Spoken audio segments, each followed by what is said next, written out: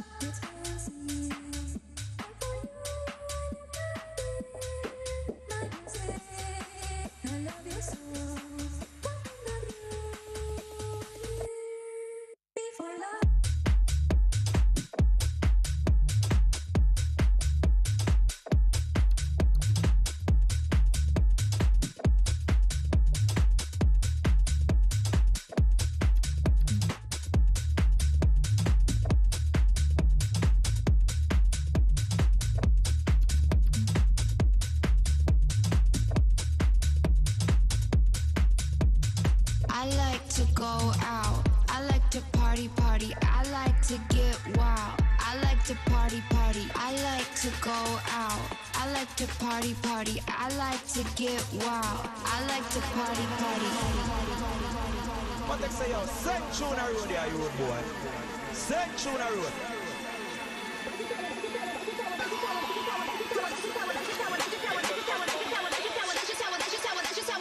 I like to go out. I like to party. I like to get wild. I like to party. I like the way you look at me when we up in the club. I like the way you look at me when you showing me love. I like to go out. I like to party. I like to get wild. I like to party. I like the way you look at me when we up in the club. I like the way you look at me when you showing me love.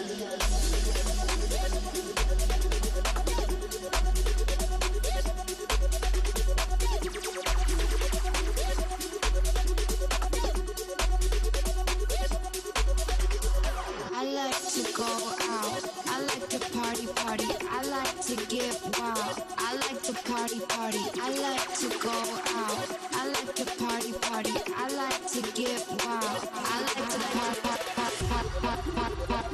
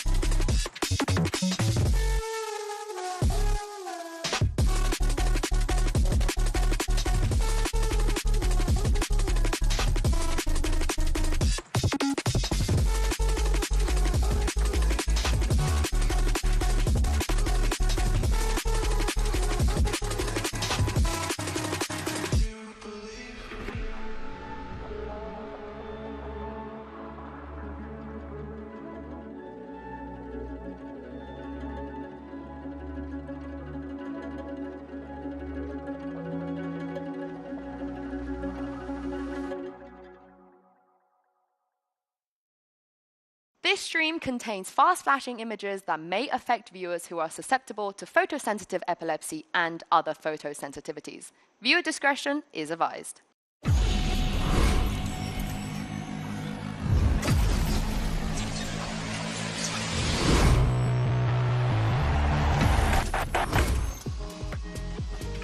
Today, it's Americas versus EMEA in back-to-back matches, and every team is looking to dodge that lower bracket run in the playoffs. Hello, everyone, and welcome to Day 12 of Champions Paris, coming at you live from Les Arènes. Les Arènes. There you go. I'll get it eventually. It's not a hard S. Okay, you know what? Just stop.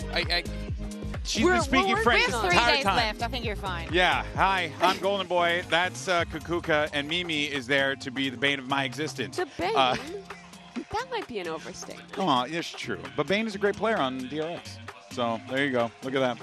That works. See, that's what I live You're for. surrounded, Mimi. That's what I live for. You can never get away. To embarrass her profusely. Now, let's go ahead and talk about what happened on our stage yesterday, because we started playoffs off with 2 tournament favorites going head-to-head. This is a match that we thought would be a grand final. Could very well be a grand final in this event. Might still be one. It's Paper X G2. It really was an all-timer, though. I mean, G2 really pushed Paper X. It was a super close game on both of these maps, going all the way towards the end. But huge credit to a lot of the players, especially Forsaken, who was pulling off some incredible rounds towards the end of that ascent to get the win. Paper X really looking in form. I think it is fair to say that right now they are the favorite to win here in Champions Paris. But we hopped over to the second game, and there was some questions around Fnatic. They got tested, but towards the end, I mean, really locked it in. We're not going to forget the fact that they had to come back from a 10-2 deficit Oh, yeah. on Haven, but Fnatic are perfectly used to that.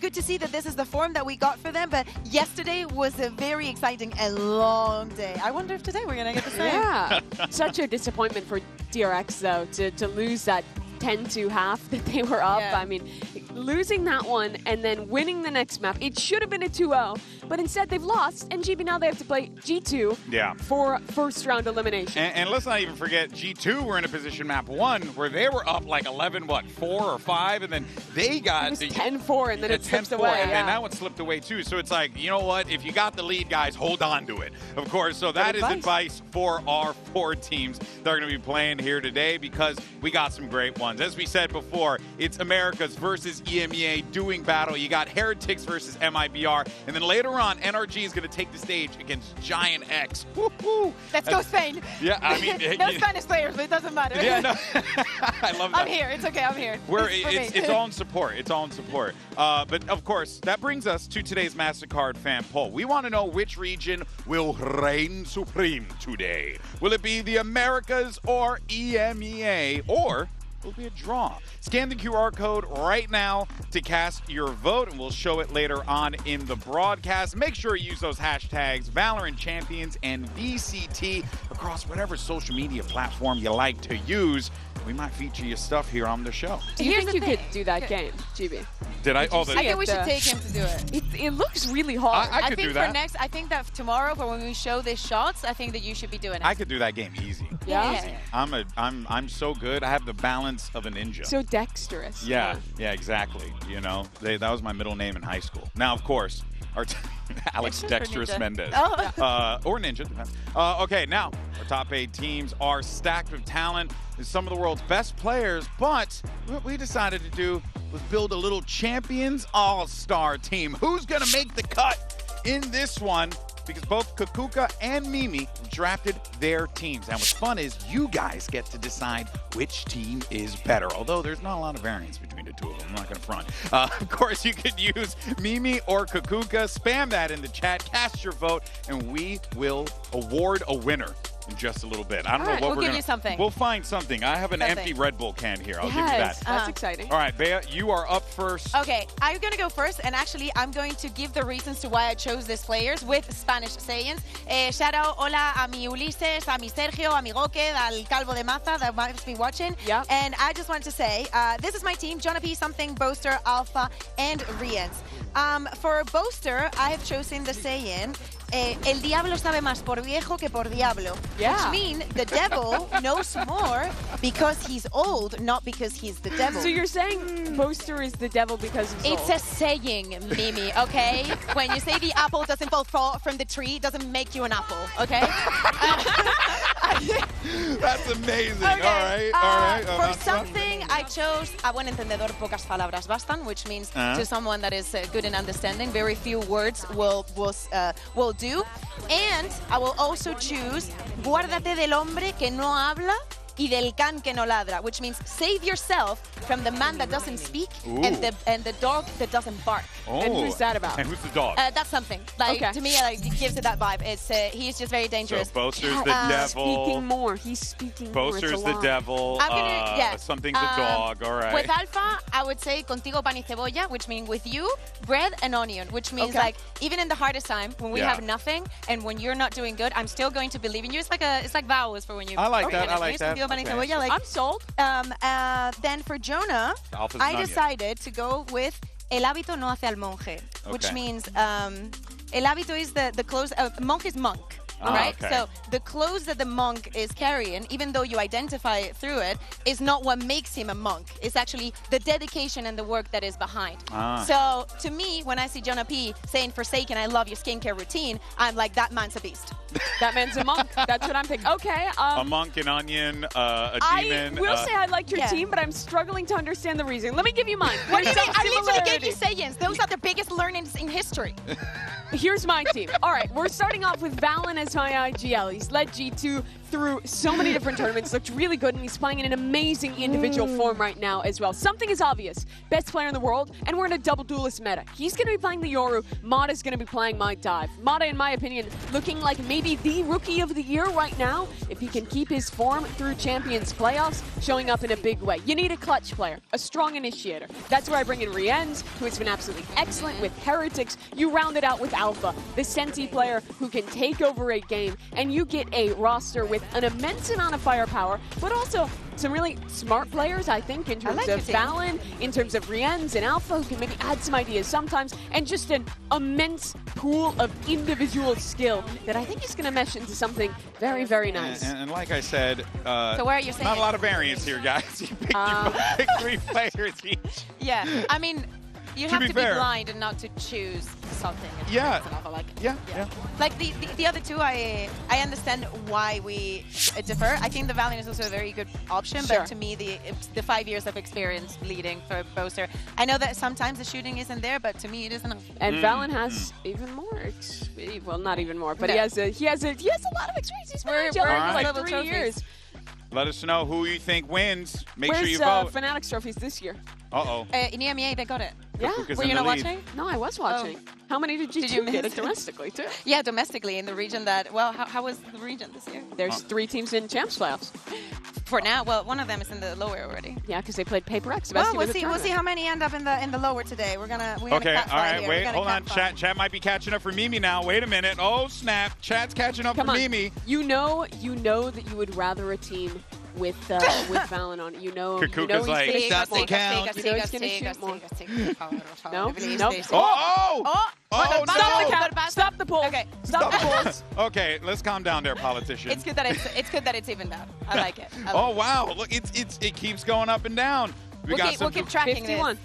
All right, and whoever wins Stevie will here. win this glorious empty Red Bull can. Can I have the full one? You have a full one too. No, I'm going to give you an empty one. But I I want actually the want a Red drink. Bull now. You can have one, but you can get that later. I'm giving you an empty Okay. can for your win. okay. Who won? Who won, by the way? I think I was at 51. Mimi Mimi won. won. Mimi, Mimi won. congratulations. What a Here moment. is your empty Red Bull can. Wow, sans sucre, c'est très bon. I think I drank this yesterday. No, Or was that's the this one I yours just you finished. drank That's the yesterday. one I Oh, just great. finished. Thank you. So you took. Put it next to mine. That's right. You could sell that for at least 25 cents on eBay. All right, now it's time to turn our attention to some other All-Stars in our community because it's round 2 of Champions, and it's underway right now. And of course, you guys can get these awesome, like prizes and stuff like that. You know, these cool items in the game and whatnot for being a part of it. Of course, cast your vote for your favorite cosplay, art, and fan edits. Do that right now. We're going to be announcing the winners during the grand finals, and of course, those were the special prizes. These are look some at of the submissions as well. Oh, that one's so cute. Oh, the sage. That's so iconic. Okay, it's questionable. I love the fact that we have such a talented community. Yeah. Every single time that, I don't know about you guys, I assume it's the same, but sometimes in EMEA, we get amazing cosplayers where people like bring their art, bring Just their show stickers, up at the venue. bring their, yeah. And I think it's We unreal. get some great signs. Unreal. We have some people who just love to whip up some wild signs. I've also fallen prey to a couple of those signs a few times.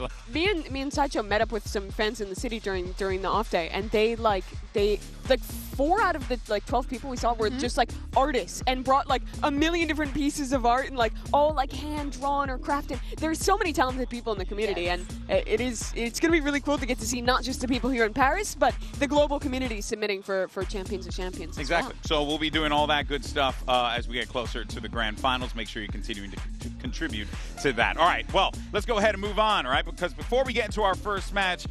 You guys, I like to play games. More games? I like to play games. This one's called Who Dat? Okay, and we, of course, it was spelled that way, but that's how I'm saying it. All right, now we've got a collage of pros here, and they're all from here in playoffs. All right, I'm going to read a stat, and then y'all going to have to pick the player, okay? All right, so first one, this player has the least amount of first deaths at Champions Paris. Okay, so my first thought is maybe like a West Side? Sentinel player, a West Side, a Cortesia. Oh, Cortesia's a good shout. It's funny if it's Oscars. Maybe it's so funny if it's Oscars. I'd be very surprised but I also don't if think it's it is. Rians, but not that much. All right, lock in one, Kukuka. Who you say? I'm gonna go with West Side. Why West not? Side. That was my first, following my first instinct. If I'm I'll wrong. guess Cortesia. That was my first impression. And let's Okay, see how true it is. okay. Okay. Survey says. Who is it? Let's see. It was Rians. I knew Rians. it. Oh I mean, my that- God, I knew Okay, it. that makes That's so much crazy. sense with how many clutches he's in, how many Yeah. late rounds he's winning. Yeah. I also think my initial reaction to pick a Senti player is bad because on defense, Yes. your Senti dies first if their sight's And on the getting hit attack, it sometimes. happens a lot. Yeah, where Yeah. your I don't think that was All I right. don't think that Here's instinct the was next correct. one. This player only played one series in all of Stage 1. Stage 1. One series in all of Stage 1. Una serie. No. I mean, I think it is MIBR. okay, so no. Did he not? Did So he not come I in think later? it was that 2 last year? That was last year. series, and it was Okay. Ara. Wow, that Because he I'm joined at the end, but I think it was 2 series. I might be wrong. It might be just 1 series. But I think it was 2. I think everyone else was either not in Stage 1 Who at all else or was came there in all the middle of Stage 1. of stage? There was no America's players other at it least has that are Ghetto. champions. I think it has to be Ara. Maybe I got it wrong. I can also get it wrong. Yeah. Yeah. It's okay. Ara. It's Ara. It's Ara. All right, there you go. Well done. All right, now we And have... you know who it was against? Fnatic. Ooh, They almost win, also. the plot thickens. Yeah. All right, now we have one more. What's that? This player holds the record for the most kills in one map at Champions Paris. I think it might be Mata. Didn't he have? Well, wasn't that Sunset game? I Or mean, am I have to- conflating Let me think. with domestic? Let's it's not going to be Ara because we have just done Ara. Yeah. Use your Mada has collective been brain power. absolutely amazing. Yeah. Could it be Mini? I was gonna don't say- remember a full Mini Boot takeover game, but I also might be. I think that it was evened out before him and Wood, so I'm gonna go. I go Mada? think Mata's a good Yeah. guess. All right, That's what Mata. I'm going for. And let's see if it's Mata. And Yes. we're right. Dude, he is having a beastly tournament. Yeah. Like, most aces of anyone in a rookie year in Americas, and he pulls up here, and he's just continuing that form, getting Yeah. multi-kills so many rounds. He's just an incredible player He's having mechanically, a hell of a which is season. why 51% of the fans are so smart for picking my super team in the Wow. previous segment. Wow. And that's why she won the empty Red Bull can heard around the world. Now, of course, let's go ahead and dive into our first match of the day. It's MIBR's Cortesia, though. He actually had an opportunity to catch up with Jen Lee to get some words from him. Let's hear what he had to say. Jen here with MIBR's Cortesia. Now, Cortesia, MIBR has far exceeded expectations in the group stage, and you guys said you gained the confidence that you guys needed for the international stage. But when it comes to playoffs, it's a little bit of a different story because that is when you get sleepless. So how are you planning to maintain the confidence as the vibe merchant of the team? So yeah, I just keep my confidence in God and in my team. It's pretty easy to be to have confidence when I have this guy on my back, like all my team, my coach. So it's pretty easy. I don't have to put a lot of effort on this. So yeah, just keep trusting God and trusting in my team, and we're gonna win. Yeah, but Rian said he's gonna outvibe you guys. It's okay. Let's see. Okay. God bless. Thank you. Good luck. All right, well, Cortesia feels pretty good here, but, you know, his teammate Aspas, though, he's out for revenge. Because the last time that he faced off against Heretics, it was lower final at Champs Seoul, you know, that little event, right? Yeah. And if we don't recall, things didn't go quite well for them, Mimi. But it is interesting how similar the circumstances of that game are to this one. Both of his rosters were low expectation teams during Americas. Leviathan, people didn't think would be good. People thought they were going to implode in the mid-season, and I think there were similar ideas here with MIBR making mid-season adjustments, bombing out, having the worst ever tournament showing at Toronto. But now they're here again, and Aspas somehow, despite it all, has an opportunity to get revenge on this Team Heretics team, who not only beat him, but went on to the finals of that tournament. I mean, obviously, they got to the finals by beating them, because it was the lower bracket final. Yeah. But I think also, and more importantly, that was Team Heretics getting revenge on Leviathan, because Team Heretics got to the final through the lower bracket, because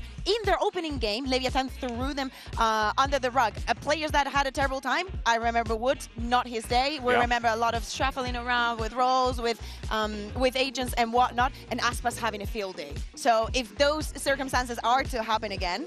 Let me see. So it seems like this, you know, rivalry a little bit. It's kind of between Aspas and Heretics. We're in a point where it could still happen exactly what happened last year in Champs. That's very true. It's very true. Now, of course, both of these squads have made it to Champions Paris based on points, which is important to remember. But MIBR actually qualified not even participating in the Stage 2 playoffs. So that is a wild thing to consider. But I think it's safe to say, right, both squads have definitely taken every advantage of this opportunity that they have been given here. And Mimi, it really, it's not that it's surprising, but it is nice to see. You know, it's just good. I think it is surprising that they're so good, right? I mean, I'm not surprised. These guys put in a lot of work, you know? For sure. But I feel like for both these teams, it was a really meteoric low for them for how early they went out. True. For Heretics bombing out basically at the beginning of playoffs in EMEA, and for the same with MIBR not even having that opportunity.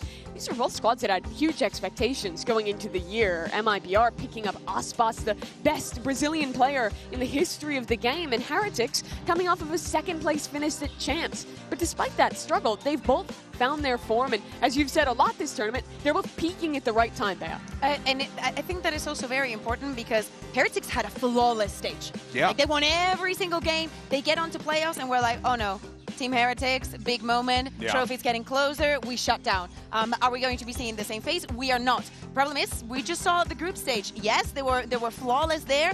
A couple of wins. Now that we're out of there, now that things are getting, all of the teams are getting intertwined, you're going to have to be playing day after day. Things, you know, they know very well are going to be getting more difficult. But I also like this, that they're settling down on one identity. I think that throughout this year, and especially with the incorporations of the new agents, with Whaley coming out and whatnot, there was still, you know, literally, when Whaley was announced, the first thing that I saw on this broadcast was, oh my god, MIBR is going to be amazing on this. This could suit Team Heretics and them going into the double duelist. Now we're seeing it more, but they were a little bit reluctant to actually go deeper into it. Yeah, no, and I cannot blame them, right? It's always scary to take that risk, especially in these high-octane situations here. But, you know, you mentioned that flawless run from Heretics. Let's actually hear from Boo and how he felt about that clean run that the team had in the group stage.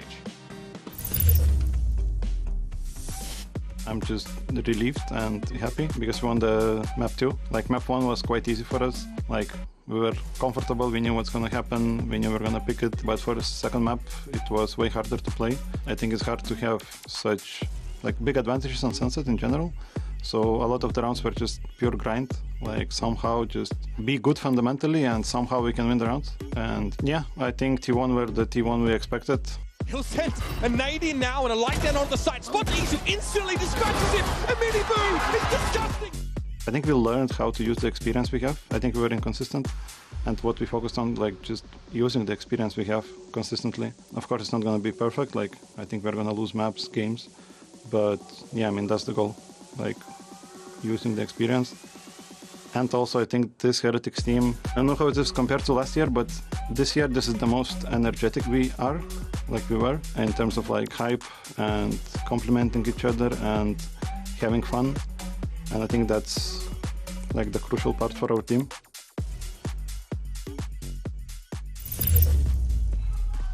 Well, you're hearing that from Heretics, right? They're keeping the spirits up, super important, but you obviously need your aces to go out there and do the thing. And that's the same for both sides of the field. You got MIBR and Aspas who are going to be facing off once again here. And Kukuka, it's always a fun matchup to see these two players square off against one another. It's just fun to watch them play in general. But now, seeing the two of them having to duel off in the server like this, it's going to be intense. And when we speak about the journey for both of the teams, especially for MIBR at the beginning of the year, he was not finding his footing. He was not finding the impact. He still had a great support system behind him. And in every single occasion that they had, Team Heretics will let us know that they were a team, that they were fixing things together, and they decided actually to stick together and evolve together through the game. It's good to see that MIBR is coming in the form that he is to champs. These two players' narratives last year were that one was the bait and the other was the baiter. And I do think some has changed since then with, you know, a lot of talk about MIBR just sacrificing for himself for the team, playing a lot of Neon, sending on that agent. He's playing a lot more of the Yoru now, and I think he's found a lot of the similar individual form, and I think finding more balance to be able to have his own individual moments and be more of an entry sometimes. I think he's really good on that. And you also look over at Aspas, who is still opping, he's still playing the Jet, but is also now picking up ideas like the Waylay that I think really perfectly fit his play style and balance that out a little bit more. And so both of them, I think, are hitting a really great form right now, right as they enter the playoffs and meet each other again. Yeah, well, you know what, guys? I just hope there are no vegans or vegetarians present, you know? Sorry, Mimi. Because we got some beef. I don't know if you guys, look, I'm just going to set the stage really simply. Let's just say Heretics felt like it would be a good idea to poke the bear, that man on your screen. Let's go ahead and check this out. Who is the most overrated player in VCT and why? Oh, most overrated player in VCT. No, I'm eating. It's fine. Yeah? Yeah. Okay, enjoy. I'll say it. We're gonna beat it. You gonna say it? Okay. We see whoever's gonna. Who was that, sorry? He's a beta. You see?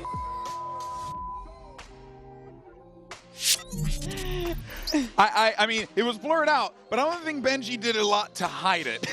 The thing is that in the original video that then they took down because of the backlash, Rians was, you know, he was asked the question to which there's no right answer. Like, I want to cut him some slack because for you to name someone that is overrated, it has to be someone that is rated very highly. Sure, but what did he answer?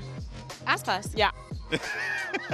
Yeah, and now they get to play each other again, which is very exciting, I think, because I think it's clear that the fans took it very seriously, maybe a little too much so, guys. The MIBR players did here too, and they've been talking some trash back, so I think that does add an extra element of spice to the match. Exactly. They weren't even there. Yeah. They're like, you spoke about our team, and he's like, they're like, buzzing. And I'm just at any time, I did not mention you. This was last year. You wasn't even in MIBR, but okay. I'm just also gonna just be very clear here. Guys, chill out. Chill out, man. Life's short. You don't gotta rage like that. It's all friendly banter. But speaking of banter, let's actually send it over back to Jen. She's standing by with Rians. Hey guys, Jen here with Rians of Team Heretics. Now Rians, you know how dangerous it can be when a team is on a hot streak and they're having so much fun playing the game. You guys experienced it firsthand last year, and MIBR seems to be doing that this year here in Champions. So what's it gonna take for you guys to stop their hot momentum? I think we will be even more like happier in game, you know. I think our vibes are unmatched these days. I think we're enjoying the game a lot. I don't know, it's just so enjoyable to play with these boys, you know. So I think we will like enjoy the game even more than them. And it doesn't matter if they have like hot streak.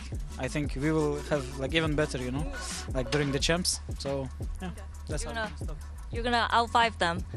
But there's this clip going on. Care to explain? There's a clip of you saying Aspas is overrated. Yeah. Guys, it's AI, it's not me. Oh, it's not real. All right, okay. Thought so. All right, thank you, Rians, and good luck. It's AI. Where have I heard that everything I don't like is AI before? Yeah, if Dan Interesting. says it's AI, I believe it's AI. Dead narrative. You know what it's not said? Rians at the end of a round. Yeah, it's true, man. This guy is unbelievable. He's been playing out of his mind. He was on both of your all-star teams. Yeah. Because he's just got that dog in him. Yeah, the stat we learned during that game is crazy. Only 3 first deaths this tournament thus far, the lowest of anyone. And I mean, there's only good things to say about him. Yeah, it explains because he is winning every clutch, like you're saying. He's consistently fragging and trading in every other round. His utility is on point. This is Rians in rare form for a man who's already usually excellent. Yeah, I feel like in every tournament when things get dicey, there's always a moment where Heretics are in the brink of elimination, and there's always 2 Rians clutches. Yeah. Like, honestly, look at any game that Heretics is at. Yeah, doesn't matter if they win or lose. Some of the times they do win, but Rians is always performing like that. We speak about the pressure and how they're going to deal with the stage, but all the experience that they got last year, it definitely went somewhere. Yeah, and amazing to see how these players have leveled up from then to now, and it's only going to continue to get better if their trajectory is any indication here. Now, of course, though, one thing that we have been seeing a lot of, and we talked about this a little bit, we've seen a lot more Waylay here in Paris. And look, MIBR, their goal was to shut it down and do it their way, Mimi, and they found some ways that worked. Yeah, I actually really like Ospas on this stage, and I think I was mentioning it earlier, I think it plays perfectly to his style, because he is a duelist player who likes to be alive towards the end of rounds, and, you know, people have used that to call him a baiter. I'm not going to completely ignore that narrative, because there is always some truth to it, but I think this agent is amazing, because it allows him to use the refract to put a gate to get out, dash on in, and get information, throw down his slow, or just stick to it and get an opening kill, but still have the potential to completely pull back, stay alive, while still providing value on that entry. I think you contrast that to the Jet, where when you make the choice to dash in, you are 100% full committed, and you have no other choice. But this actually gives you a lot more options when you play the Waylay, and I think it's so great to see Ospas playing more of it. I love it for quite the opposite reason. To me, is the whole system that it's surrounded. What MIBR is doing is playing a lot of the KO, which is something that in maps that is not that popular. I love the system that they have created around it. So when Aspas dashes in, we've seen it in some of those replays, how everything is prepared, how everything is ready. Artsin has been so good in shutting down the enemy Waylay when the approach is coming onto you. To me, it's more of the system that they have created for still seeing an Aspas that shines, but can still play like the Jet, just staying in, just with more tools, because the hinder is OP. It gives a much more like balanced opportunity for him to play different styles within the same composition, which I think is really unique to this agent. Yeah, and look, if coach loves it, if the team's working with it, keep doing it. You know, it seems to, it's brought them to the dance this far, right? We'll see, of course, how that plays out as the day rolls on. But that, of course, brings us to our MasterCard fan poll, where we ask you lovely folks, who do you think is going to reign supreme today? Which region will reign supreme? And y'all chose EMEA by a margin of 50.1%. What time is it? Hold on a second. Your Honor, the time zone narrative. I'll tell you New right York, now. 9 o'clock. Gamers don't wake up And that we're not early. up that early in New Chicago, York. 8 o'clock. Here it is. LAX, Yeah. 5:58 in the morning. That's right. So you need more 8 dedicated a.m. in time Lima. to answer to our polls. Is what Time you're zone saying? narrative, time zone narrative. Time zone. If it was There's equal a lot of people time, that went it'd for be both. 50-50. I'm actually in the both boat. Yeah, I think that's a fair. I actually EMEA, because I think that I predicted Heretics for the first one, and in the second one, I still take Bunker and Strong as EMEA, so EMEA is winning. Oh, okay. wow. Okay, so you kind of, I respect that. Now, let's go ahead. I would never go against Bunker. That's how it Learned was my when lesson. Loud was in the finals last time. Like, was it 22 or whatever? I was like, hey, America! I just went for it. Technically, here are your predictions, folks, for day 2 of playoffs. I just got to say, I am having a bit of a rough one. But, you know, I just got here, so time it's still Wait, young. Doug Let's is see. caught up. Where's Doug at? Look at 16-6. Wow. Damn, he knows things. Okay. Should we he's a like knower. get him on the desk or something? He's a knower. No, it's fine. Okay, yeah, I thought so. Oh, Josh is falling behind as well. I've pulled up ahead of him. Typical. What is this? Oh my god! The apple that fell from the tree, and you have actually turned into an apple? Is this what production has been doing while we were on the show? Yeah. But Get me in there. Get her T-bar? in T-bar. That is the stuff of nightmares. You're saying that Genevieve is actually a monk? Oh my, that is Je so n'ai pas funny. une pomme. That is good. C'est horrible. Oh man, that is some good stuff. Well, guys, it's going to be a good day. It's going to be a good day. We have loaded matches. Yep. And if yesterday is any indication, I would say better get ready, folks. Crack a Red Bull, strap in, because this is going to be a long day. Our squads are ready to take the stage. You got MIBR versus Heretics, and then after that, you have NRG taking on Giant X. Day 12 of Champions Paris starts right now.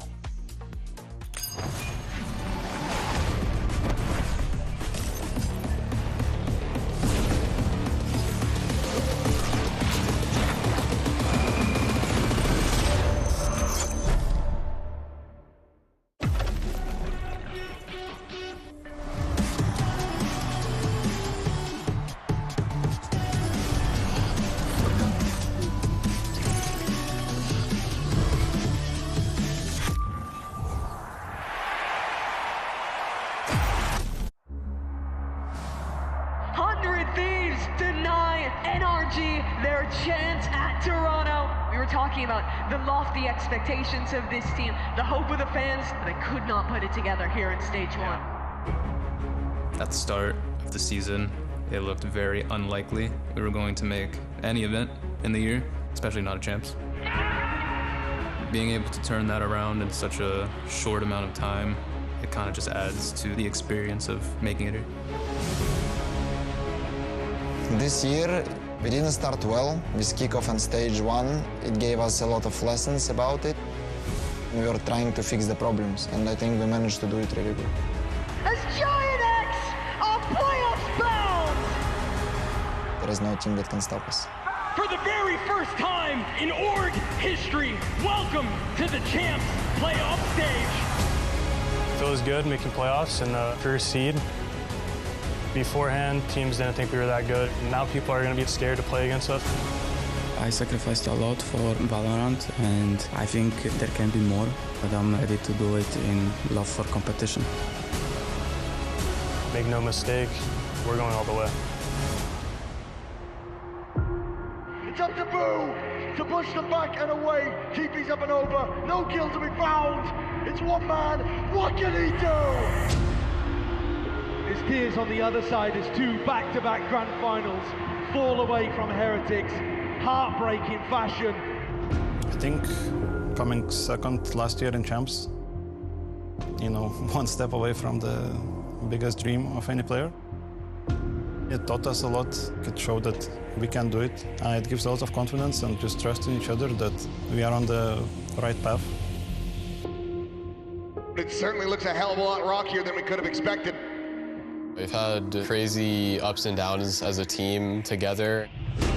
Even coming into this tournament, it was out of our control whether we would even be here. I think people were definitely losing hope.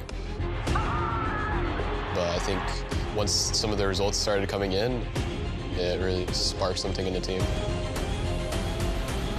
For other teams, I think they like to laugh at us because we struggle a lot, we choke. But I think inside they know that it could always turn around, and I think they know that we can be the best team in the world. I think Heretics is definitely a very good team. Their IGL, Boo, is a very good caller. We've made it here through very different paths, but now we're on equal footing.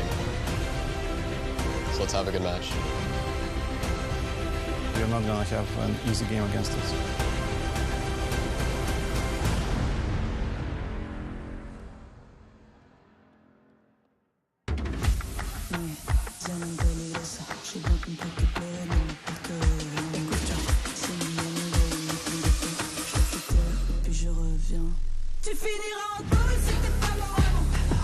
MIBR. All right, folks, it's MIBR going up against Heretics, and that man leading the charge, Aspas, has a bone to pick with these boys. And if he has it his way, he'll be sending them home with a 2-0. Joined Valorant's worst team and brought them here to Champions after a huge revival. Heretics, though, the squad that brought him down a peg last year, the team that was in the finals of Champs back in Korea, now a second chance of this matchup. A lot of doubts always for both of these teams, but today we're finally going to get some answers. A lot of stakes, not only to continue on this upper bracket, but also to prove that the rest of the year has amounted to something big. Yeah, both of these teams, though, qualifying here through Champions Points. Didn't even know if they will be able to compete here on the Champion stage, but here's your Omen map select. You got Corrode, Sunset, and if necessary, Haven. I think the tough thing for MIBR here is they had to leave this Sunset open, and that is such a strong map for Heretics. It's a map that they've only played twice in America's Stage 2. Two different comps. They did win the last time they played, but they were playing double controller Neon with just Sova as an initiator. I didn't love it. I don't feel like they fully have the solve on that map yet, especially against the Heretics, who I think are probably the best Sunset team here. Yeah, and Sunset is not a map that we are seeing a lot. I feel like a lot of teams ban it, but both of the teams came up with the same detriment, and is the fact that they have that permaban. Things are going to be left open. MIBR decide to go for Corrode. Now, in my head, I could think like maybe the Buy Me, even the Haven, maybe throw in a little bit of a curveball and prepare something very, very specific for Team Heretics. But I kind of understand this this pick of Corrode. It is not about map for both of them, so to me, it's about the tape and the understanding that both of the teams have had. Of course, Heretics with that 2-0 out of the groups, they had a break. They didn't know their opponent, obviously, until the draw show. But they had that time to rest and actually sink into what they could see here at playoffs. Yeah, and, you know, I mean, the coaching on both sides of the field here, really putting in that work, because there's been so much development over the course of this tournament with the tournament meta of Waylay and everything, and the Mosquito comp and all the other things that people are trying to conjure up. And even just coming in with having to plan for new maps, for Abyss returning to the pool, a lot changed with very little time to do so. But both these teams have proved apt at those new changes. I'm really interested in this Corrode. Heretics played it once in the group stage. That was against G2, but that was a G2 who was showing that Raze Sage comp that I think looked pretty rough on the attack side. To the credit of Heretics, though, they did play well. Their macro was solid on that map, but I'm still hesitant to fully believe in them picking the Astra double controller versus the Omen. I think giving up the line control of that Paranoia is actually a pretty big debuff, despite how good having that global utility can be with the Astra. We were showing some of the things that MIBR do on this Corrode, how these things are prepared, how we can degrade them, how they take care of mid and retake it in the mid round. To me, it's about how much Heretics has spread for this, because I agree with you. I am not 1000% in love with this composition, but I really hope that with the amount of Corrode that we have seen, Heretics has learned a lesson or two from other people. Talk about comps I like, though. We're going in with MIBR on this Waylay. This is such a good map, such a good role for Aspas to play, and to get to start out on the attack side as well. They have great ideas to fast take mid or to re-clear that space. When they get into a site, watch how MIBR fights deep on their hits, trying to fight into CT, get that little bit of extra space. The KO absolutely thrives in those positions, and the previous opponents of MIBR on this map got really caught off guard by that aggressive flashing into their spawn that MIBR was doing a lot in the post plants. Benji, are you baiting? Benjamin the fish? Before he baits, okay, I actually want to bring attention to something I was mentioning very early today, and is the Wood versus Aspas. Now, for the two times that they played at Champ last year against each other, Wood versus Aspas, the first time, really, Wood did not have the time.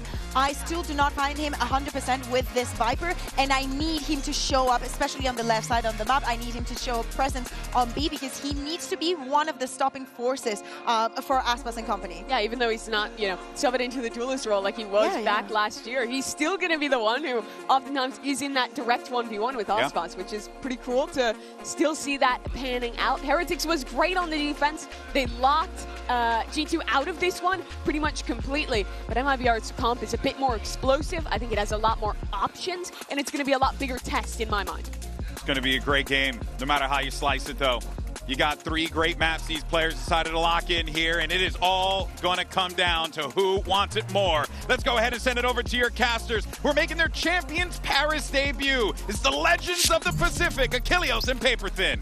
Thank you very much, GB. It is a pleasure to be back here in Paris. I'm Achilles, that's Paper Thin, and my God, we might just have an incredible series here before us. Team Heretics once again going up against Aspas there on MIBR. Corrode to start it all off. Yeah, surprisingly, the first time these two orgs are going to meet at any level of competition. But yes, Aspas will certainly be wanting revenge. But for me, The story of these two teams is their momentum, is their fire. Can they keep it stoked here throughout this grueling, what I expect to be a grueling series? I mean, both of these teams are going to have to keep those emotions high. You heard it during those pre-show interviews. That's what the talk of the town is for these guys. You know, coming in so confident.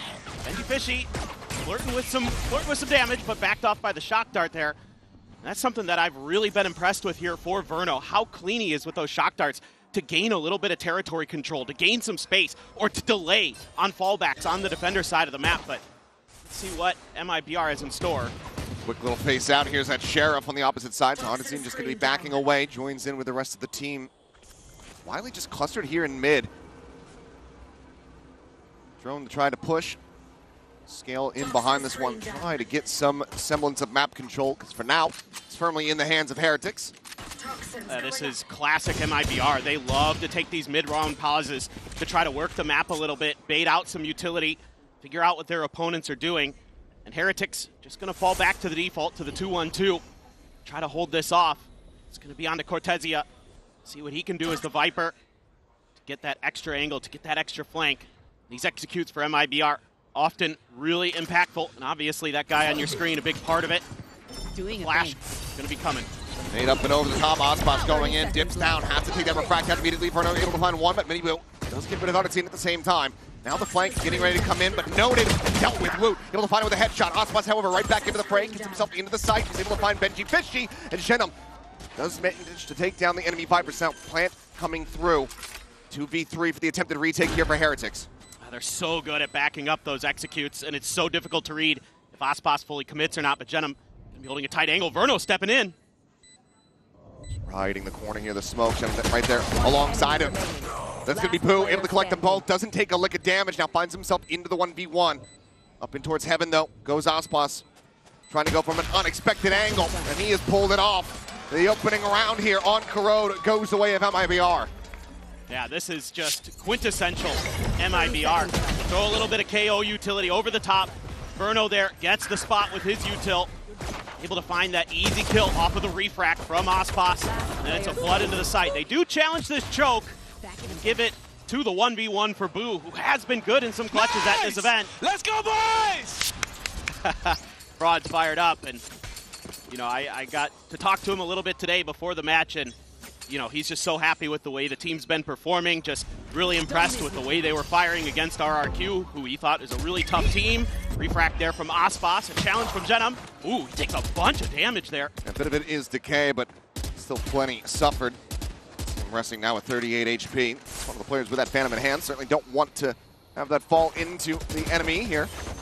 As Ospas to the ring, a dash, maybe wants to just try to go for the fight. And yeah, Pete off the back of that recon dart, able to find Woot and Verno. Takes down MIBR at the same time, shutting down this crunch attempt from mid. Rien still pushing forward.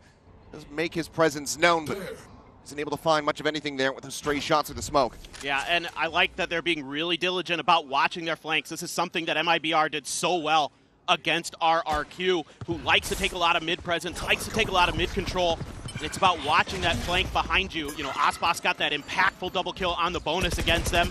Something they need to be potentially aware of against Heretics. They're not as keen to do that compared to some. Heretics are much more about shutting you down while you're trying to get through chokes or trying to get to the plant. But in this case, of course, just with the eco, just with the classics, probably just going to try to find a way to die to the spike if possible. A couple players here pretty beat up with this 3-rifle investment. So let's see if MIBR is going to be able to carry over the heavy firepower into the next round.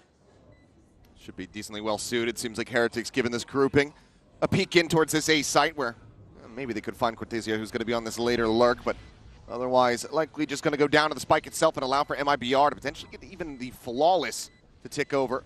Looks like Verno with the ghost in hand will want to go on the hunt a bit, see if he can try to get some more ult charge. A death will put him one away, and that is where he's going to rest for now. So one more for that Hunter's Fury to come through, and as it is going to be a clean start here for MIBR. Just really great awareness in the middle of the map here. Again, not overcommitting to anything. Ospas finds a nice tight angle there to get the opening kill as the dart is coming through. Verno does such a good job supporting his teammates from the back line.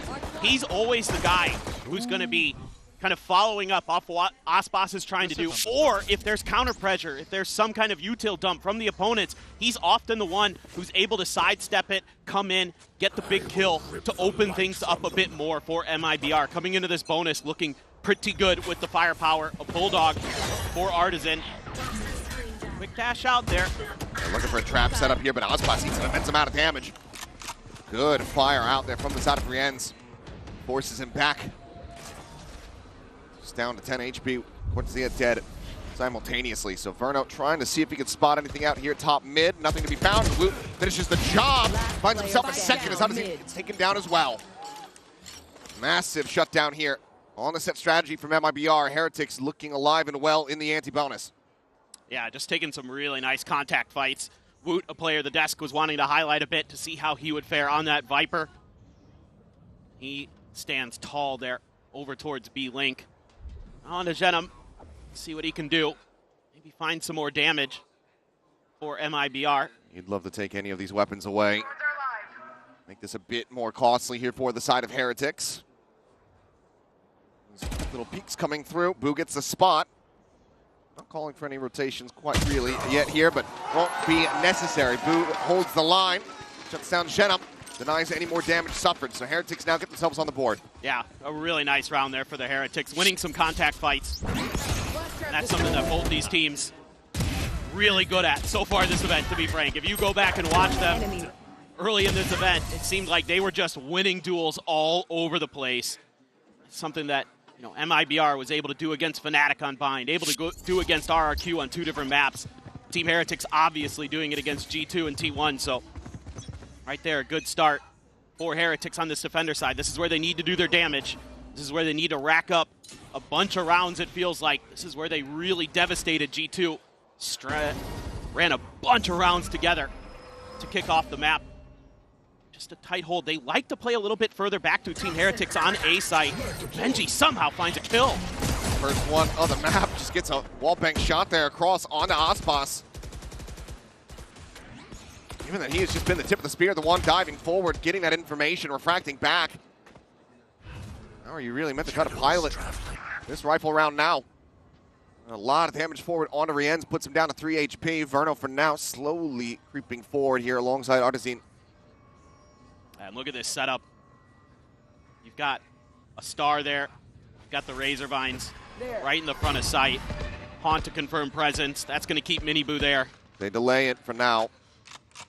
As this creep around the side continues to come through, but the wall gets tripped, 0 point at the ready.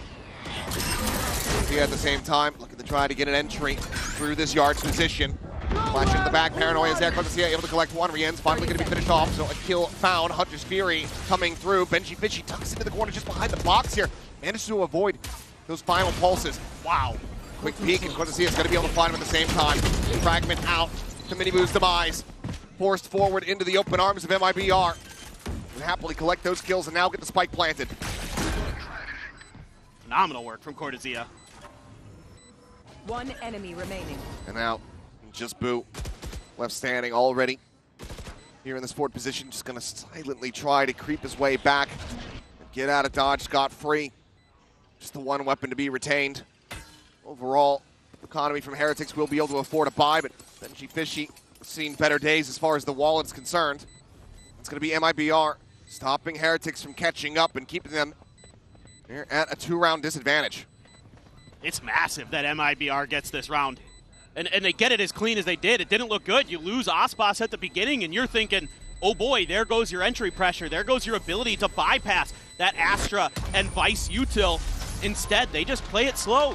That's the way they like to do it. Mid-round, it's take these pauses, gain a little bit of space, try to wait out your opponents, bait out some of their util. You see it, they react nicely to the Vice wall. They don't overcommit anybody.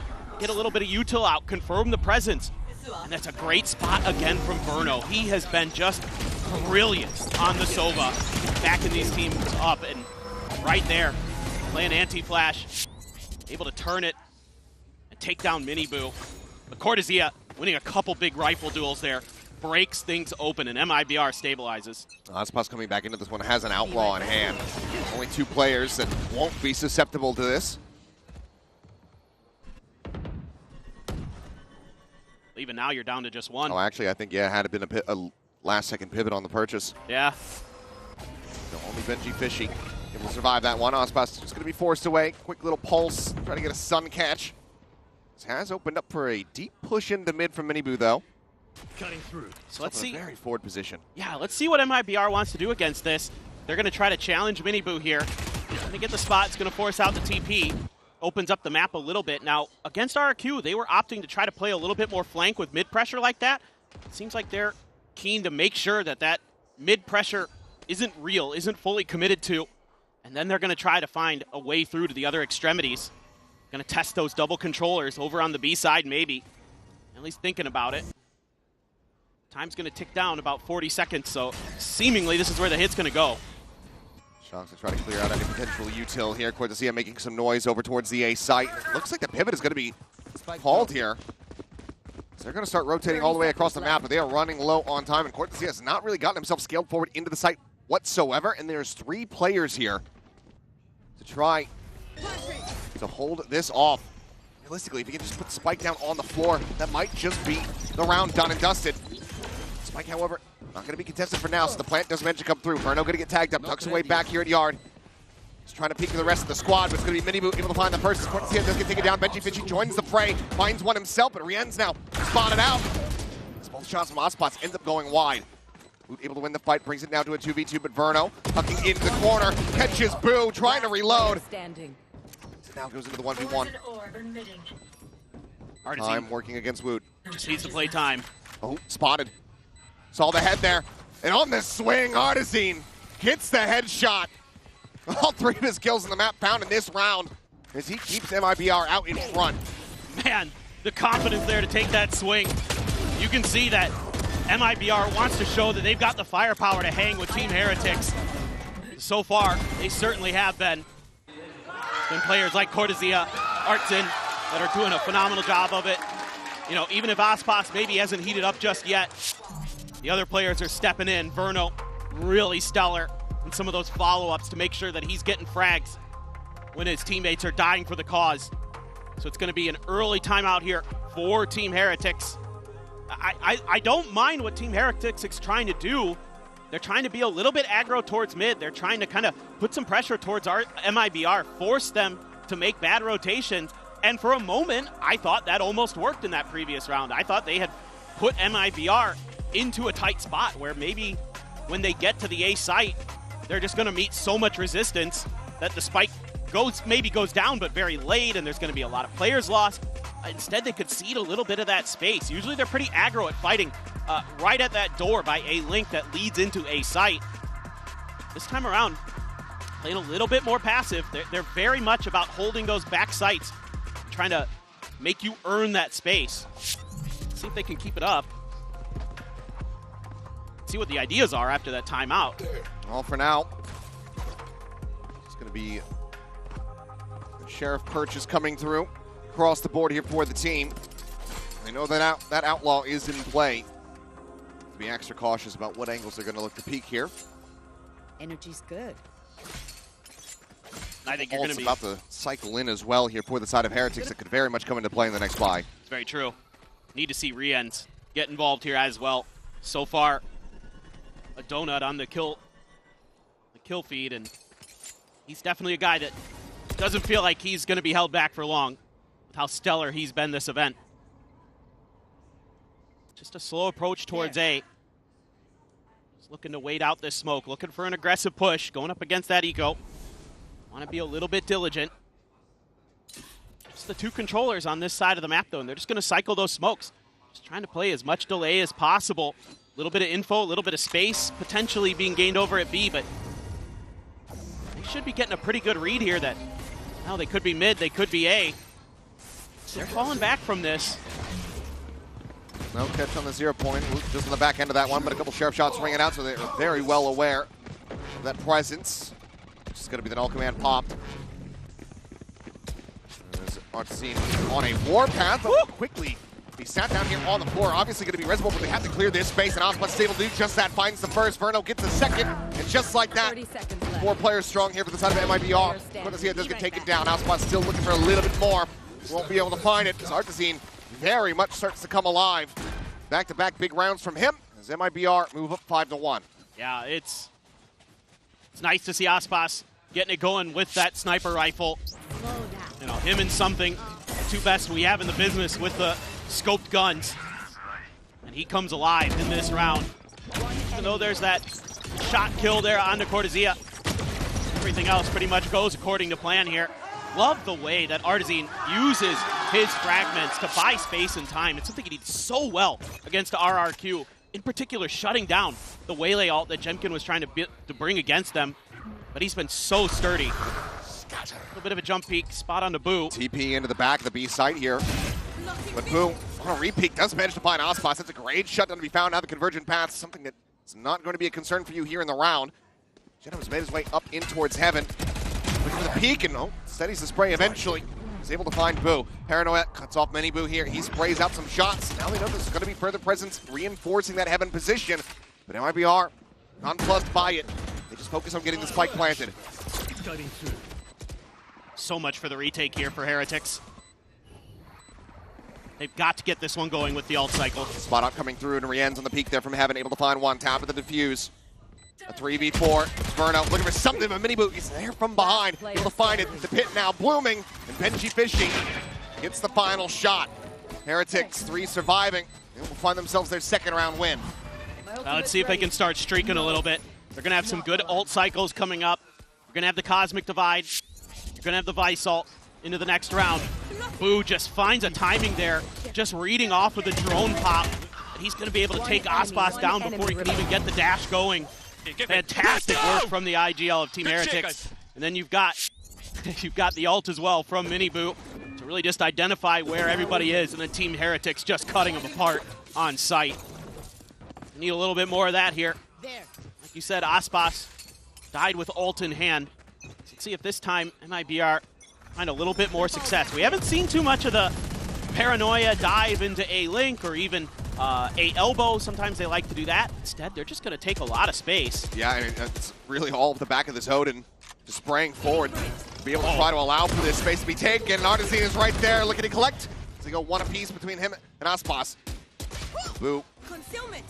Shutting down the ladder there. Artesian still trying to work his way forward. Sends out the fragment. It's just waiting for the reinforcements to come swooping in. But it seems like Heretics overall not necessarily buying that the spike is heading towards this site. You can see that double linger still over towards A, just in case. But Boo now starting to get the bad news as it is delivered straight through the brain there. The bullet from Cortezia able to shut him down as now the pit going to be invested. And Verno goes to the plant, which will give him another Hunter's Fury as well.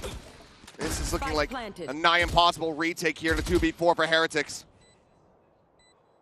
Yeah, even with the Steel Garden available, just not going to commit to it. You just can't.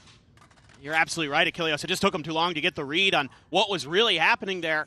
You know, because a lot of times MIBR is taking that pause, you know, with so many forces that are going to be grouped together, and they're just kind of looking to see if anybody's going to get aggro. Maybe somebody's going to come top mid, a link from the side of Heretics. Instead, they're waiting. They're buying time for that extra angle to be created from B main.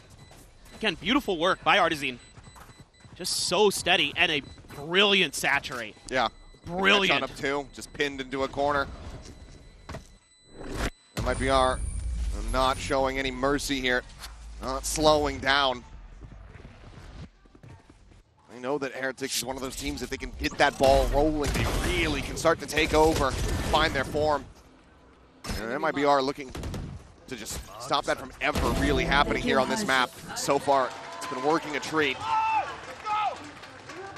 And I believe we're actually going to be seeing the commitment here. Just 3 rounds separated. The second timeout call here from Team Heretics. I mean, you just got to be feeling fantastic as Fraud. He got the same out of RRQ on this map. He got 2 early timeouts on the first half of the map, and he's done it again. They are coming in with just great game plans. Obviously, the players are sharp as hell. But this is just a big win. And again, this is Heretics' favored side of the map in a lot of ways. This is defender side is usually where they're giving you a lot of trouble, but MIBR really doing nice work in putting some pressure mid at times and making the right moves, making the right rotations, hitting the right shots at the right time. I mean, it's been their MO throughout a lot of this event so far. And they're not letting their foot off the gas pedal. And Heretics, I'm sure, didn't mind seeing this map too much. This is a clear indication of where MIBR is at as a team. And on this map, they look really well drilled. It's going to be big ults for both sides, too. And you've got that Hunter's Fury, you've got an Odin for Verno, still have the Convergent Pass. Got Odin from Rienz as well. Looks like he's just going to do some counter spam down mid. Let's see what they want to do. They're pinging a Link here. Genum's in a place where he wants to throw that Paranoia, but there's nobody there to receive it from Heretics. I think looking to just maybe do the same trap that they had done before. That double dash forward here. Paranoia now out. Aspas goes to the peak. Nothing going to be spotted. Can refract back, but Optimus go ahead and keep himself in position. Odyssey with the peek down in mid. Lots of multiple targets, and Aspas now off the flank. Trying to get involved. Rienz, however, able to flush him out. The Hunter's Fury from Verno far too late to be able to get the catch. So as the dust settles, it ends up just being a 3v3. It is just the lone Benji Fishy here to try to defend this A site, and now he's been spotted out. The Recon getting a catch. Sends out the ult, draws down the weapon fast enough, is able to find one. Gives his life for the cause, but now got Rienz quick to rotate around to get himself here into position, try to get the shutdown. 2v2 with Shenum down to 25 health. Just waiting for the spot out, looking for the peak, finds it. Spike down A. Shenum, I just don't know if you're going to be able to do much against this Odin. It would have to be instantaneous, but he cannot. Rienz, he'll be able to find himself a third. Timeout conversion overall here for the side of Heretics on the buys, looking good. But can they start to snowball these rounds together? Things just kind of cascade out of control a bit for MIBR. Heretics do a great job of dodging that early pressure from Aspas. Even though they get caught by the knife and there's a play there for MIBR to make, it's Team Heretics this time who's going to step up, get those big kills. Hunter's Fury not able to connect, and then MIBR forced over into the Vice util. That gives Benji Fishy the awareness and the time to get that crucial ult out and get the reinforcements there to secure the round. This time, really heavy presence early at B. MIBR turning up the pace, maybe. Just a little bit of a util dump, but no real skill forward quite just yet. Recovering it. Seemingly just wanting to see what kind of reaction rise they can get out at Heretics. Boo going to be spotted there for a moment. Convergent Path's now going to be sent in. Aspas diving forward, but does end up hitting a couple of his teammates here, it would seem. Hinder there on him. He's just going to play this quietly, but his team is just dying around him. All the more pressure now on his shoulders to deliver an amazing clutch. Some amazing impact. Benji Fishy noted here in mid. How are you meant to play it? Finds the first. Listen towards Link. Nothing to be spotted, but now his position known. And the only way out is to fight. The round win. It's a foregone conclusion. It will not be found, nor will a weapon retained. MIBR, once again, they open the door for one. Heretics eke their way back in, and then it just gets slammed right in their faces once again. It's this pause, throws everything awry. They read that position of Boo right away. That's an odd smoke to be on top of the hut. And they're so ready for it. And then they're just storming through, clearing most angles, other than the one Woot was in. And it turned out to be not the end of the world for them. They were just cutting through. Still, Boo sitting on that Cosmic Divide. Rienz has his ult, but it's an eco here. They're just going hot in towards A. Spray in, top of the bite, Rienz dead. No hope in hell. Artisine running down Benji Fishy, just pounding across. Those aren't his kills, it's okay. Verno is the one to collect. He's just willing, so willing to put his life on the line, just set up and guarantee the round victory. Especially given the weaponry on the opposite side. Now once again, left to his own devices. Won't be able to find it. Verno with 3, MIBR with 8. So they look to make this a 9-3 half. It's so fun to watch this team. Once they decide to accelerate, oh, he gets a glimpse right as he's trying to tuck into the smoke off the back of the snake bite. Oh man, Verno. I mean, Artisine, I just love the way he plays. He's so selfless. He's using his util really smartly, but right there, just setting Verno up for a big double kill. got 11 assists on the map already in the first half. 1 per round on average. It's been pretty good. He's also doing a decent amount of fragging in his own right. Boo, though, a solid advantage to start things off. Shenna, how he peeks in, maybe thinking that he was going to be able to find that player alone, but that second layer of Miniboo catches him off guard, and then suddenly it's a 2-player advantage. Start off the last round of this half. Oh, it's Nightfall. Thought for a second Riens might use it just to buy a little bit of time, maybe get a player to cheat over. Cross on the peak is good for the shot.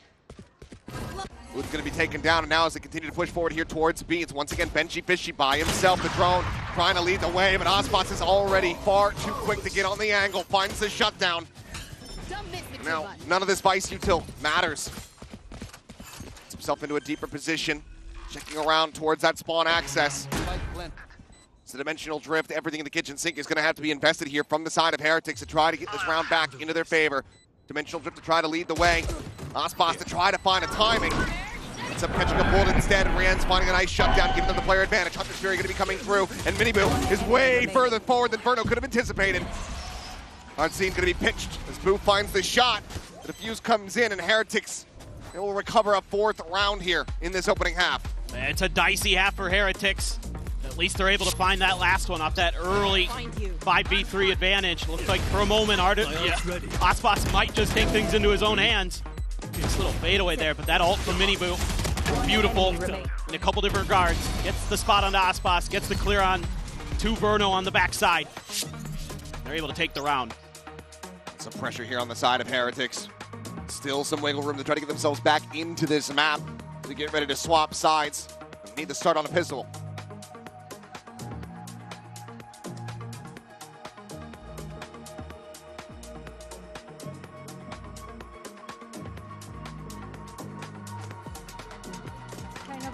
Heretics' passion, was that a shared passion since the very beginning, and what made you follow Los Niños in the beginning? So I've been coaching for a couple years now in OC, and I've been studying Team Heretics for years. They're insane. But I think both of us, we both love Team Heretics. So it's a shared passion, right? Donc première question, qui est-ce qui a initié un peu cette passion pour Team Heretics dans le couple? Qu'est-ce qui fait que vous les suivez? Tout simplement, je suis coach dans la région Océanie, et donc j'étudie, on va dire au millimètre, ce que font les Team Heretics. Et voilà, c'est clairement partagé entre nous. And Will, I heard both of you had a long way to come here to cheer for your team in Paris. So, how was that? And I think you're representing a region, and you have a few words about it. Yeah, we're from Australia. Me and Nicole, 27 hours out. And we believe that OC needs some recognition. We've got some really good players, but we need more love. We need more love. Let's shed the light on OC. Donc ouais, on vient d'Australie, on a eu 27 heures pour venir ici pour soutenir les Team Heretics, et la région Océanie mérite plus d'amour, plus de reconnaissance. On a d'excellents joueurs. Thank you both of you for joining me. Fingers crossed for a Team Heretics win on this side of the arena despite their hard half. And let's see if Team Heretics can come back on Road.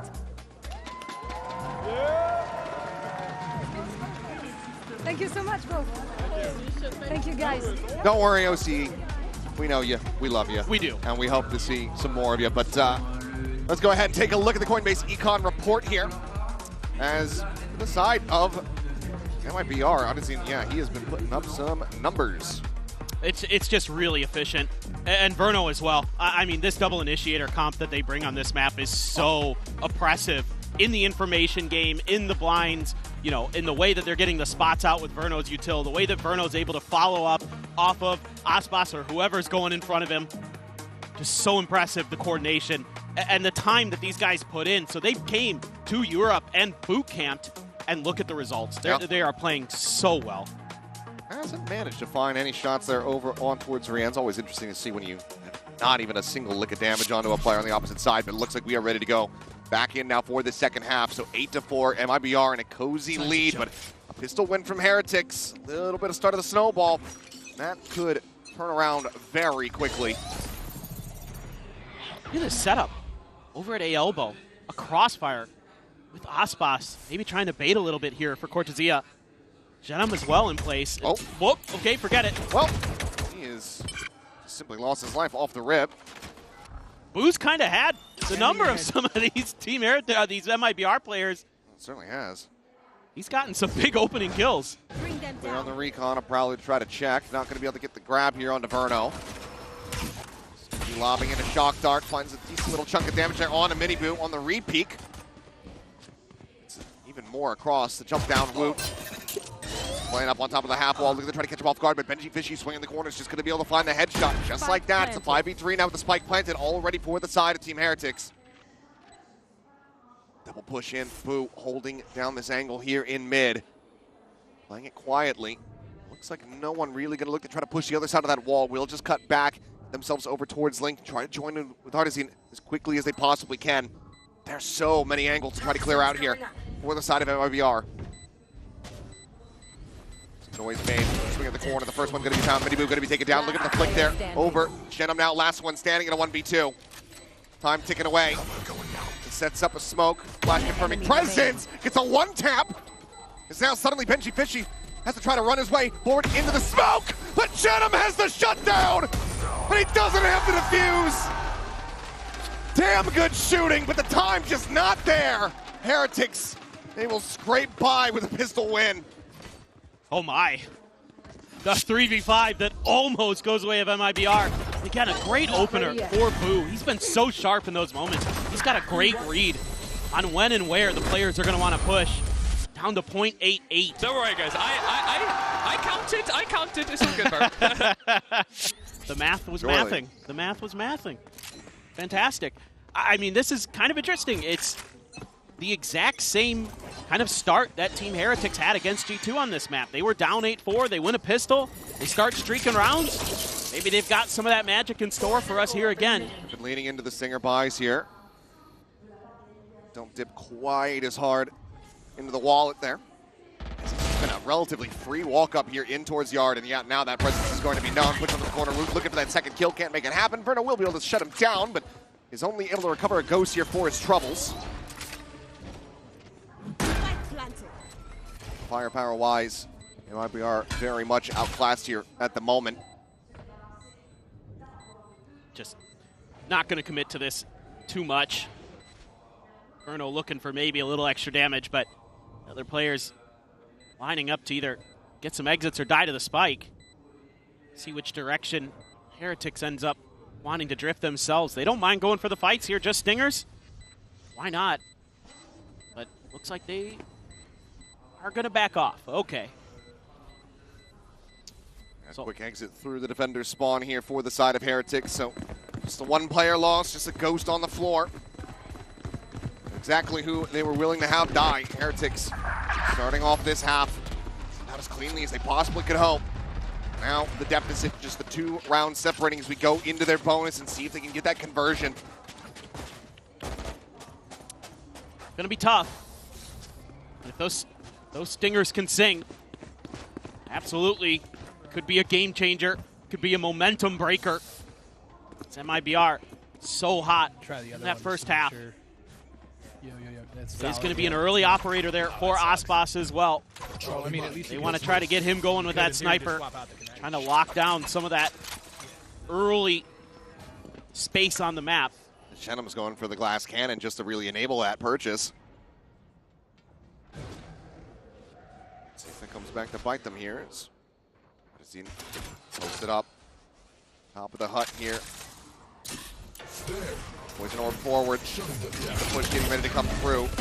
The clear there onto the thorns, cannot make it happen. Fragment's going to be coming through, but that's just disrespected. Rienz just swings in around it, eats a good amount of damage, but finds the critical kill. Verno now locked in position, and he is just scrambling to try to find his crosshair setup.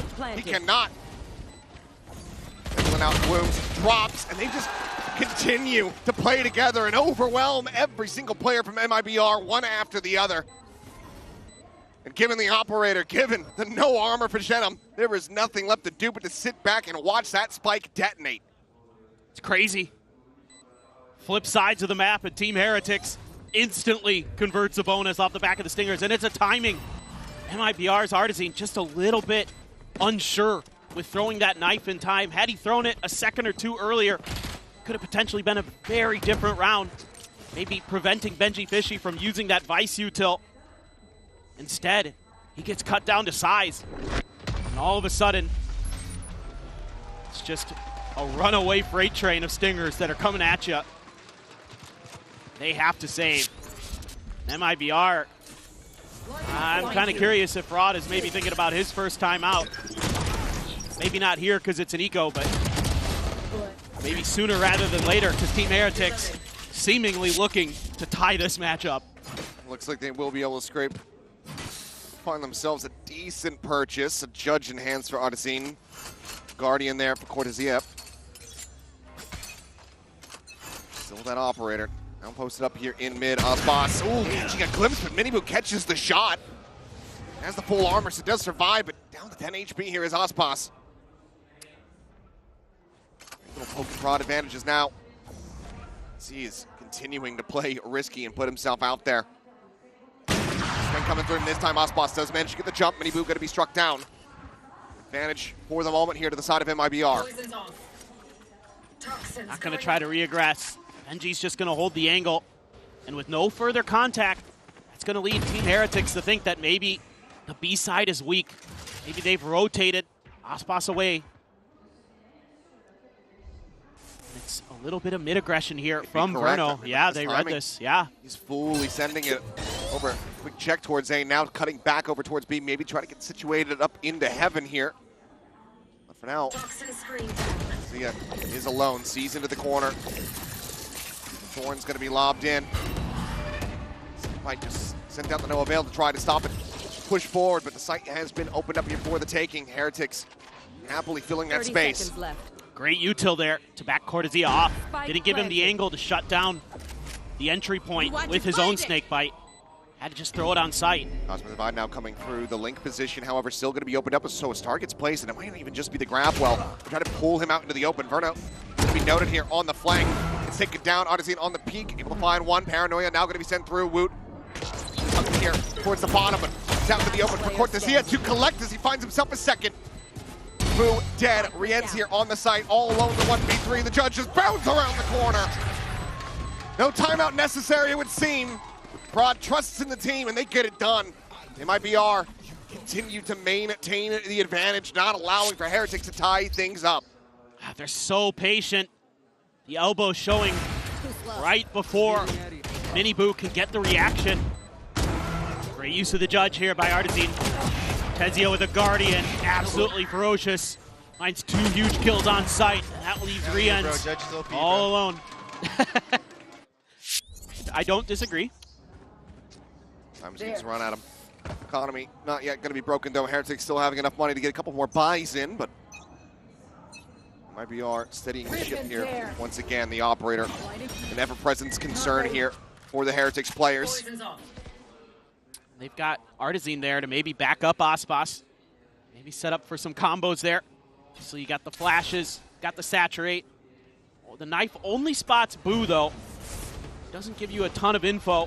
Not that that's super unusual in the early parts of the round. A lot of teams have learned to just dodge that bottom mid knife that's going to land. Not much you can do about it. I'll find you. Rien's actually throwing out a bunch of util there. Artezine stepping back far enough. He's really trying to get some info to set Osbos up here. Benji caught off there from the drone. Cover going out. Alone holding close as everyone gets stacked up here outside of A main. No split pressure. Osbos not too far away, but you can see the pings coming down. Heretics understanding the players' positions quite well here for the moment. It's going to be a matter of can they deal with him. For now, the Nightfall has it set up. It's not going to get a catch onto anything. Flash, however, will find Osbos, and that zones him back. Held at bay here for now. Dash at the ready. Still needs a good amount of damage, though, from that snake bite. Paranoia sent over to the side, but Jenum is about to be under so much pressure. Barely manages to make it in around the corner, out to safety. Flash is sent, gets a connection. Boo forced to reposition, and time now starting to dwindle. 12 seconds remaining. Plant will be able to come in. Artezine just trying to flash his way forward, but it's just too many targets around the corner as Verno gets taken down as well. 2 players remaining. Osbos looking for the shot. He manages to connect it, but he cannot get the kill. And that's going to be the call to save. Sounded here for the side of MIBR.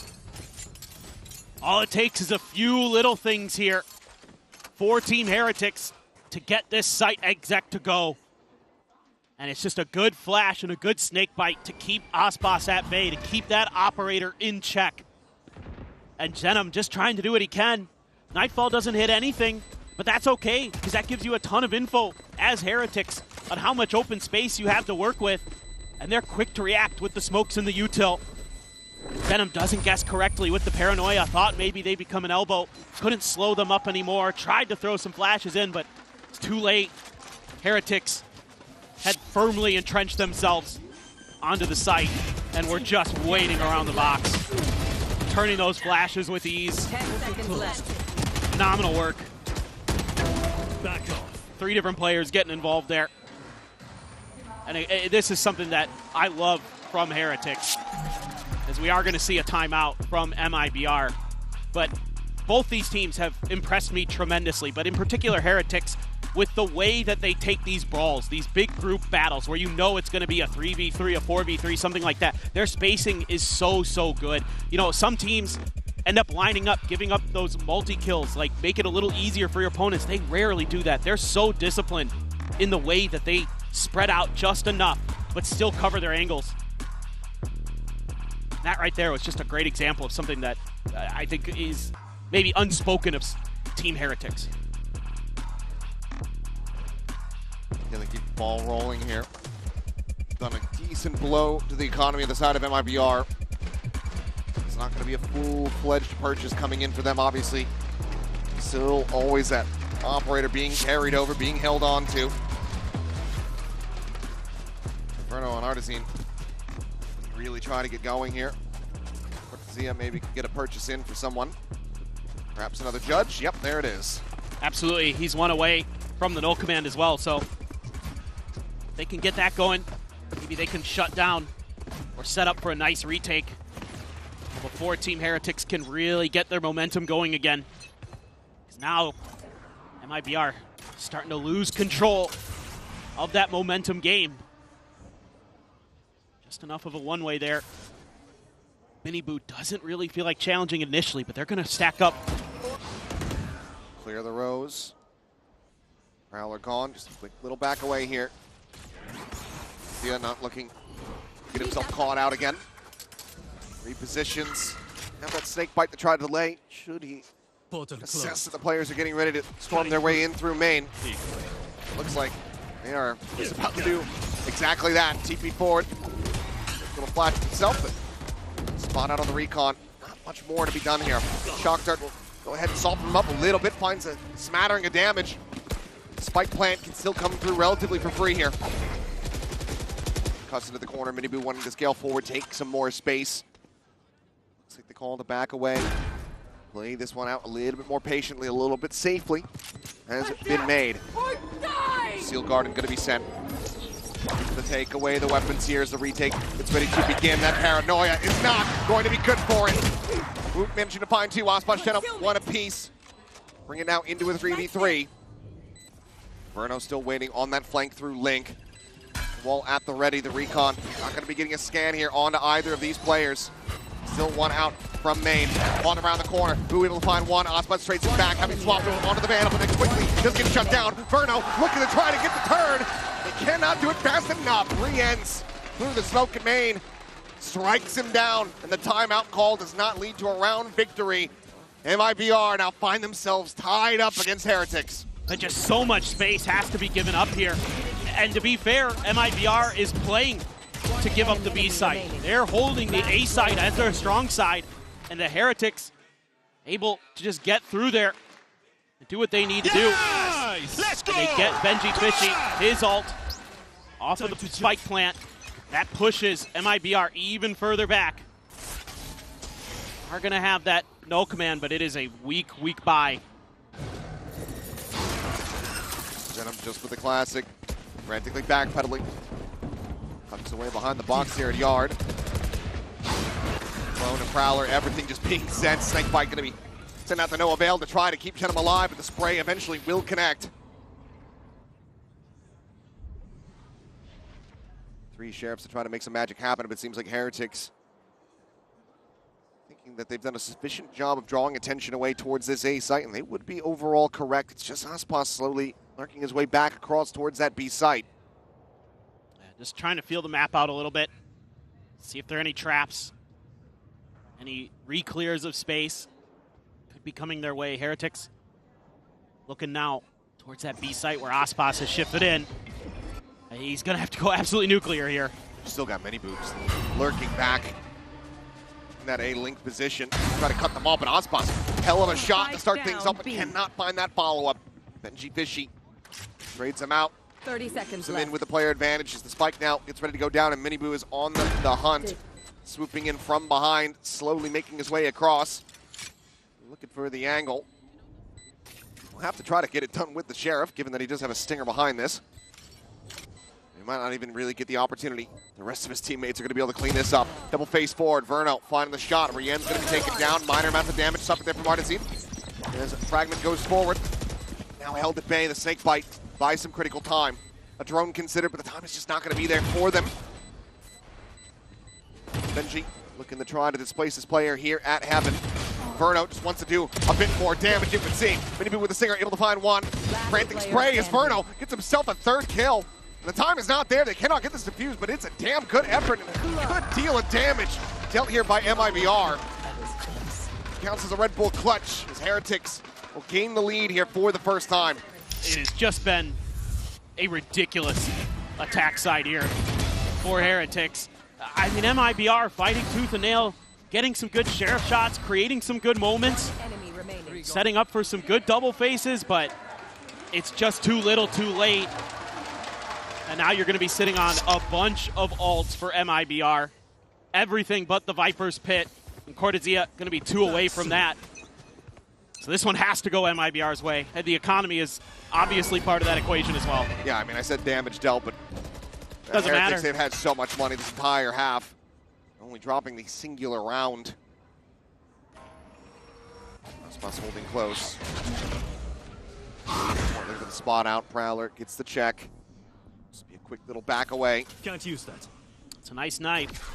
Gives you a lot of info, but MIBR continuing to hold their default. Gentleman Aspas potentially going to be under pressure, but Snakebite to clear behind. And that's just a little bit of show of force here from the Heretics. Trying to convince MIBR that they're thinking the A direction. Even though now they're sending a little bit of util over towards A links, and now you really should have alarm bells ringing in your head as MIBR. The ult as well from Miniboo. Storms his way through. Dimensional drift coming through. Quick check from Aspas, and he cannot escape. So fastly do they peek out there. Zeke is taken down. Chenim with the big little swing around the back of the smoke is able to find one. Stopping Miniboo before he can escape, but now he is alone here on this site. Desperately needing some reinforcements. Finds himself another kill, but Woot will be able to flush him out. The damage dealt. Woot and boom. Boom. So very low. Hit's going to be invested. Benji Fishy moving here just around the corner to try to catch them off guard. His eyes get focused forward. Verno on the check. Still here within the pit.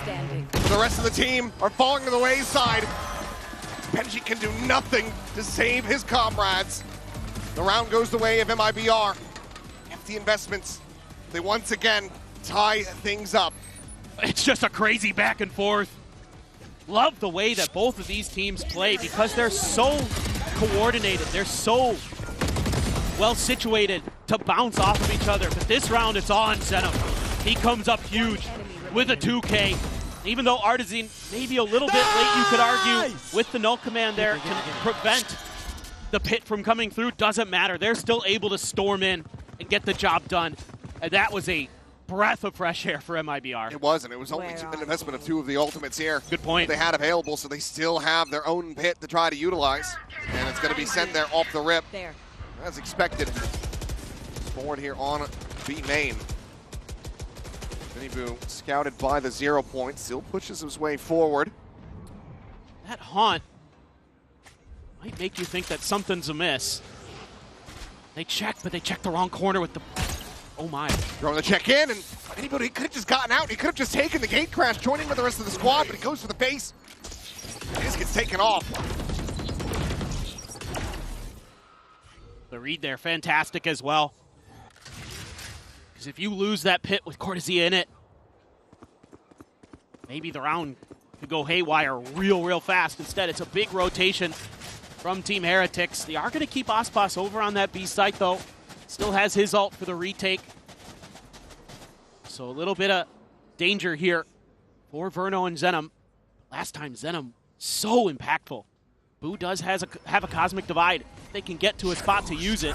He's got another smoke already cycled up. The Paranoia still in hand. A TP for a quick exit. It's going to be hard to try to lock down this Omen. It's Verno watching on the cross angle. Paranoia now going to be sent through. It's a massive connection. The spray, however, does get a good amount of damage in, but it does not find those eliminations quite just yet. Benji, Rienz, both down to 30 HP. Another smoke cycled forward. The bite, the seize, neither getting purchased. And now they're just pushing out of a smoke to their demise. Spike down A. Flash in, whoop there around the box, is able to get the spike planted. And now finds himself in a 1v3. Now looks forward, spots the first convergent pass. An immense amount of respect perhaps is going to be shown here as MIBR know that they need to win this round, and Aspas just goes for the widest swing possible. And with that defuse, they will regain the lead 11-10. Yeah, what phenomenal work here again from Zenom. A brilliant Paranoia. Mini Boo thought maybe he could get away with it. Artizine on the case. Puts on that detective hat. Gets the job done. Now, what a brilliant wide swing from Aspas there. Woot just expecting him to stop quick. Goes for the shots, and that leaves his mouth agape. Now, when you run into Aspas, that's going to happen to you. You're not the first, my friend. Wow. I'll take everything from them.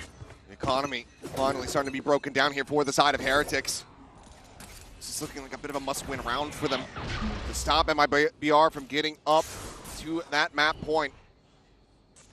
And it looks like there's not going to be much ambiguity about this one once it gets started. All players stacked up here towards this A side of the map. Verno quickly to be rotating back around over through Yard to try to join in. Throne, go ahead and get the scout, get the spot. And that's held him at bay. Slows him up here for the moment. Chewing through this Cosmic Divide. Artizine considering his options here. There's the ping reveal, and Cortesia so quick to respond on the back of that. Draws down the shorty. Keeps himself in second. Verno fast on this flank. Watched here by Rienz. Relays that over to his teammates, and Verno tries to fight back out towards the A main side. Rienz able to hold his own. But it's a pump at the brakes here. 45 seconds remaining. Now you know where that Odin is. That Prowler gives it away for Artizine. 3v3. A tap at the plant.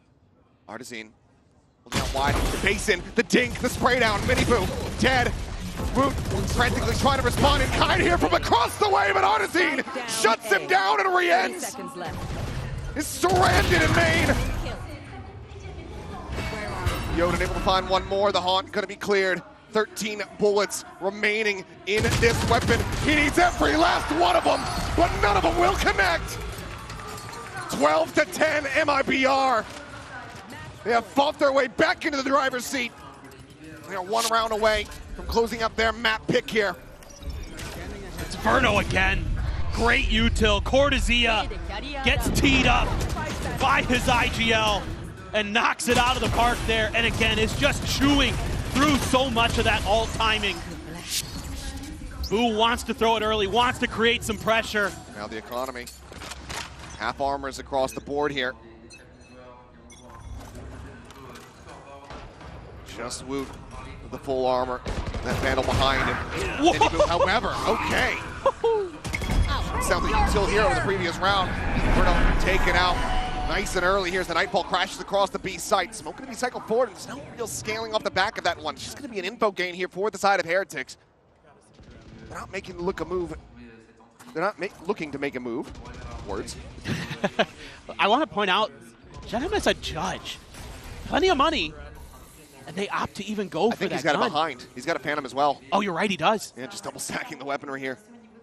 They're all clustered up now here on this B site. MIBR so confident. They're gambling. Try to end up here, but yeah. Rotations now start to come through here. Heretics at least going to be looking to re-clear mid. Could potentially still end up committing towards that B side of the map.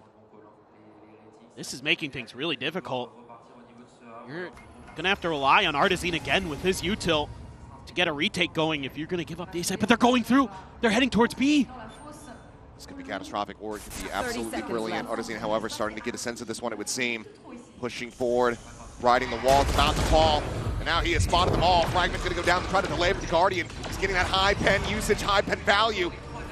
He doesn't get struck down. 5v3 now. The bound forward, the time, however, starting to tick. Aspas able to find one more. Cortezia alone on the site, finds the first, swoops in, finds himself a second, and now it's the 1v1. MIBR needing to win this, needing to find it. And he just narrowly has. Team Heretics hold on by a thread. They need one more to push this into OT. What in the world was that? What a wild round. Gets the spot right before the toxic screen goes up. Able to track him down with the Guardian is MIBR. Cortezia almost with the 3K. Tries to hold the trigger down, expecting the repeat, but MIBR has the patience. And yeah, so close, yet so far away. Operator back in hand for Aspas. See everything in the kitchen sink going to be sent from both sides. As damage suffered here from MIBR. Quick little peek and a dip back from Venom. MIBR one away from having the dimensional drift available. He should be getting it. I would think that they were maybe going to work towards the other orb. Eventually they are. They're just worried about a little bit of pressure out of A main first. Wanted to keep that under control. That was first priority, but now it's taken a bit too long. So Aspas getting a little curious with that operator. Wants to lock down that orb. Knows. Check, gets the spot out. Should have seen the Euro. Now the clone is coming through. They flash him off the angle. Pop there from the teammate, but MIBR able to get what he was after. Throws on that mask, swings the ground the corner. Now Artisan holding close and sprays down 3! MIBR on the exits, able to find Cortezia. Woot taking down Verno at the same time. Suddenly it's a 2v2 with all players scattered across the map. No one playing together at this point. But for MIBR, they know that the spike is on the floor. Toxins going up. Woot's gonna collect that. Artisan taking a forward position here in mid. Trying to flash his way in, but MIBR doesn't get the catch, but he gets the reaction. And he manages to shut him down. Aspas now needing to do it all if he wants to bring this map to its end. A safe plant to be found. Left. No way to deny this. And also no weapons nearby. Toxins. He's gonna make it happen. He's gonna have to make it happen with the off. Just a saturate to work with for Util. Has to get value out of it. Woot there just around the corner. Lingering in behind the box. The wall gets raised. Spike planted a little bit deeper, but Aspas is able to find the first shot.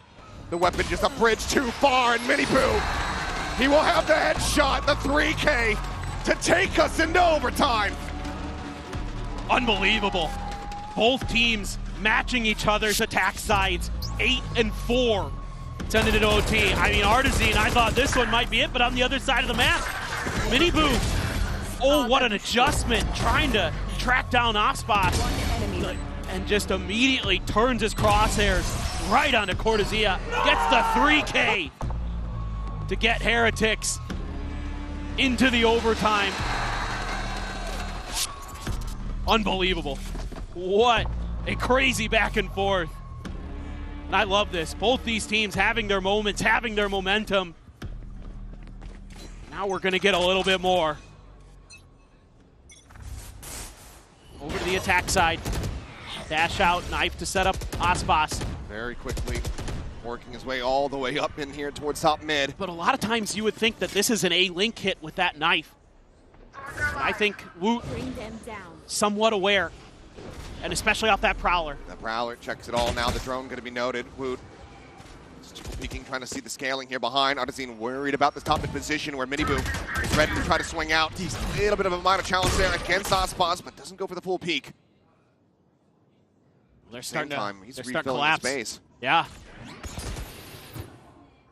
Flash connecting onto one. Artisan holding the close angle, and they are giving this no credence whatsoever. The kill able to be collected, but now they're swinging from behind. Re-ins with a massive backstab. Comes up with 2. Artisan still pinned in, but now Cortezia, he arrives as well. Who's the last one standing? And not for very long. The opening round of overtime. Oh, it's a messy one. It's layers upon layers of flanks. That's MIBR coming away with it once again, getting themselves up to map point. I mean, this was just such a timing thing. Initially, I thought Heretics were going to just be able to collapse all around. But MIBR has that extra layer.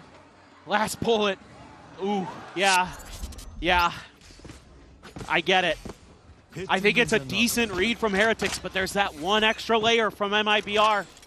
They've been so good about that. Something Fraud has been really driving home for them to make sure there's that extra little piece, that extra little check of the flanks. This time the 0 point. It's not too late.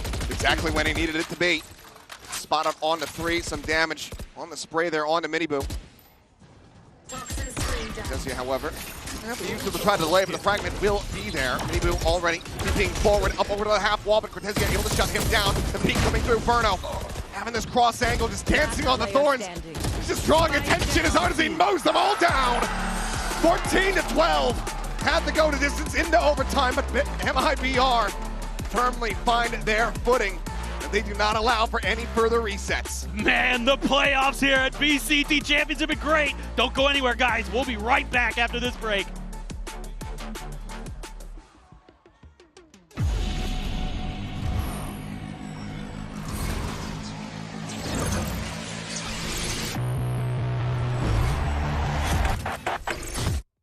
Got the new iPhone 17 Pro, and Verizon picked up the tab. No way. It's me. Handsome and hilarious. It's a rare combo. New and existing customers can get the new iPhone 17 Pro on us, on the best 5G network. I mean, where else would I get it, right? An update is required. Financial system updating.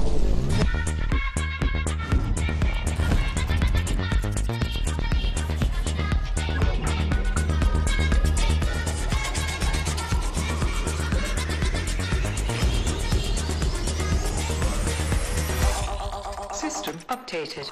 We will dance to get. The future of money is here. Feels good. Esports World Cup, where we are starting off with VALORANT. If you want to win, you have to win against the best.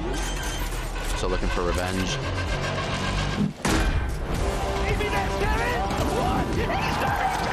Alpha able to find one. There's the shorty. And LBR goes crazy.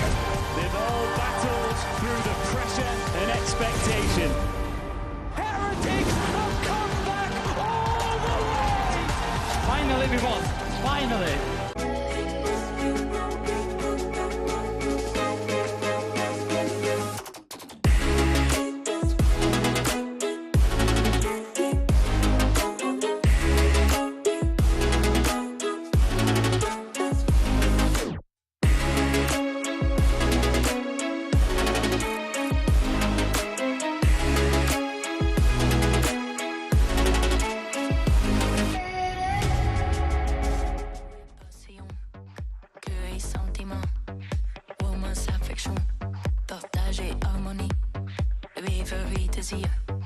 Harmonie et cœur, passion et sentiment.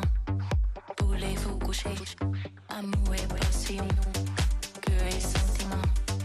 Romance, affection, partage et harmonie. Vivre et désir, harmonie et cœur, passion et sentiment. Voulez-vous coucher?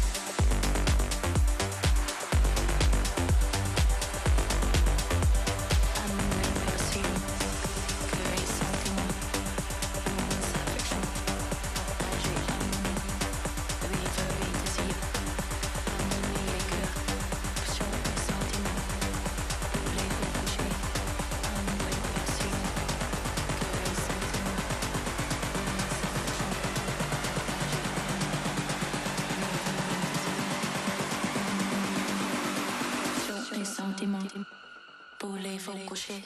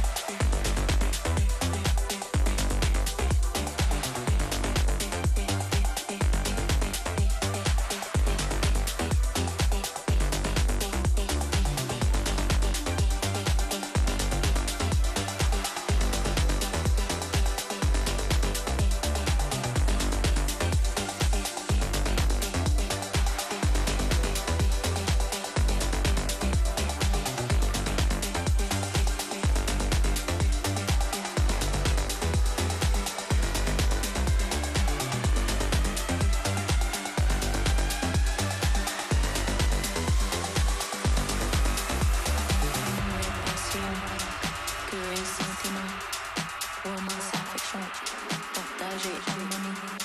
Rêverie, désir, harmonie et cœur.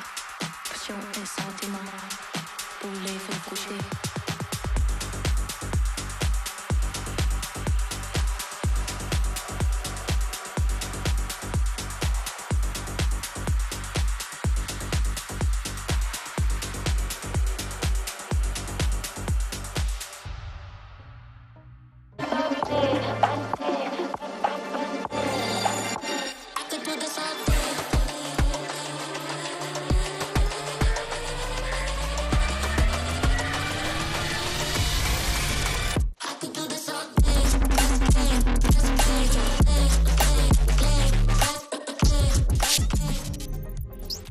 Here with Coach Fraud of MIBR. Honestly, defense scared us a little bit, but you guys are now 3-0 on Corrode, and I think we can all agree that you guys have found your identity on this map. You have the solo waylay with KO in the mix. That's not a staple on this map, but why does this comp and why do these roles work for you guys very well? I think, I mean, we did take some inspiration from other teams, but at the end of the day, everyone's really on their comfort, their best agents, player agents that they really enjoy playing a lot. So it's really about comfort, you know, where you can bring the highest level game on those agents is where you're going to put the best performance. So I think it's a good recipe for us. We haven't seen Sunset from you yet. Is it going to be about comfort as well? Most likely, but at the end of the day for us, you know, we've been ready on all maps, regardless of if we ban or the other team bans. So at the end of the day, we're ready for the next map. Right. Thank you and good luck.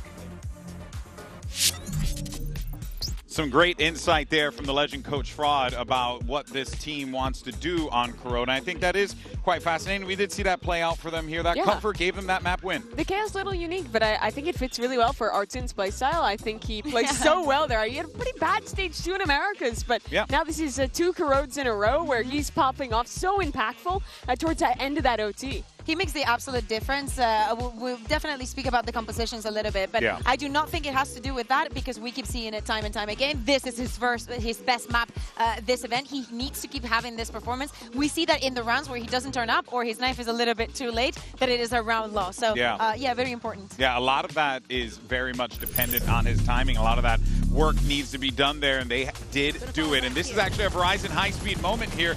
And again, you're really just talking about, Mimi, a MIBR team that really found their identity with it. Yeah, and I think you also get to view some of the KO value here. Watch how that knife cuts, rotates through elbow. MIBR loved fast-taking this mid-control, and I think because that knife was always landing, Heretics didn't really feel comfortable to fight into mid early. And so this is an attack half where MIBR was always either going for these fast mid-takes or contacting into that space in the mid-round, which meant that when they were making decisions towards the end of their round, they had very fast rotations compared to their opponents and had great ideas of exactly how the Heretics setup was laid out on their defense. Yeah, I think that some things need to be fixed on the side of Heretics, how they interpret that defense and also how they adjust to like fix mistakes, because there was clear gaps, and especially Wood was not having a good time in the first half. On the second one, he recomposed himself a little bit, and obviously we got to that overtime, but for both of the teams, the defense, you know, still work to be done. Yeah, you were certainly seeing Heretics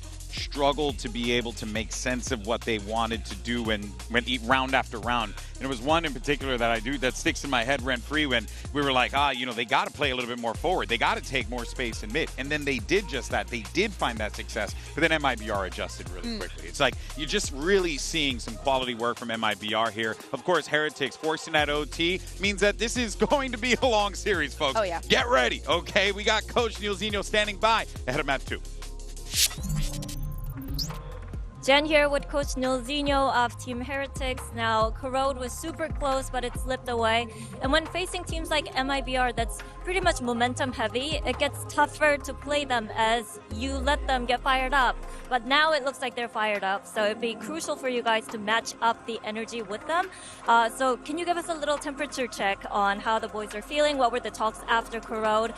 Do you feel like they're ready to mentally reset? Yeah, for sure. Pretty much like you said, we spoke to the guys that were a bit nervous. And obviously, like you said, they're a high momentum team, but even in that game there, we slowed their momentum down. We came back from 8-4 down, so we know we can do it. It's just controlling our own emotions, really, and making sure we're not nervous, and we'll be fine. So hopefully that's out the way, and then we've got one of our 2 best maps coming up next. So yeah, all good. All right, thank you for your insights and best of luck. You know, we often talk about it, and a lot of people might scoff at it, but the reality is, you know, like, the mental plays such a factor in all of this, right? Yes, you can be the best aimer in the world. Yes, you can have the greatest strats and best compositions. But at the end of the day, if your mind isn't mentally in that Kakuka, it can absolutely devastate you. And what we saw from a Heretics squad was a team that actually, I think they probably were a little jittery, but I did not get a team that was like... I think MIBR played exceptionally well. Like their utility from the supportive players. And Heretics kept the mental up to force that OT. But as Neil also said, Sunset has always been one of Team Heretics' best maps. And why is that? Because first of all, when they started, like when Sunset became a thing, they took it as their home ground. They started implementing a lot of things. I think that Miniboo established a lot how to play the Sentinel here, and it's one of Miniboo's best maps. It is interesting because MIBR are playing much more akin to what Heretics used to play with that Neon into the mix, whereas Heretics, they're making a bit of a change here. Previously, they were playing the double duelist with the Raze in the mix here, but right now, they're hovering a bit of a pivot onto the solo duelist and making that trade-off to pick up the Viper as a second controller instead, which is quite interesting. Not a huge amount of double controller play on this map, but a chance for a mirror Viper matchup here. Yeah, exactly. So it's very similar to what we just saw here in Sunset. If Rian's locks in that Sova, that is going to be basically the main difference. Coming into this match, as we were mentioning, MIBR has not played Sunset yet in this tournament, so there was not a lot of tape for Team Heretics to prep for. But seeing the changes, seeing them also moving and steering away from that double duelist, looking for more control, of course, we have to look at Woods. We need to see why that difference needed to be made, and especially I want to see that change present from the attack. Yeah, and also you really do want to see him be able to kind of get things going early on in this one, right? It was kind of an issue they had. Of course, credit to MIBR, Mimi, for shutting players like Woot down, but big opportunity here for them, and this is it. They got to force that map 3. For sure. Not a lot of tools on the other side to help with Ospas. No breach in the mix, just that solo initiator. Curious how he can pilot that Neon that's a bit less self-sufficient than his opponent's Yoru. Let's find out how this one shakes up. Are we going to go to distance? Let's send it back to Seth and Clint for map 2. Thank you very much. We can only hope that this goes the distance. Heretics, their pick of Sunset has been such a strong map for them. Should it be well slated considering how close that Corrode was to go all the way over to Haven? Time will tell for now. MIBR starting things off here on this defending side. Let's see if they're going to be able to draw first blood once again. This is going to be really curious for me for Team Heretics making this change up on Sunset. Maybe seeing some things in their VOD review that they didn't like with the Raze. I think makes a little bit of sense to me. I think there were some gaps left open on their defender side on this map, so that's where I'm looking to kind of see some real big impact. Obviously on this attacker side as well, it's Sunset. The map leans that way. You're going to have a little bit of extra control. MIBR also able to play with that double controller setup. They're leaving a wide open. This was a heavy stack towards mid B. And this should be a wide open site. Yeah, primed for the taking. MIBR just going to play this slowly here. Just get all their ducks in a row, get everybody in a position to go for a retake. Spike now planted in the corner. 4-player approach from that backside angle.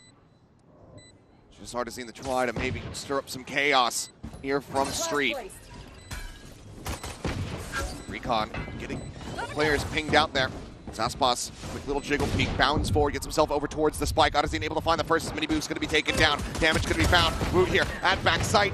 Will find the one, swings out, however, will just meet his demise, but Benji able to find one, catching Verno off guard. But there's just far too many players still standing. The defuse is there, and it's going to be another pistol to MIBR. What a great retake here, all set up by Ospas. Doing a little bit of a jiggle peek early with the dash, then able to absorb the paranoia right on site. Counter paranoia from Zenom to set up Cortesia and Artisan. They're able to get those crossfires dislodged and displaced. It's got them on their feet. Big pistol round win. By the way, Ospas, got an interesting little tidbit here for you. Your all-time VCT champions kill leader up to 1,194 in champions, just champions. Doesn't have the kill lead overall for internationals. Obviously, that's Buzz, but Aspas. You just had to get that in there, didn't you? I mean, I'm just saying, there is a delta, there is a gap, but he is certainly closing it. He's closing in on Wood's position, but all of Team Heretics similarly getting ready to swing around this corner. Singer's able to find one. Temp does get a fadeaway second kill on a MIBR as well. What was looking like a very dicey situation ends up going quite well here for the side of MIBR. A little bit of an overextension. Aspas does get taken down. Benji Fishy able to find him with the Sheriff. Finds himself an upgrade as well with that Spectre on the ground. Passes it over to Boo. Even then he's still at full HP. Here. Spike recovered. All eyes at the moment from MIBR. Trained in towards mid. Once again, just abandoning this A site. So Heretics, maybe an opportunity to at least get that spike planted, gain a little bit of added cash. But they're so quick to rotate here that they're getting the info. They're going to seed over the orb. There. And Benji Fishy, assuming he's the one who gets to plant the spike. If he gets there, he dies. He's going to have Steel Garden coming into the bonus, but oh boy. Well, has both of them lined up, does Burno. And that spike plant not quite going to come through. Just a little bit too slow and cautious on the approach. Understandable, though. And still a 2-0 start here for the side of MIBR. Yeah, just a simple little crossfire setup. Trying to match his Woot. But Aspas so quick to adjust. Verno quick on the rotations through mid. Starting to see that MIBR's early game strategy is to put a lot of pressure mid, a lot of pressure B. Try to play a bit more for retakes, so it'll work well in the pistol. It's the bonus for them. Stingers, Spectre, a Guardian. Oh, and Denim just catching him completely off guard. TP's right back out the top mid.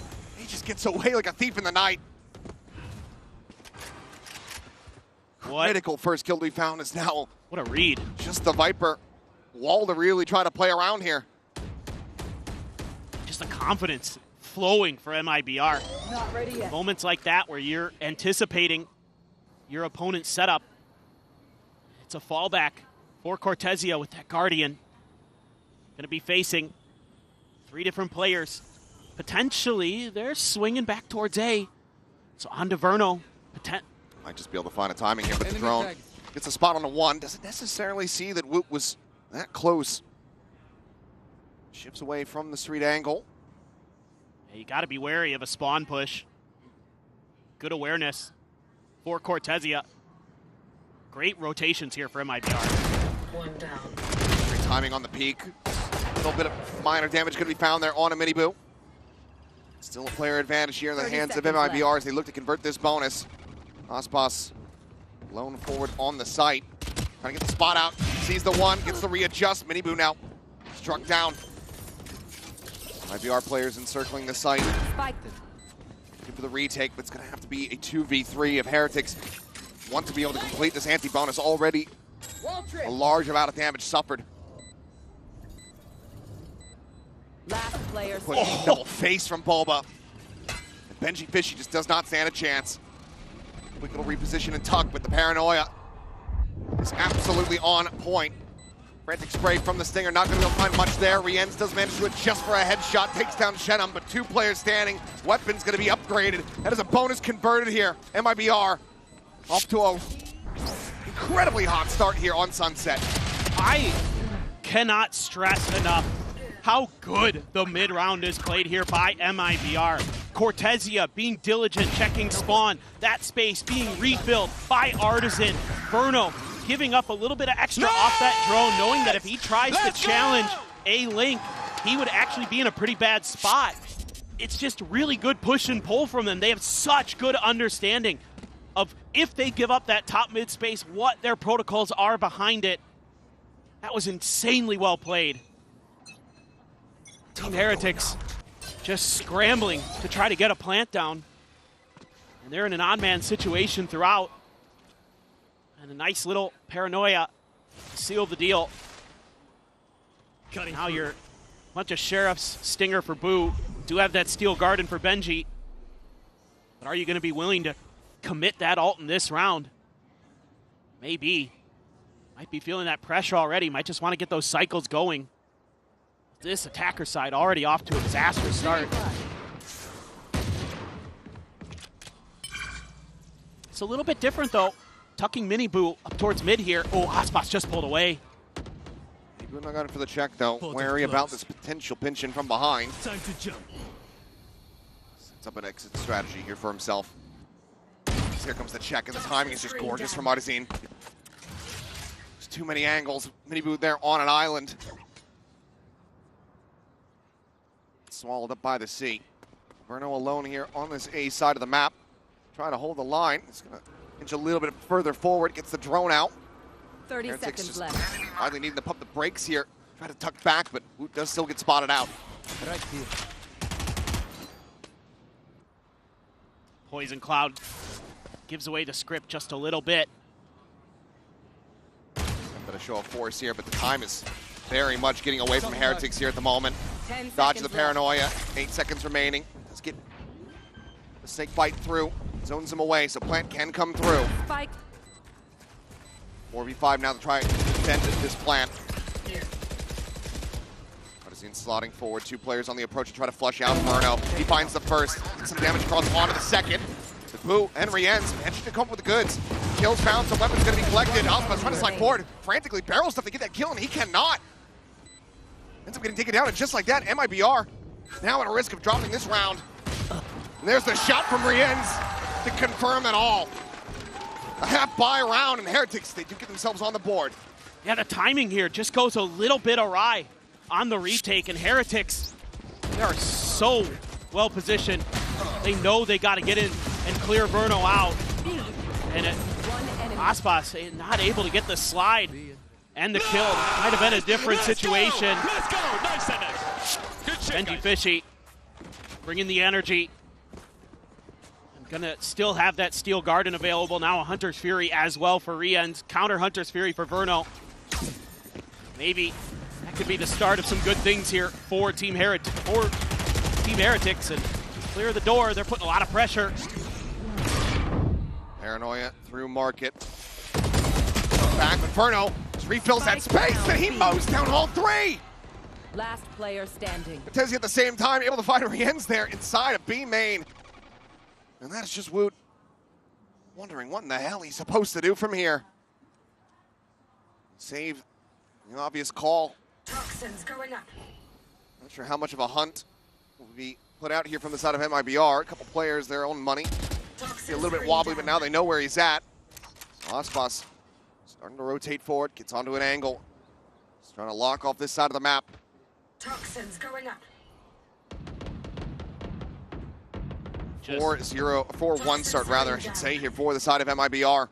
He's just got to be going for the save at this point. No hope. 1v5. See if MIBR wants to hunt a little. A little bit of cash there. Left. You could maybe consider it. Seems like they're not going to be too overzealous about it. Are pushing their way through tiles, so maybe some collision here over towards this A main side of the map. Arzine looking to try to check that corner. Pulling back around the opposite side, but with 15 seconds remaining, he's going to have to fight at least someone. He swings back into the spawn. It's going to be to his demise, you would suspect. Looks for the timing, finds the headshot, but Aspas is there to put him down. 4-1 now, locked in. Have to be curious if Heretics are going to be calling a timeout. It's the same exact start just about that we saw us, yeah. Crazy shots from Verno. Quick little pixel peek from Cortezia. What a nice little angle. Able to find off of his own cyber cage. Yeah, you're absolutely right, Achilleos. It's time for the timeout. It's just a great read here on the timing for the swing for Verno. It's a little thing. It's just, okay, they just dumped a bunch of util at Arzine. I'm just going to swing in off of this toxic screen. We'll see what happens. It's a huge 3K. So it just continues to be those hot mechanics, the great individual moments for MIBR that can be difference makers in some of these rounds. I don't mind what Heretics is thinking there. You know, things have been a little bit slow at the starting of the rounds between these two teams, kind of what you would expect given their play styles. And they want to turn up the tempo. They want to try to make a quick market push. Just Verno right on point. That guy right there. doing the heavy lifting. And he's still going to be hanging on to his ult. Aspas is going to have the overdrive in the back pocket behind the operator. 8-2 start. Both Sovas having some success. Rienz, this is a map he was fearsome against T1 on. A lot of that was on the defender's side. Right now, they've got to stop the bleeding. It's going to be another eco for them. Rienz going to have the hero rifle. Half armor behind it. Big stack towards A. Doesn't mean much. Heretics are very ping-pongy. They like to toy around with the map a little bit, but it's often in death balls on their attacker side. It's 4-1 splits where they're just feeling out the map a little bit. See if they commit here. Drone to check. Aspas trying to find a way to dodge it, but not going to happen. Has to fully retreat. Actually going to re-aggress towards the site again. This is dangerous. Look at that stack. Oh, he wants to peek into this one, but quick little jiggle peek. Needs a decent amount of damage there, down to 70 as Aspas. Hunter's Fury going to be opened up from Verno across the way. Finds a tag on the one. Not quite able to confirm that kill, though. MIBR does survive. Taking their time, but because of the way Heretics plays, only going to send one extra player over for MIBR. Smoke towards street. Gate crash forward. Flash going to be dodged. Aspas trying to get out in front of that smoke. Doesn't manage to make it happen, though. Does get zoned away once again. And for now, Heretics, they do have access to the site. Util sent out here in reply. The plan to come through, and Benji Fishy. Does he send the ultimate? Well, might have considered it, but now might just be a bridge too far. 2 quick kills to the account as Rienz and MIBR both get struck down. Fight out from Woot, the swing to the smoke, and all players just fall to the wayside as it's just Boone out. No 1v5, Paranoid up an alley. He gets taken out back. 5-1, MIBR get themselves a flawless round win to continue to stretch his lead. I mean, they almost get Aspas here. It's some pretty good layering of utility by Team Heretics to keep him uncomfortable, take him down to 10 HP even. But MIBR, once they start getting that feeling, it's really quick rotations from Cortesia and Artisan. They're right there to start backing up their teammates, get those low-high setups, something that they really like to do. They find great value out of it. This has to go for Team Heretics. Look at the ults. Early pop of the pit. Artisan just going to take full control over B main. Counter here, clearing the door. The last time that meant that it was a fast hit for Team Heretics through market. Tripwire there though, so nonplussed about it. MIBR. They really want to try to filter these players in towards the dynamic duo on the opposite side. Verno and Aspas just playing together. Grab of the orb. Verno just trying to run back that next Hunter's Fury here in the half. Slowly and steadily, Heretics are pushed closer and closer towards Aspas. Smoke dissipated, Benji Fishy just around that corner. Gate Crash going to be coming through. Just looks for a wallbang shot. Will back away. There for the moment, but Aspas once again looking to try to get himself onto the angle. The drone, however, showing a target-rich environment, so he doesn't want to swing out too aggressively. Recall on the Arc Rose, another one-way going to be set up. This is going to be a full assault down through this alley once again, but he's got a double stack set up. Now a triple as Aspas trained in on the angle. It's Heretics backing away. There's 20 seconds remaining in the round. Oh boy. Overdrive going to be popped. MIBR going to be taken down. They're trying to cut their way in through market. Tripwire still there to try to delay. So there's the catch on to one. They're storming their way forward. Artisan holding here at main. Gets the headshot. Benji Fishy going to be taken down. The spike now needing to be committed to. The plant will come through. 5v3 for the retake. The pit going to be invested. Heretics throwing everything that they can at this round. A loss from here would be absolutely catastrophic for them. Can they clutch it up? Double face forward towards Apoba. Verno on the approach. Smoke going to be cycled in. Rien's sights turned back in towards main. Artisan waiting patiently. But already a good amount of time gone here for this potential defuse. As Odyssey able to find one, Boot going to be caught to slide forward. Rien's here within the pit, able to find one. Boot, the last one standing, gets a transfer.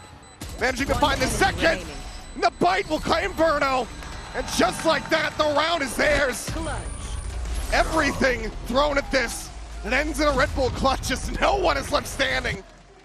Heretics get themselves a second round win, but at what cost? By the narrowest of margins. Woot plays this pit brilliantly. It looked like for a second the flood from MIBR was going to wash this round away. But no. Woot able to get that bite off just in time. Still enough here to buy. But a lot of ults used by MIBR in that round as well, and you're still sitting pretty here as Team Heretics. You still got that Fury. You've still got that Steel Garden. You've got the Dimensional Drift for Mini-Boot. Tons of tools to work with to get another round on the board, and here we go. Feels like they absolutely need to be able to find this round win. Hunter's Fury going to be coming through. Rien's looking to see if he can get a catch, and he does. Cortesia going to be taken down. Paranoia sent flying, and Rien's finds himself a second. 2 quick kills. Shenum sprayed to 37 HP. MIBR very much on the back foot here. Spike planted. Weapon recoverable for Aspas to try to swap out that operator. Now just hold it. Shock Dart going to be good as 2 players have stacked up, but counter spray from Mini-Boo across the way. Gets rid of Verno with that final ping reveal. And it's going to be MIBR throwing in the towel here on this round. Heretics pulling off a flawless when they desperately needed it. Just a classic combo. Dimensional Drift into the Hunter's Fury. And Rien's finds 2.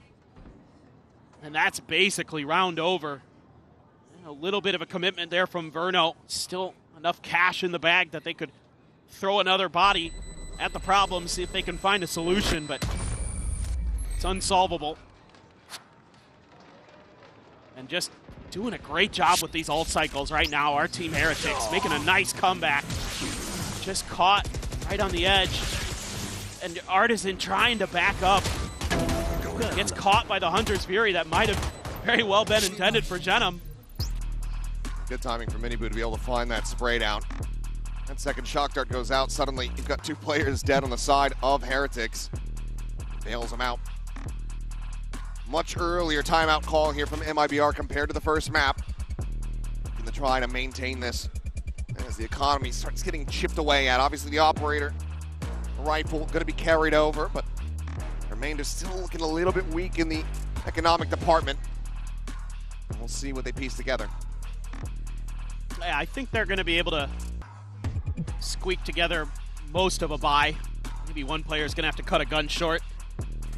Probably, I think, just talking about going back to basics here a little bit for MIBR. They were playing so well controlled. Their protocol so in place. The way they were able to bounce off of each other, knew when to fall back, knew when to give up space, knew when to buy time. Baiting out a ton of that early util from Team Heretics, forcing them to have to dump a lot before they even get to the site proper.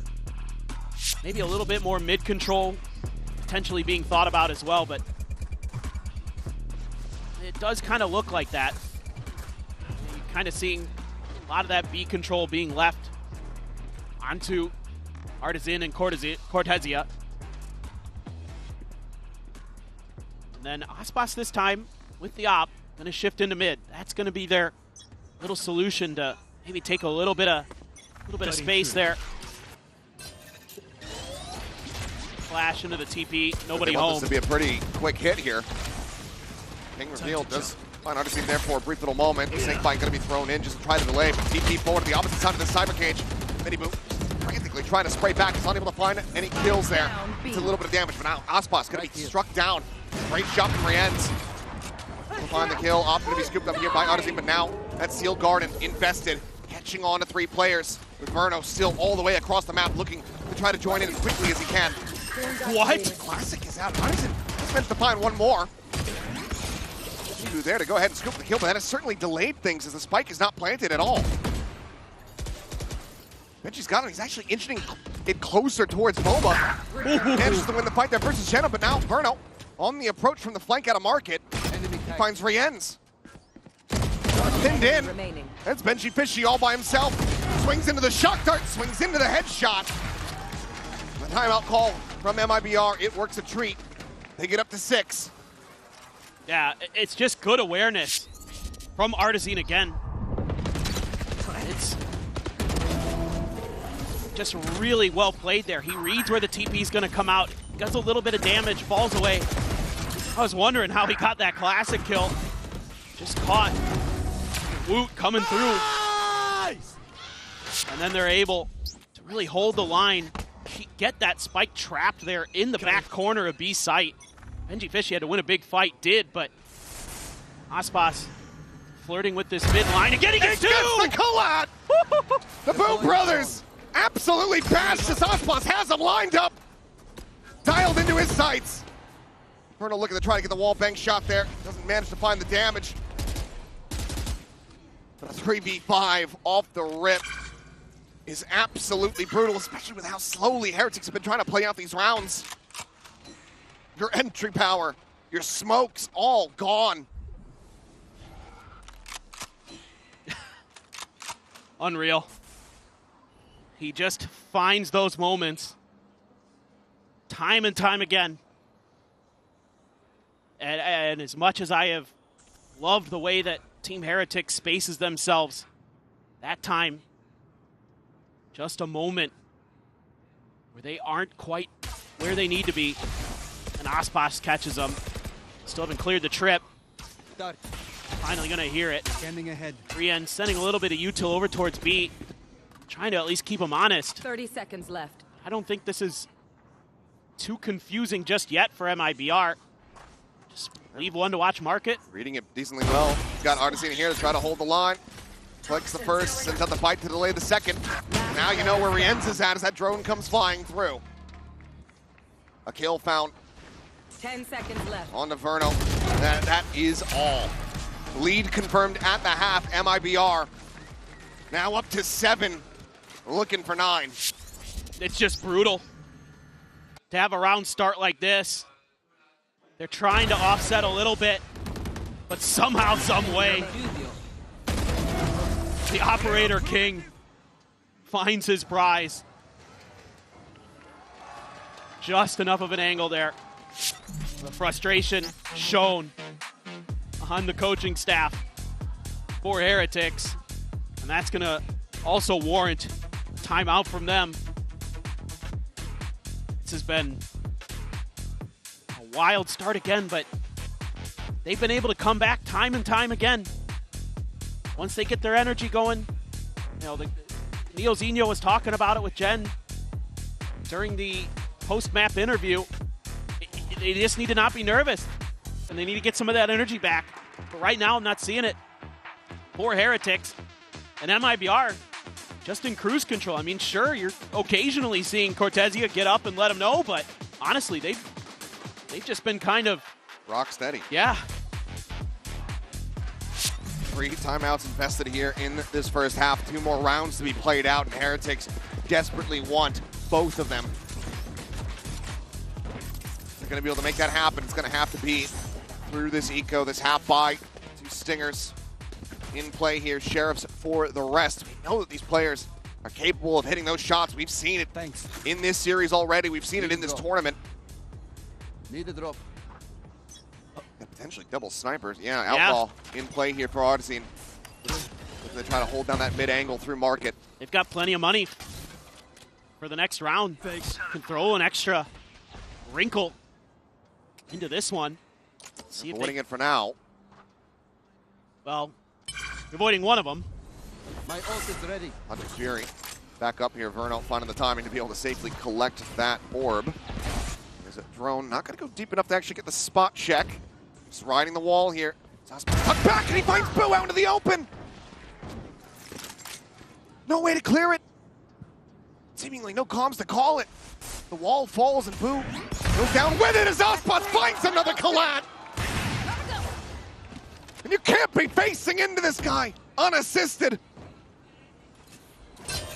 He's looking for the 4th. Turns away from the flash, and Benji Fishy will be able to shut him down in this round, but there's nothing more to be done. MIBR, they want that 9-3. They may just find it. What a blessing it is to have this guy on your team. He is so unbelievable. Right as the flash is popping, Riens and MIBR are swinging. And St. Aspas is sending them to their grave. You have to suspect that the timeout call is for this round here, this final bye, but a round like that, another collat given up to Aspas. You have to suspect that Heretics players are certainly feeling very rattled. Ooh, looking for the double TP forward. Ooh. Into the poison orb, and does manage to collect the kill. They're dodging all the bullets from Verno. That's Hunter's Fury gone. Yeah, that is a massive pick to be found. Aspas, however, he's done it again! 3 collats in this half. He is indomitable. He is a demon. He will finally be felt by Riens, but there is no further hope in this round.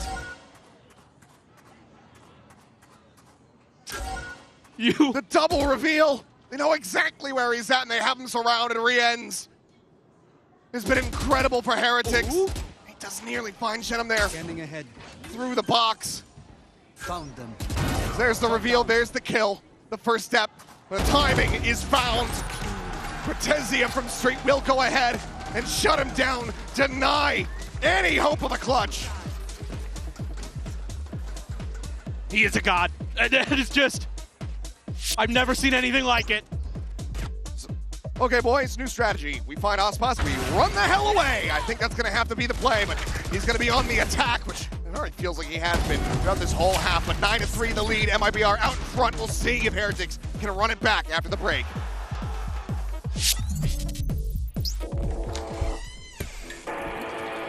Yeah, let's go.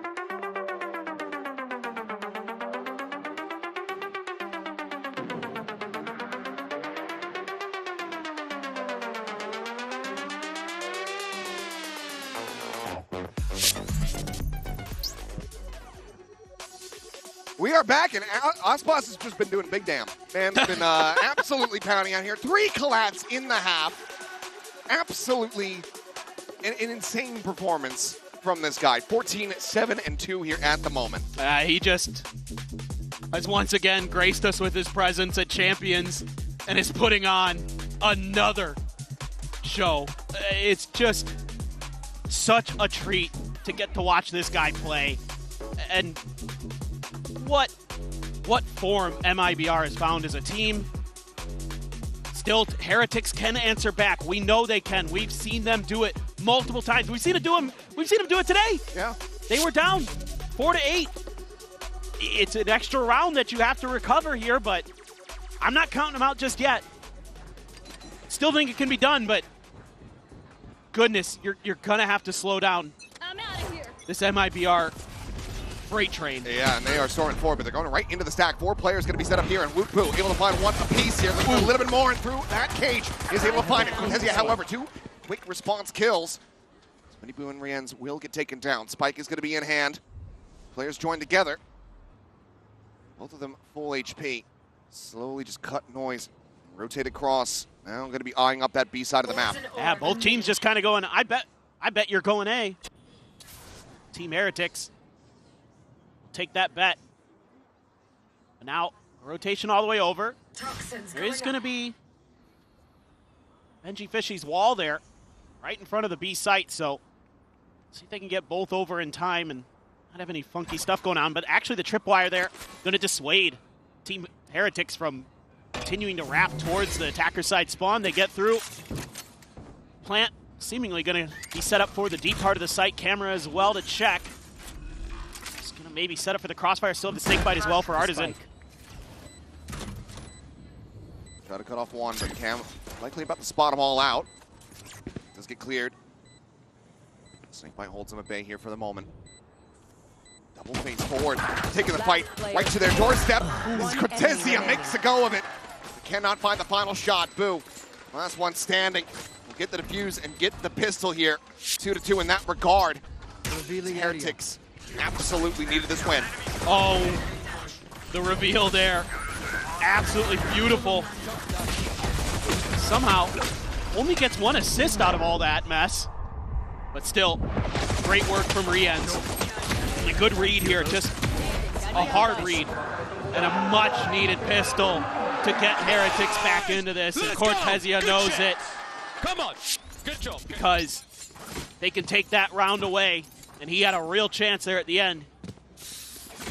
Could have very well been the nail in the coffin. Oh, okay. Looking to throw a curveball. Let's have this Outlaw in the mix. Full armor behind it.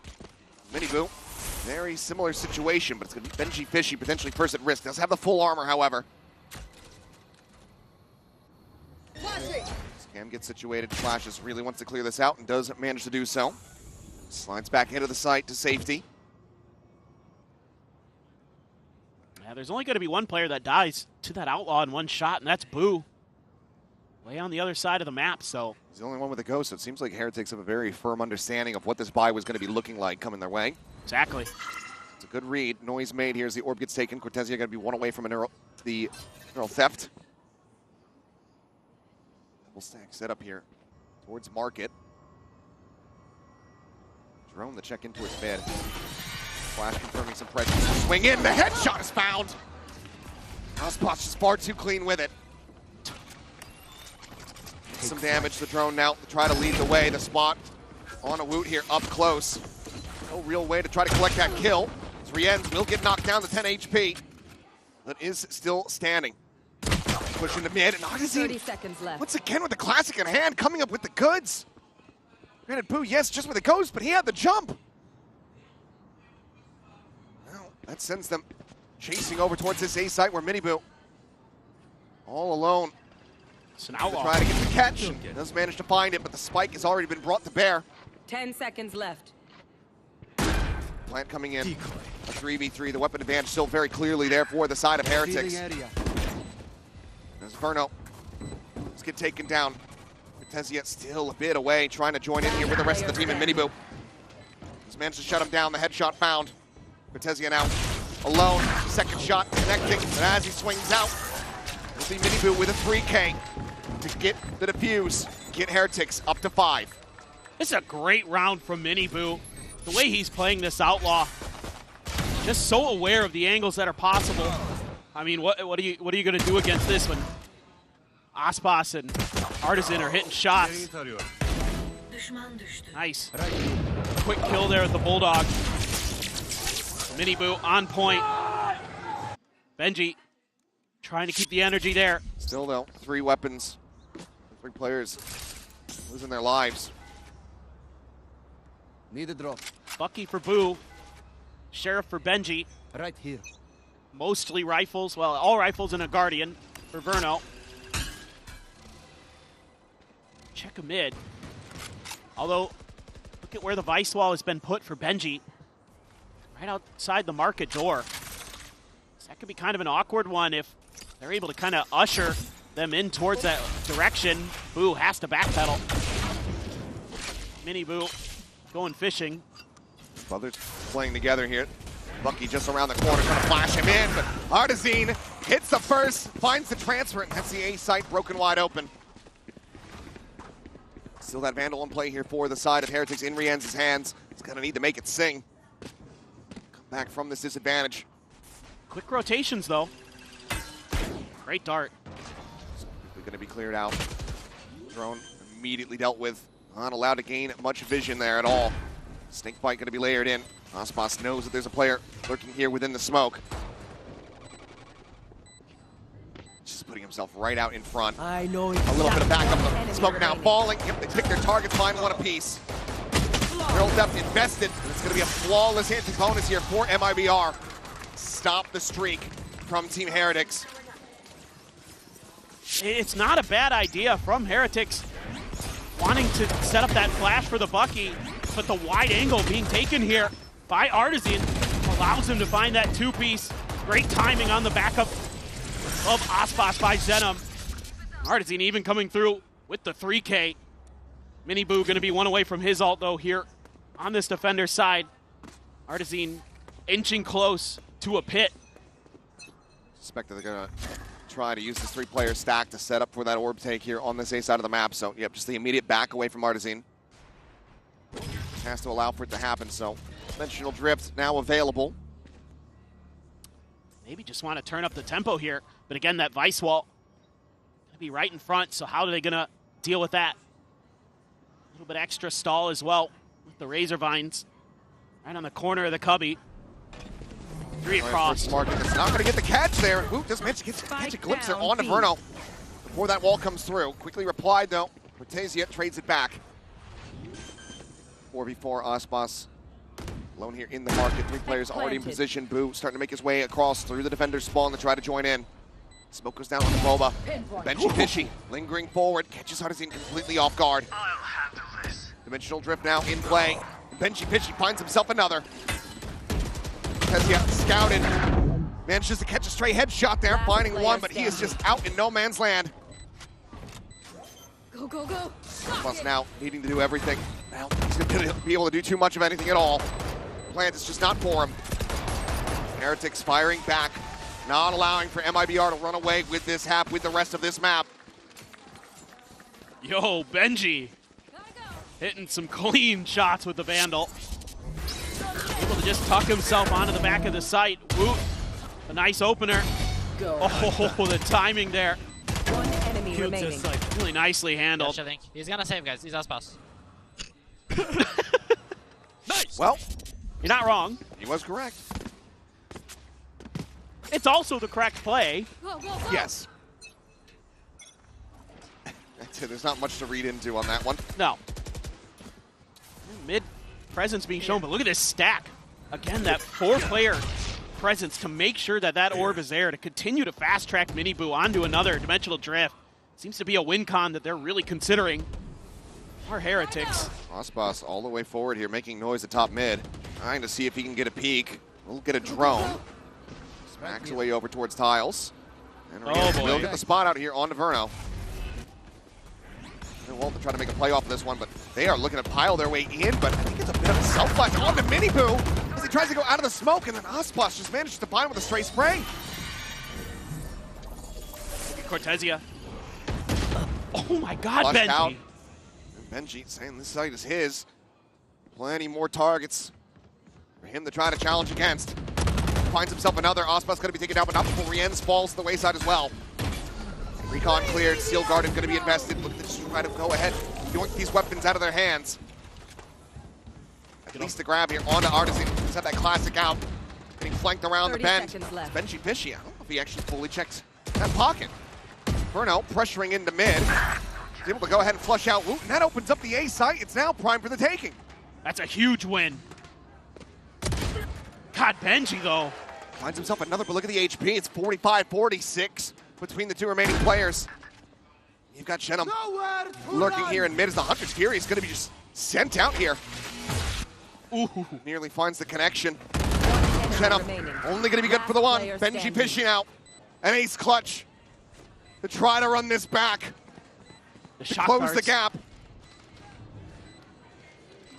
As you do say, the shock darts, the recon, it's all available here for Verno.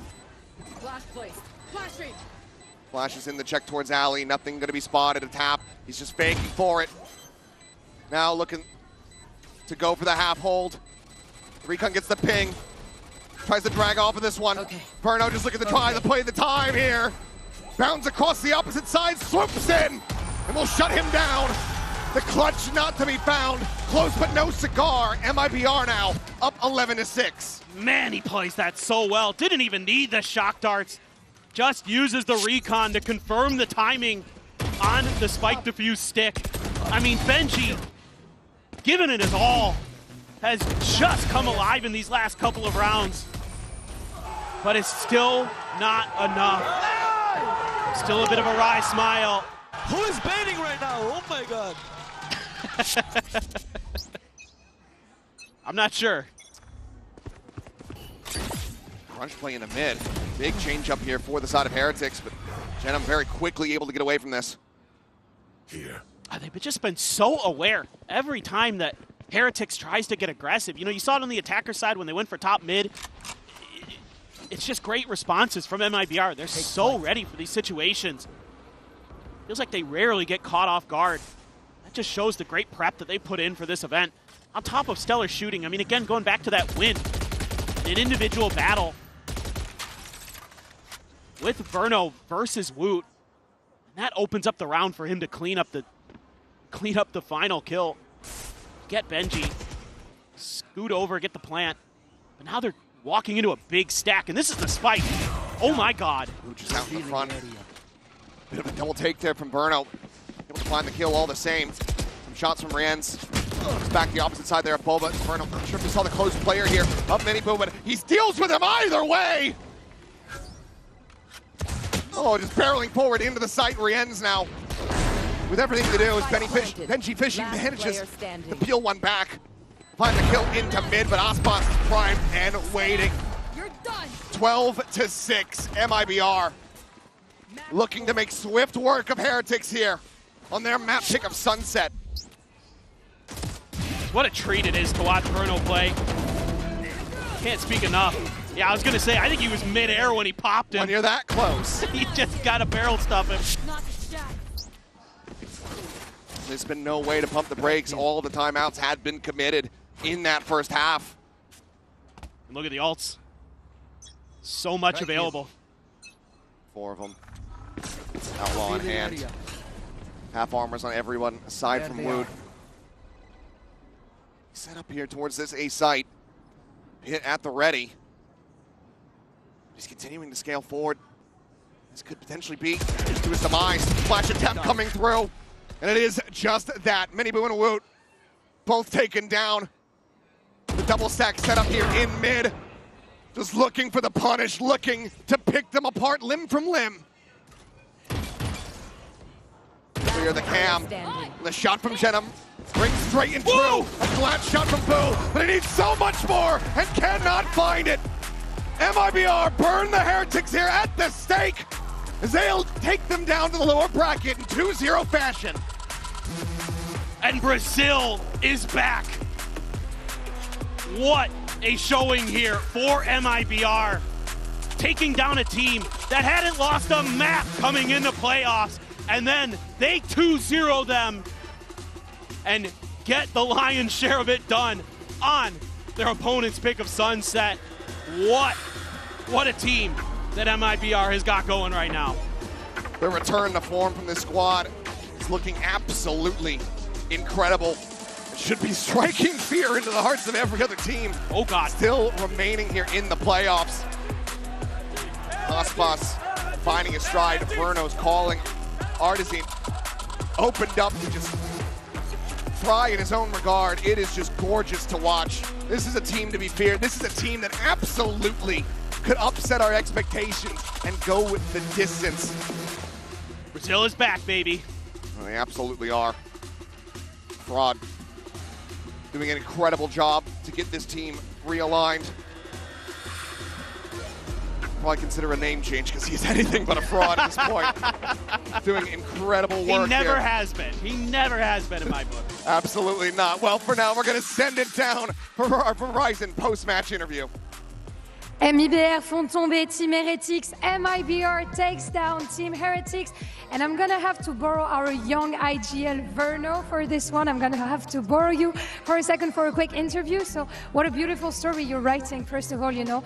First as a rookie, now first year in VCT. So yeah, how did you keep, you know, like trusting yourself the whole time? We know it didn't work out with Energy at the beginning, and now you're like fragging, IGLing, doing everything. So yeah, can you tell us about it? I think it's pretty simple. I don't think it's anything complicated. I think we just learned how to play each map in our style, and we're comfortable on the maps, and we're all comfortable with how we play together. So it just makes the game really simple. Always a team effort, right, for you? What? Always a team effort. It's not only on your, because on your perspective, like what are you the most proud of, you know, this year? Because you know you had tough times and now you're back. So yeah, how does that feel? I think I'm definitely proud of like how the team has improved since we qualified to Champions, and at the end of Stage 2, I think we've all done a really good job together, and everyone's playing really well, like on the maps. Like everyone understands the maps really well, and everyone's playing really well. A lot of lucidity indeed. Donc beaucoup de mots pour ses teammates. Je lui dis, le début d'année a été un petit peu compliqué pour lui. Donc de quoi est-ce qu'il est plus fier? Et bah tout simplement, mes teammates et moi, on est très lucides sur les maps. On s'est beaucoup amélioré cette année. On est peut-être dans une de nos prime form aux champs. And second question, we've seen a beautiful support for all of you guys. We have family, we have relatives, you know, coming to cheer you up. We even have your mom in the arena. So I want to know, like, what does it mean to you having this constant support all over the year, all over the places? It's definitely.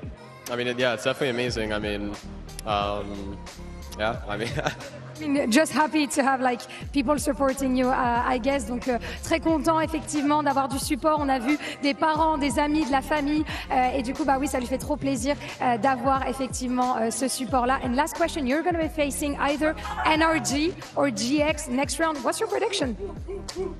I think the Giants are a good team, but NRG play with a lot of experience, so it really comes down to who's like better on the day, I think. Okay, so no answer. You need to give me one. NRG or GX? Pick one. We'll go NRG, I think, but I think it's close. You're going local, and we're going to see if we get 3 maps. Thank you so much for joining me, Verno. I think you can get back to signing because I hear you have people to like sign maybe autographs for. Thank you so much for joining me, and good luck for next matches. Donc dernière question entre NRG et GX, qui va gagner? Pour lui, c'est Giantix. Pour lui, c'est NRG par contre, mais ça va être un match très serré. Let's see if Verno is right in a few minutes with our NRG GX match. Thank you.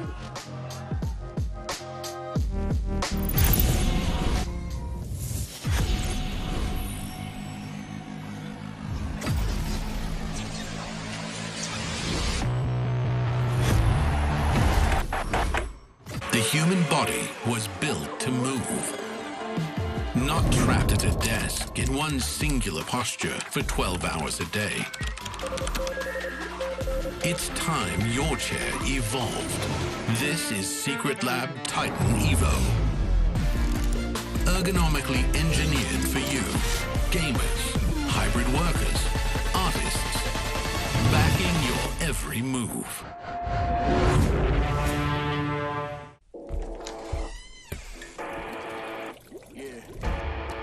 Let's go.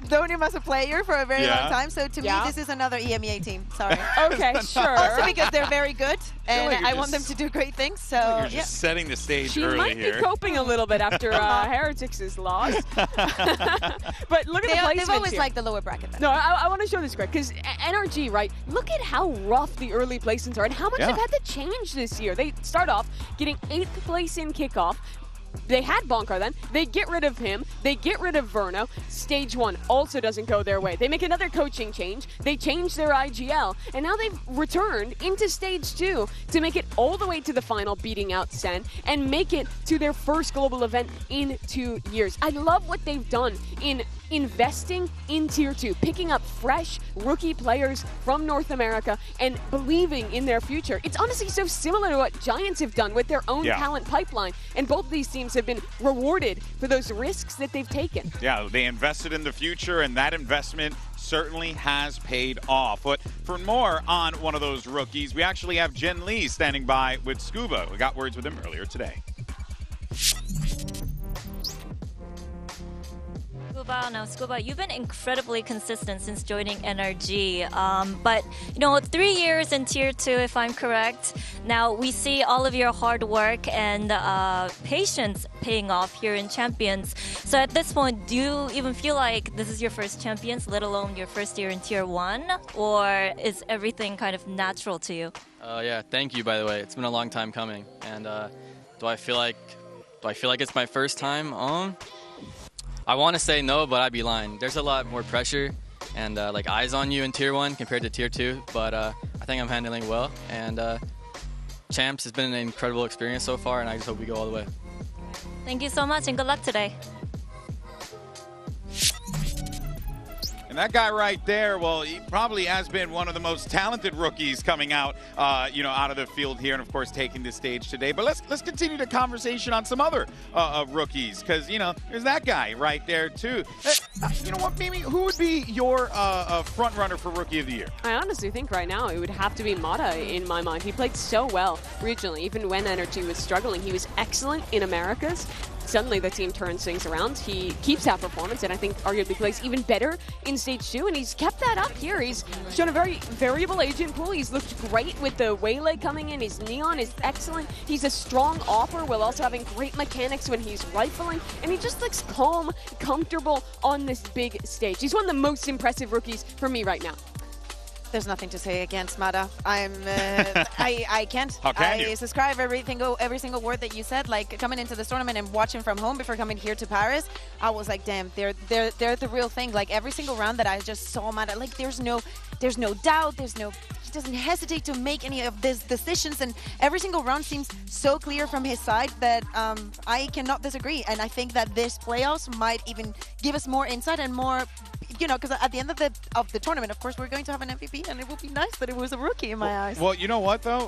Who would be that rookie for you? I think that on the other side, I have to look at Ara. I know that in EMEA, like having Kayak, like the year feels longer than it has been, because we have a lot of new faces. But Ara, when he joined this team, he was not set up for success, literally. Their opening match was against Fnatic. He was playing in 2 leagues at the same time. He had like, I have to play Fnatic on Tuesday, and on Sunday, I have the final of the LVP Rising in Barcelona or wherever it was. I can't remember. Wow. And it was very stressful. But to me, the way that Ara has always felt very comfortable on the stage, to me that sometimes Giant X cannot win a map if he doesn't turn up, speaks to the value that he brings onto the team. Again, not in a good situation, not in good circumstances, but he shines up. The only thing that I want to see from Ara now is more diversity in his agent pool. I do know that this is probably has to do with how Giant X wants to play the maps and the idea that Pipson wants to have about the game. But I think that the next frontier for him has to be that one. Well, let's talk about Giant X and the style that they're bringing to the table here, right? Because Kukuka, you got a squad that really is kind of just playing to their strengths, doing their thing, not adding a lot of flair. They're just getting the job done. No, and I think that coming into this tournament with all the Waylay and the double control, we have so many different things and so many different styles and meta reads. But Giant X just go to what we've always seen, a lot of breach, a lot of double initiator, a lot of plain Valorant, a lot of Jet and Leon. Yeah, it is. That's really, probably the most innovative thing. Yeah, I mean, it is very old comps generally. I don't think Giant X have changed the way that they want to play. Here you can see their pick rates contrasted to the field. Right now, Vi's 31%. They've barely picked her. They've never played the Waylay, and right now half of our teams are locking her in every game. It's the same with that Yoru, and honestly, I understand not wanting to index into the Waylay. That's brand new. Yeah. But barely playing the Vi's and the Yoru. Especially after how dominant Yoru has been all year. Yeah, the two agents that, even to narrow further, I think those were the two most impactful agents in team success in Stage 2, and they're barely playing either of them. So it is really interesting to see them finding success with the shoulder style, but I think if there is the sauce on top of the old stuff, it's their set plays. You watch their defensive side, they have so many different ideas of what to do in the mid-round, how to go aggressive. They have a lot of set strats, even if the compositions themselves aren't as exciting as a lot of the other new stuff that teams are bringing in France. So coming into the tournament, and with all the new things that we're seeing, there's two approaches you can take if you're coming to Champs. You either bring all of this, not only coming to Champs, between stages and after global events, it's very normal that we say, oh, this was very strong, I see how my team can fit into this. For the side of Giant X, they never, I assume that they contemplated that option, but they thought, what if, while all these people is trying to change all of and bring in all these new things, how about we perfection what we already have? We already found a reason to choose these picks and choose these agents in some maps. I don't think that we need to reinvent the wheel. We have to perfection what we have. That's fair. Well, you know what, though? I want to hear from one of the other players over on Giant X. We were talking about him earlier, the rookie, Ara. Let's see what Jen got him to say. Jen here with Ara of Giant X. Now, Ara, we've had a lot of teams reinventing themselves throughout the group stage. Some teams kind of made it work, avoided being countered, made it to the playoffs. Others fell short and went home. And it feels like you guys chose to, stick into kind of perfecting what you guys already had. But when it comes to the playoffs, do you guys plan to approach the game differently? Or are you guys still leaning towards the idea of one kick 10,000 times is better than 10,000 kicks one time? We try to adapt our playstyles to every team. For example, against PaperX, we try to play a bit more aggressive than usually. Against XLG, we just played our normal game because I think they're just a normal team. And I think Energy is nothing much different. We will just approach our normal game and it should be good for us. Okay, thank you for your insights. Good luck. Thank you. That was actually quite interesting there from R, right? Talking about how, like, hey, PaperX, we knew that this team was going to be aggressive and whatever. We got to play aggressive here. But with NRG, he's like, we can take him out, right? It's fine. And part of that, I think, is because, and this is a weird one, we always used to talk about the energy slow starts, like that was always like a thing, Mimi, that they always had. It just seems to be an organizational issue, not like a player issue. Yeah, you always thought that was the legacy of Optic, but it's continued here. Look at that stat. NRG have only led in 40 out of the 121 rounds they've played at Champions. That means that their score is trailing their opponent the majority of the time that they are playing. And what that actually manifests in is a lot of comebacks. Their group stage was defined by comeback after comeback to make it here to the playoffs. Guys, they're making the most out of this experience. They just want to play as many rounds as possible. They want to learn from every opponent, but they need to learn properly. So they just take their time. They're like, okay, let me see everything that you got, and then I'll show you what I brought to this match. Let's just not win. So they're just making sure that we have a great time. I've been having a great time watching NRG. I do want to see what they bring specifically for their early pistol and bonus rounds ideas in this one, because I think that has been part of the reason why some of those early games have snowballed, their opponent winning pistol, bonusing them, and then kind of getting a huge lead that they have to fight back from. But they did have, a little bit of time, those couple days to reset ahead of playoffs. So I'm interested to see if that's any different here. Better to be on the end of the comeback, because I think that we saw it yesterday with Fnatic and VRX, something that is very fresh, like having a very big lead and seeing the other team rampaging, yeah. Thank you so much. Onto you. It definitely has effect in your mental, not only for that map, but especially for the one that comes after. Yeah, no, good point on that one here. But let's dive a little bit more into these slow starts. We got Brock with his Omen player moment about NRG slow starts and clinching the playoffs. So we started off really slow first map, then they had us, so we couldn't really get our footing down, so they just took the lead and ran with it. Second map we started down as well, like 2-6 or something. We ended up coming back that map, felt good. Then the last map we also started down 0-7. When it was down 0-7, I felt like all we needed was some rounds to get back into it. But I think Adam and Sam are like the main two people who like get hype after the rounds, and it like feeds it to all of us, I would say. Once we win a round, they get really hyped. The atmosphere gets different. Making playoffs, like going 2-0, making it in the playoffs feels really good. Scuba gets a kill. Lamada backside with this operator has to be forced out. Fully spotted up, but he gets the kill off the lasers. He's still fighting through this side, tearing apart DRX. Mata finds 4. I think our synergy is really good. It would help if we start off really hot, but recently we've been starting off slow. I think beforehand, teams didn't think we were that good or anything, but now people are probably starting to see that.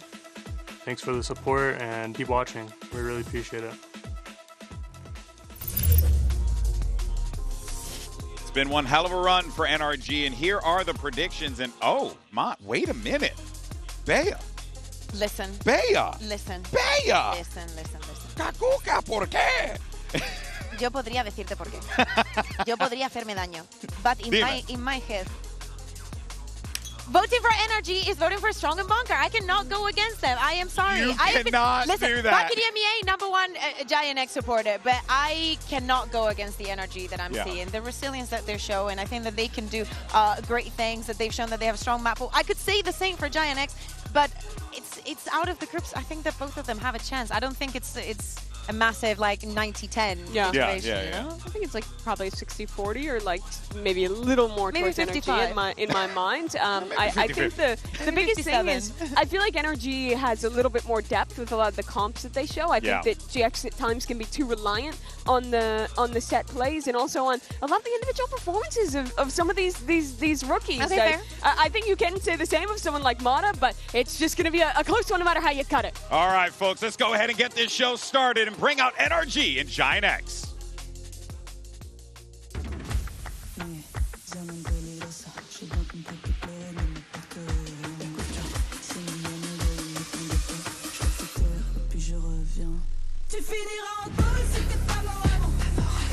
Giant X. Giant X with a massive opportunity here. This is a team similar to their opponents, ironically, that had that slow start of the year, but we have not been able to really see Giants in this position in the past, and it would be massive for them. But on the other side, you got NRG, a team that also has a chip on their shoulder and wants to prove to everyone that they belong on this champ stage. Two teams that in the mid-season invested in Tier 2 talent, found rookies to bring into their roster to come back to full strength right at the perfect moment and make it here to Champions, make it here to playoffs. But I think there's still a chip on the shoulder of GX. They were the most unexpected team, I think, out of everyone that qualified here to even make it to Champions, much less find themselves now in the playoffs with a huge opportunity ahead of them. And let's take a look at the map veto here. Giant X is going to get rid of Corrode Energy, saying goodbye to the sunset. In EMEA, this is bread and butter. Giant X selecting a map like Haven that they absolutely love, and in fact is the only map that NRG has lost in the competition so far. So for Giant X, it's time to prove them doubters wrong. Yeah, that's right. You got 2-3 site maps here to start things off, and then you go to Lotus. Wait! Abyss at the end. Has Giant X ever played Abyss? I don't remember their Abyss. Let me check real quick, because I don't think that's ever happened, Mimi. No, they haven't showed it yet. It would be the first time for them to play I just this. want about 3. I cannot care less who wins today. I just want to see the Abyss. It would also be really interesting, because that's the map where NRG plays their Harbor comp that no one outside the Americas teams really plays Harbor anymore in 2025. Well, have you heard about KC? Oh, they had a moment. They had a moment, Mimi. They had a moment. I think they want to forget it too. See, my mind, I tried to, blank out the memories of Carmine Core, but GX has definitely played against some similar ideas in the past. Feels like pretty even territory, honestly, to look at this map. The only one that's kind of like, is probably just going to be that Haven. That will be the only one where I'm like, maybe NRG struggle a little bit there. Maybe we see the slow start there, and then they might have to mount that comeback. The game was pretty bad against DRX. They got rolled, but historically, I think they're a lot better at that map. I think it highlights some of the issues with their attack side mid-rounding.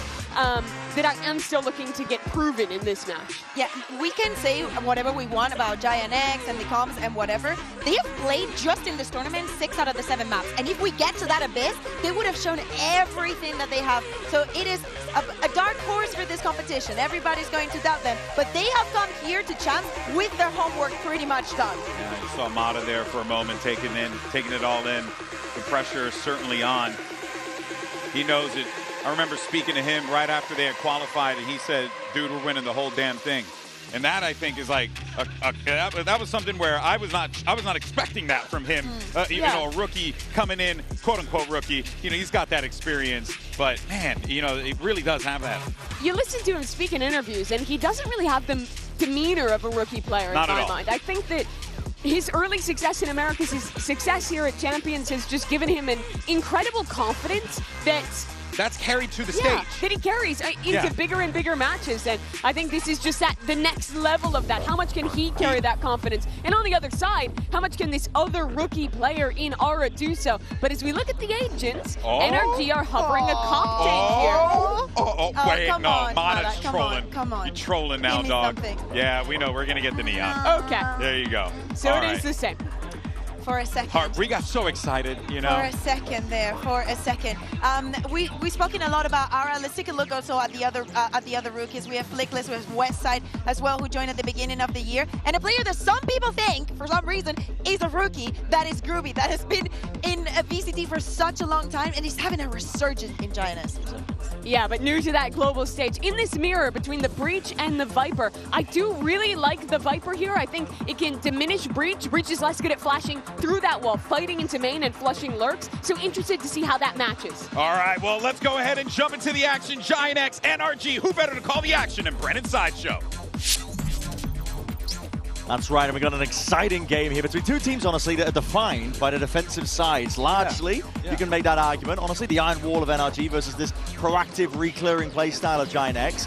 But honestly, a lot of this as well is quite interesting in terms of the map pool, the way this is laid out, because you've got maps where NRG, on their attack side rounds, have been really just quite dominant at across the board so far at Champs. They've actually been great on their attack side so far at Champs. In fact, it's been their defense has struggled. It'll probably even out over the course of the event, but I agree, we've got some really interesting stuff coming up. And NRG not getting punished for their Bind and Sunset looking a little wobbly. They managed to avoid both of those maps again. So I think NRG will be feeling happy about this, despite the fact they're opening up on a map that they have lost on recently. Time to find out. They're anticipating a B hit here, Giants. It's a very standard defensive setup that you'll see a lot of people run. What a punish! And that is a big punish, isn't it? Cloud backs away from that corner and then tries to jiggle jump peek it for info. It's going to trigger Giants walking down mid, though, because they need to be proactive and make a play here. Yeah, a little walk down mid, looking for that information once more. We'll see how to get this one going. Might be able to catch a timing here while NRG slowly walk their way over towards the C site. Giants have missed what's going on. Yeah. They think that it's still coming in towards A. There's a cam that can be tapped here for Westside. He's going to see all of those players on the mid map. It's going to be an open site here for the taking. But as soon as Som gets this Viper orb up, I like the idea that Giants are going for a reflank very quickly. Yeah, it's already a stun as well. It does spell it out. Backside plan going to be called for by NRG. Fights to be taken. It's Brock. He's given that open sideline. Grabinho is going to be taken out. They know that Ara's in the vicinity. Fault line definitely avoided. Sidestep for now, and those shots as well are hammering into the side of it. Giant X, I mean, they can't withstand it. There goes the flank. Ara had to be that constant pressure because retaking from spawn, almost impossible. They've got a high, low, higher, left side, upside. Five-player stack facing. All over the place here. It's a flash to dodge. Juked across the board and Brock with a 4-piece to open up our pistol round. You can't be playing any of these sites for retake, really. When you play against the Viper composition, it's tough. It really is. You've got to get a lot of proactivity going. If you're going to play retake, you've got to be flanking. One enemy remaining. But Brock did a great job with the Sheriff in hand on this round. Controlled what was going on there. 4K! Woo! I think these kind of halves where Giants is playing defense and NRG's on attack are going to be some of the most interesting because these are both the sides where both teams rely on the set play mechanics the most. Yeah. Giants are going to be running some big orchestrated pushes. Trap play, for instance, that they're running over right now towards C. Though we're not going to get a look at it, really, because NRG are not headed in that direction. But you'll see a ton of Giants pushing, utilizing their ultimates, trying to get aggressive when they're on the defense side. And NRG have often got a lot of set barrier ideas as well that Bonkar pulls out for them on pistol, on bonus. Now, I think if either team was to adjust, it would be NRG, though. And Ethan might have to slow things down on his attack side just to wait for what Giants are going to be doing, because you know that these guys are going to be pushing at you. Yeah. In a round like this, it's actually ended up playing out with NRG very calmly holding space and then going into this hit after they realize there is no aggression around the map. Clouds revealed from a spot like this will have to concede up that space, and you're right. Slow and steady wins the race in this round here for NRG. Kind of happen there's going to be too much of a threat from Giant X as well as they start just trickling back in. Yeah, if anything here, you actually don't want to be building up towards big ultimates, especially the lockdown, I think, because that's one that gives you space, which then the Viper can win post plants from. So, Scuba's KJ, really important, and you see the way that they layer all of this post plant utility. It's just going to be impossible for Giant X to get through. Damage, die to spike. On pushing. Not going to be giving away a weapon if he does go down. Scuba also could have gone exploring himself, but he's not choosing to. Flank being held. It's a cheeky idea with a fault line trying to slow them down. Spike detonates, but a relatively boring round, all things considered. It's just very standard to begin. Which you know what? NRG's games, I think, have been some of the best of the entire tournament so far. They've only played two matches. Got a small tape pause here, but they've only played 2 matches, NRG, but I think they've been electric, the NRG games. Yeah. Their comeback on Abyss from 11-2 down against EDG. That was unreal. Cinema. Yeah. And then I think even the full match against DRX was a great one as well. Yeah. Part of the stat that the desk was talking about how they've been only leading for a third of their rounds despite going 2-0 through the groups, has meant that the matches have been incredible. Yeah. So, you know, if you're planning on taking a nap because of how the pistol round and the follow-up went, wake up. It's probably going to heat up very quickly, this game. Might have a minute here while they sort out this issue. Yeah, you can do a little you can do a quick Aspas snooze Sure. here, just meditation, some mindfulness, practice it. Tilt the chair back ever so slightly. It's interesting when you compare the stories of both of these teams, how much they mirror each other too. They're both teams that made it to their domestic finals unexpectedly. I don't think either of them were favorites to make it into a finals in EMEA or Americas. We were thinking in EMEA it was going to be, you know, Fnatic Liquid or Fnatic Heretics, you know, something like that. Maybe even Liquid BBL as the bracket went on, but but no, that was not the case. It was Giants getting all the way to that second place. Yes. And for NRG, they butted into a G2 Sentinels rivalry that was otherwise defining Americas all year long. And now, both teams making it through to playoffs. Again, fairly unexpectedly, I think, for Giant X. A lot of people didn't have them being able to make it out of the group, but they did an incredible job.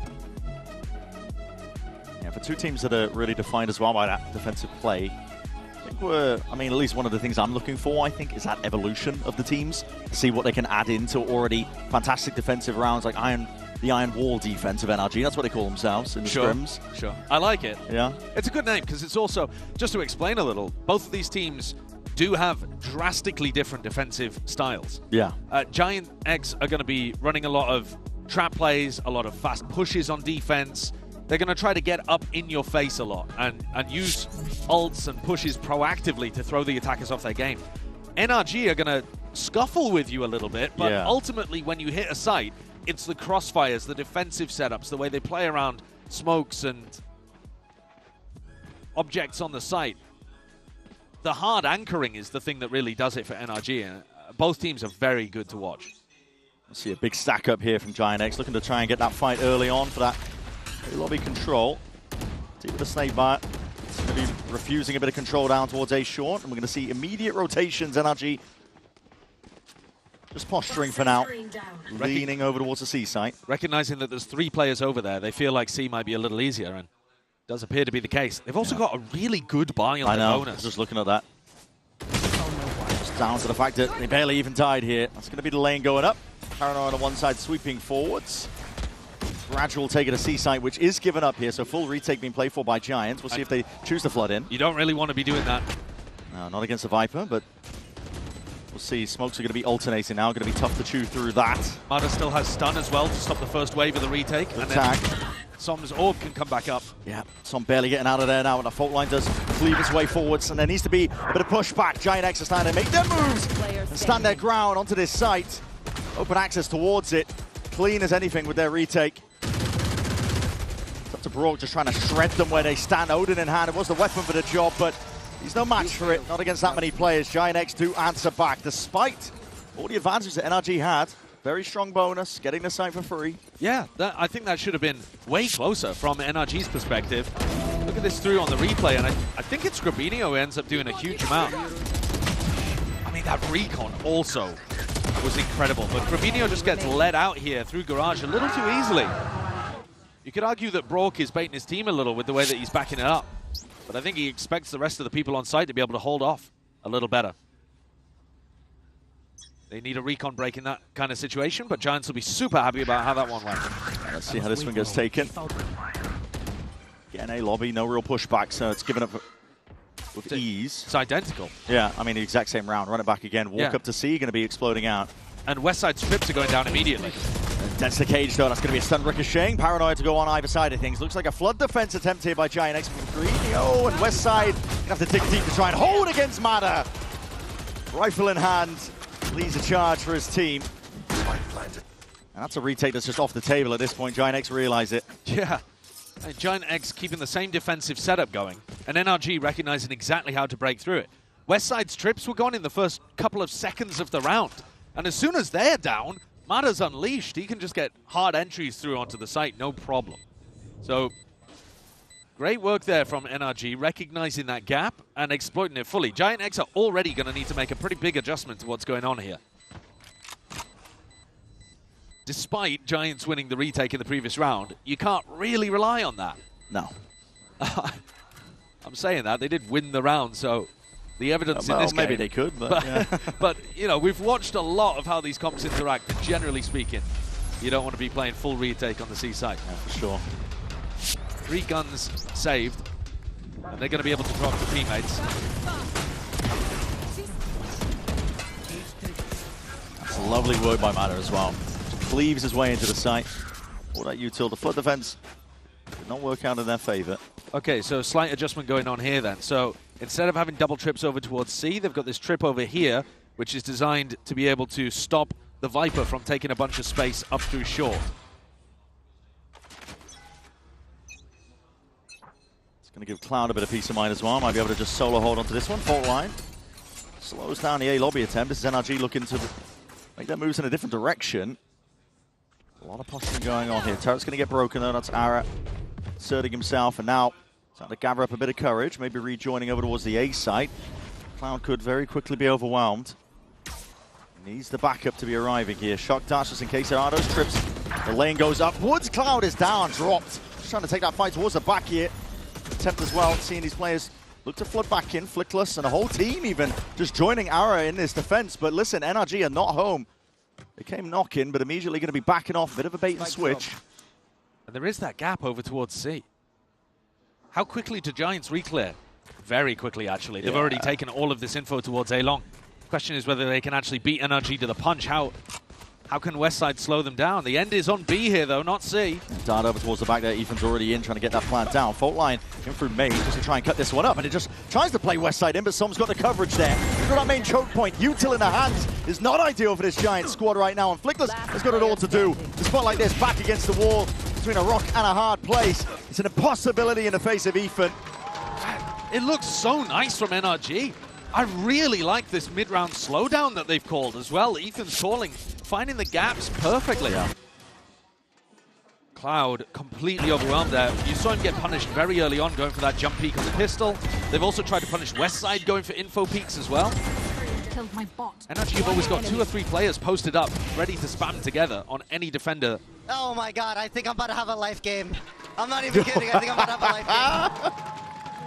Off to a hot start as well, which is something that they've not had for this whole tournament so far. 4-3. I'm wondering if that pivot over towards B was a read specifically on the fact that Flickless had used his Aftershock. Because the Aftershock's the big thing that stops you from being able to get a fast B plant down. Right. But that A pressure into a pivot through to B was called really quickly. Yeah. I respect to NRG for finding all of these gaps at the moment. They are outclassing Giants. I was talking about it earlier, right? The evolution of these squads, seeing how they would add bits and pieces, improve their own attack side calling generally, because so much of their win cons has been on the defense sides for them. But for NRG, they've been making improvements above and beyond so far this entire event. Well, also though, the only two maps where I was really looking at Ethan's calling and the general attack side plans and worried about it, Bind, that was the big one.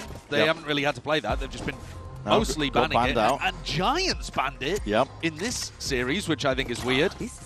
And the other map is Sunset, which actually they have been gradually improving on, and this time they decided to get rid of it because Giants are amazing on that map. So NRG's map pool not really being tested as much. Yeah. Giants looking to go aggro in this round, though. Just Arrow with the rifle.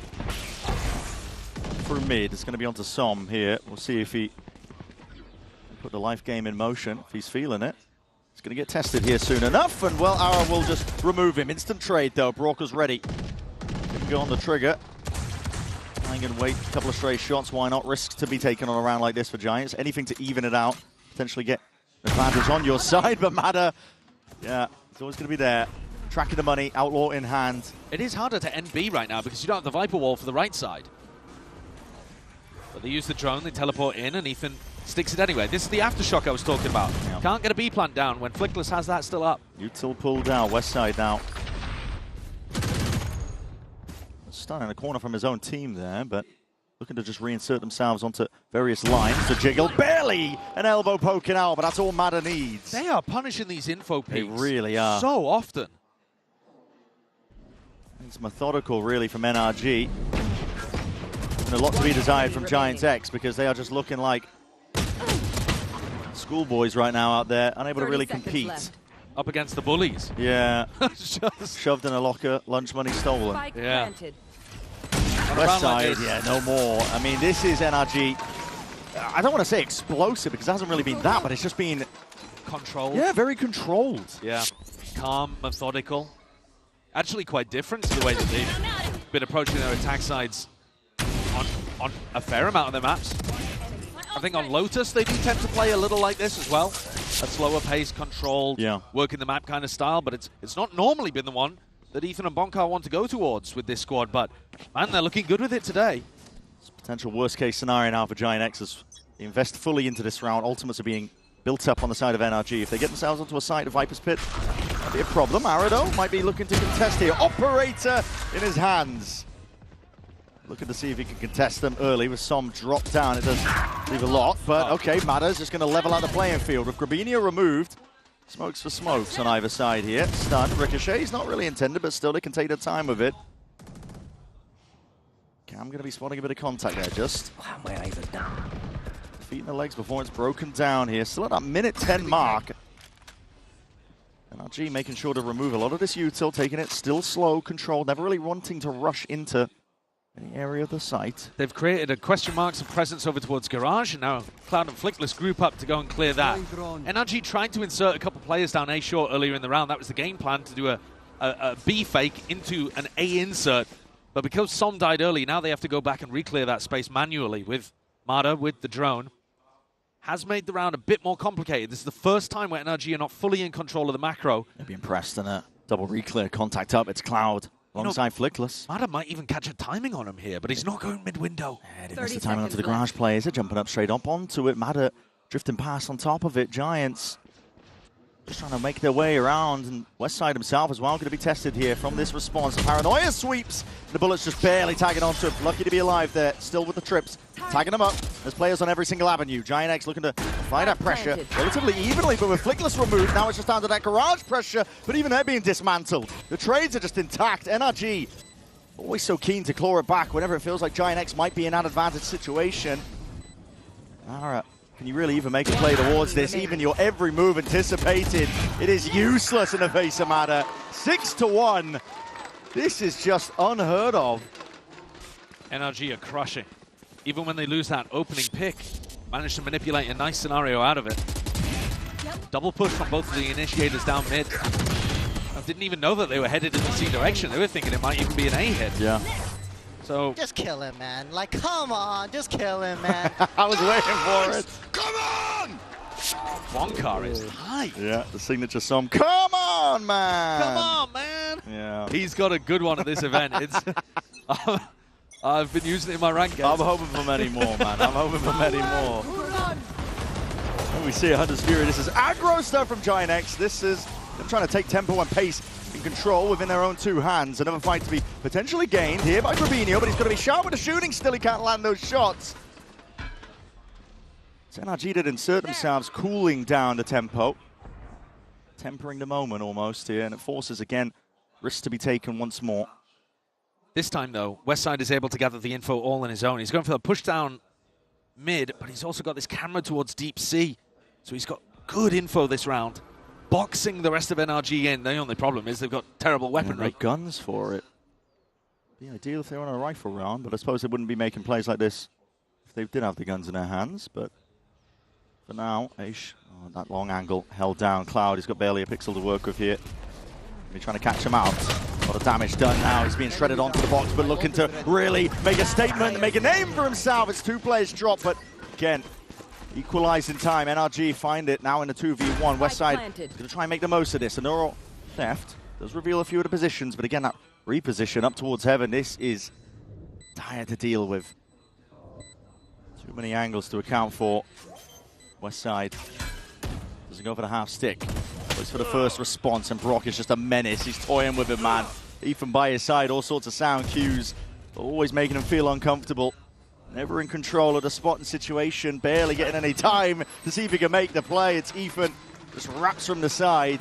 7-1 now, NRG still leading. Doesn't matter about the adjustments. Giant X, they need a turnaround. The Brock Odin is coming out to play, man. It's beautiful to watch. I hope the devs are watching as well. Me too. It's been a long, long time with this gun being extraordinarily powerful, but few using it to the level. Bro, you guys are playing perfect. Like, I'm not kidding. Bro, I'm not kidding. Yeah, Scuba's onto something. Yeah, it's looking like it, isn't it? It's never uncomfortable right now for NRG. Giants swapping things up, putting a trip to stop the B plant, and then swapping over so that Grabinho is helping Westside hard anchor towards C. They don't have that deep cam, though, down C long, so they're lacking a little bit of info, relying on Ara to get set up on this line. Yeah, with the operator, trouble is that Viper wall is going to be going up and down, making him second guess himself. Does have the trip to cover it, and Matters there with an attack side off of his own. Okay, anything you can do, I can do better. Two of the best uppers that we have right now coming out from EMEA and Americas, both rookies. Amada takes the more aggressive swing and wins. It's a point as well that we haven't really talked about, but you're right, you know, the duelists. Seen some of the best stopping so far at this event from Mada, from Ara.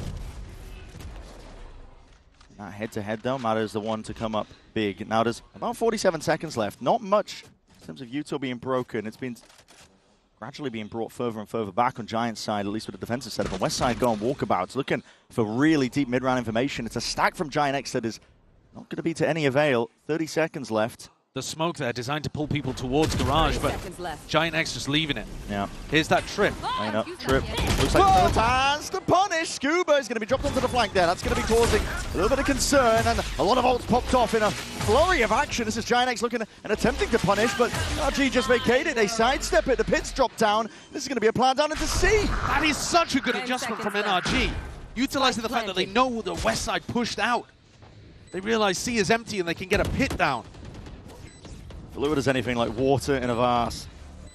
Willing to just move with the punches that Giant X have thrown out. There's still that threat coming on from to the flank. These cages obfuscating the line, and now looking to hop all the way back out with that paranoia. But right from the side, there's Ethan immediately traded out with some supplementary there with the fire.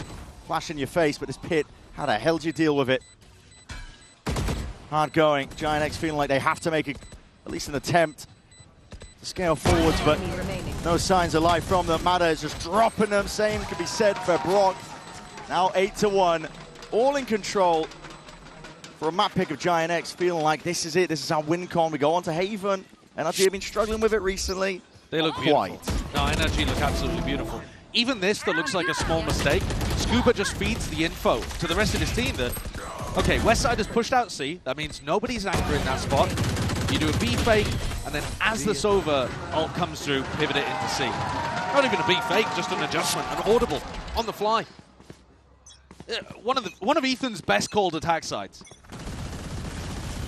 Consistently stepping up and evolving as a player. Now this is an aggro play here again on the half-5, but it's been the only thing's really working for Giant X. Grabinho, first kill goes his way. With Mada dropped out of the action, potentially there's a chance. We'll find out as well. Still, Grabinho wants to hold on to a lot of that A lobby control. He's alone in the process, calling for reinforcements to back him up. NRG prodding, looking over towards mid. In that area, TP back from Ethan. Looking to bait potentially some util and a reaction out of them, but it's been held for now. Here it is, okay. Swinging from behind, Ara. That overdrive, he's not going to get much done whatsoever. This is desperation by Giant X. Timing might have been better, but here it is. Ethan's found his target. Westside, how the hell is this guy still alive? Shredded, down to barely anything in the cleanup. Arrives in the form of Scuba. Open access now to the C site. How does that last one left? Guardian in hand. Only weapon to work with. He can't even manage much, not in the face of Brock. This is just domination. Potentially one of our fastest days yet. Yeah, it's destruction out here. You can see it in the decisions the teams are making as well. The push off the beginning is quite a nice idea. I like the idea of trying to take the fight to NRG early. But the breach ult and trying to set up the flank, a bit much. And Scuba just hops in here with no cares in the world. Optimistic. And picks up 2. Yeah, it's all smiles. Remember the beginning of the map where Bonkar was screaming, looking so locked in?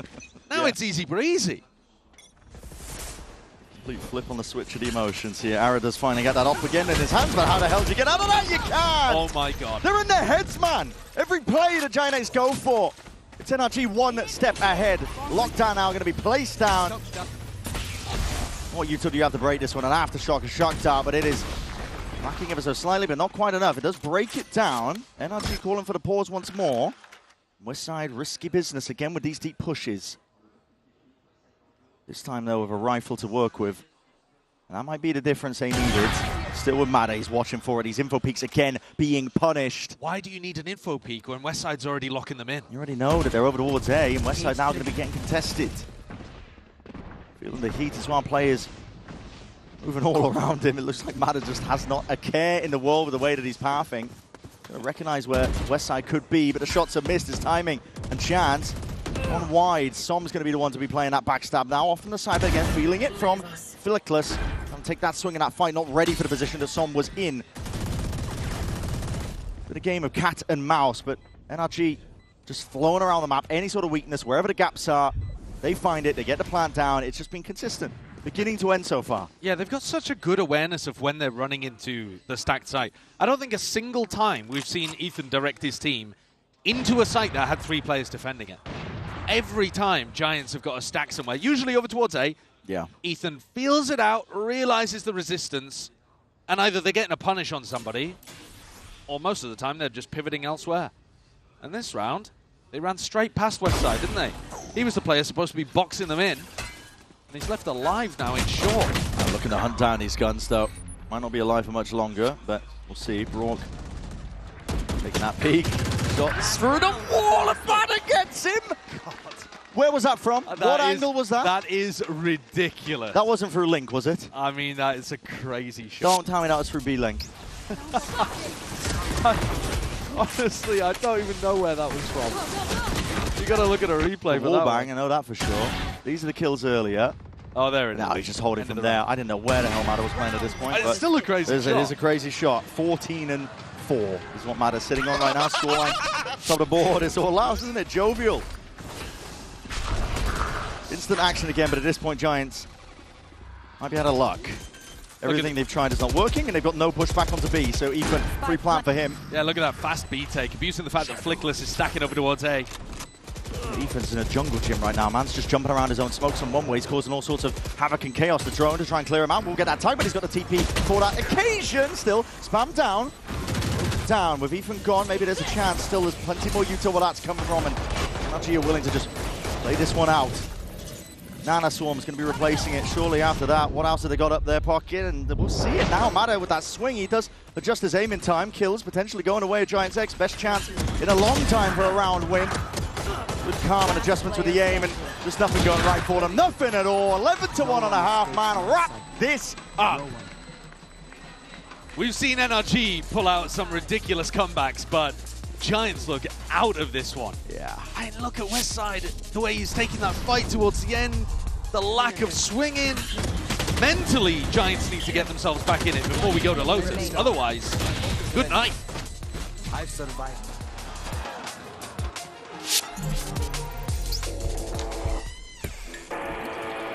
Yeah. Let's go.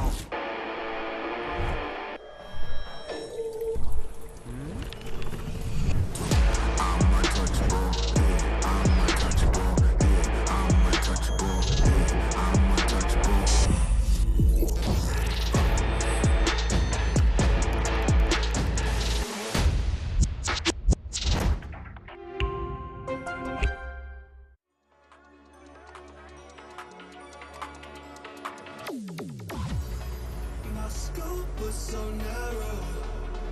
All I needed was a little bump. It's a skill I've yet to master. With time I'll know what to become. It's up to me, and only me. It's hard times, so I decide to set me free.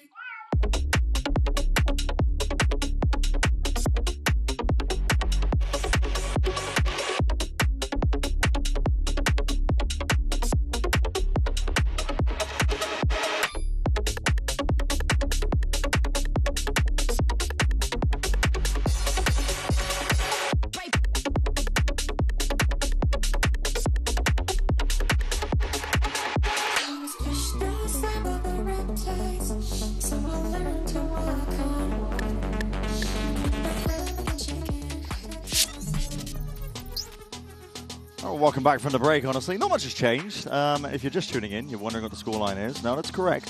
It's not on your screen, but it will be soon. It's about to be. I mean, let's take a look at the Coinbase Econ report.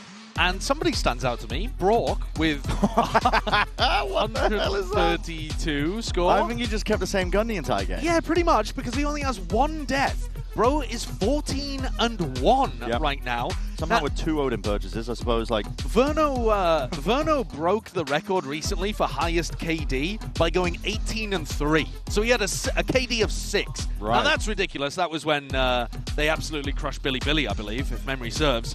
This one, if NRG close it out easily, this might be a KD that's never just 14. repeated. Just a KD of 14. Well, he might get more kills, mightn't he? Yeah, he might. That's true. We'll see. We'll find out. 20 or something. Yeah. I mean, I don't think we're even going to get that many rounds if NRG keep Brock alive. Yeah. No, this has been a smackdown. Yeah, it really has. And normally, if we're going to be selling you any sort of comeback, we'll say, well, it starts on a pistol. But this one might finish on the pistol. Yeah, it very much might. Here we go, sending it forwards now. Arrow's going to be blinded up, though, as a result of it, but Westside with a punish. It's a team that's looking to get aggressive. They got those flashes and taking the fights forwards. Pistols in hand. Still, you've got to maintain your composure.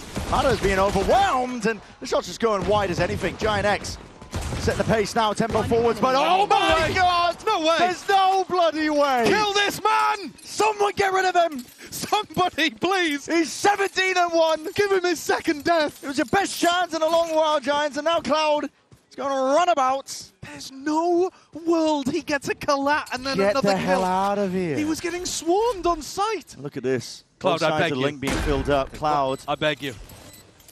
He's weak. Got to be feeling the pressure from this. Brock is weak. We'll go down to one shot. Honestly, if I'm Brock, I'm baiting Scuba so hard right now. It is Scuba taking points. Taking contact. Cloud's wrapped his way all the way. Back around, unexpected in terms of the position, perhaps, but it is being covered, so now... Bro, Brock's in a different zip code. Yeah, anticipating. Could be garage, could be main. It's a tap to try and drag him out wide. Cloud is smart. Patient play from him. Really biding his time, and now Brock steps forwards here. Cloud spotted! And Brock gets 4! Okay. What is that? He's immortal. 18-1? He is, yeah, 18-1. Sweet, cool. He's simply immortal. No. How is that collab happening? Show me that again. What? Yeah, players C. Grabinho lined up behind. I think it was Westside just doing backflips behind like a magic trick. He just popped out of nowhere. He's got no reaction. Yeah. 18-1. Yeah. Yo, come on, bro. It's This just is unbelievable, crazy. isn't it? He's got It's the just unbelievable. Odin. Okay, welcome to the Broctagon. He's got an Odin round 14. Respect it. Credit run from it. Brock is coming for you. Giants, of course, have to force into this one because that's the only chance they've got.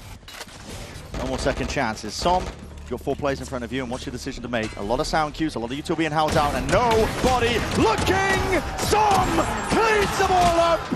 And almost controls it down for the ace, but a 4K will do the job nevertheless. That is just absolutely unbelievable. Domination on map 1 for NRG, and how the bloody hell do you come back from that? I said the Giants needed something to get their mental back, and they just got broken utterly. A KD of 18, you may never see that again.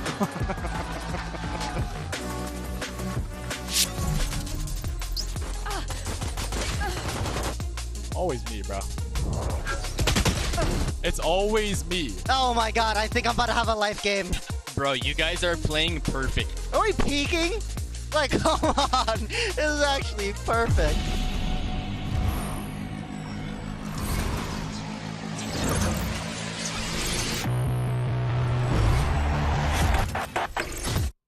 Got the new iPhone 17 Pro and Verizon picked up the tab. No way. Yeah, it's me. Handsome and hilarious. It's a rare combo. New and existing customers can get the new iPhone 17 Pro on us on the best 5G network. I mean, where else would I get it, right?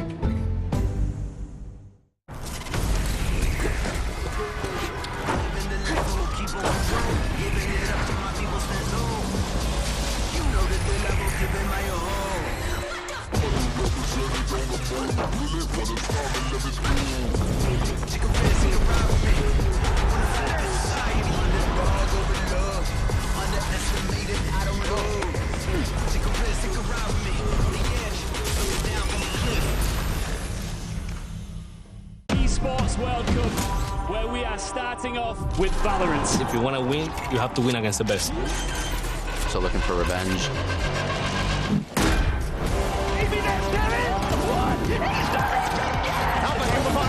There's the shorty, and MIBR goes crazy! They've all battled through the pressure and expectation.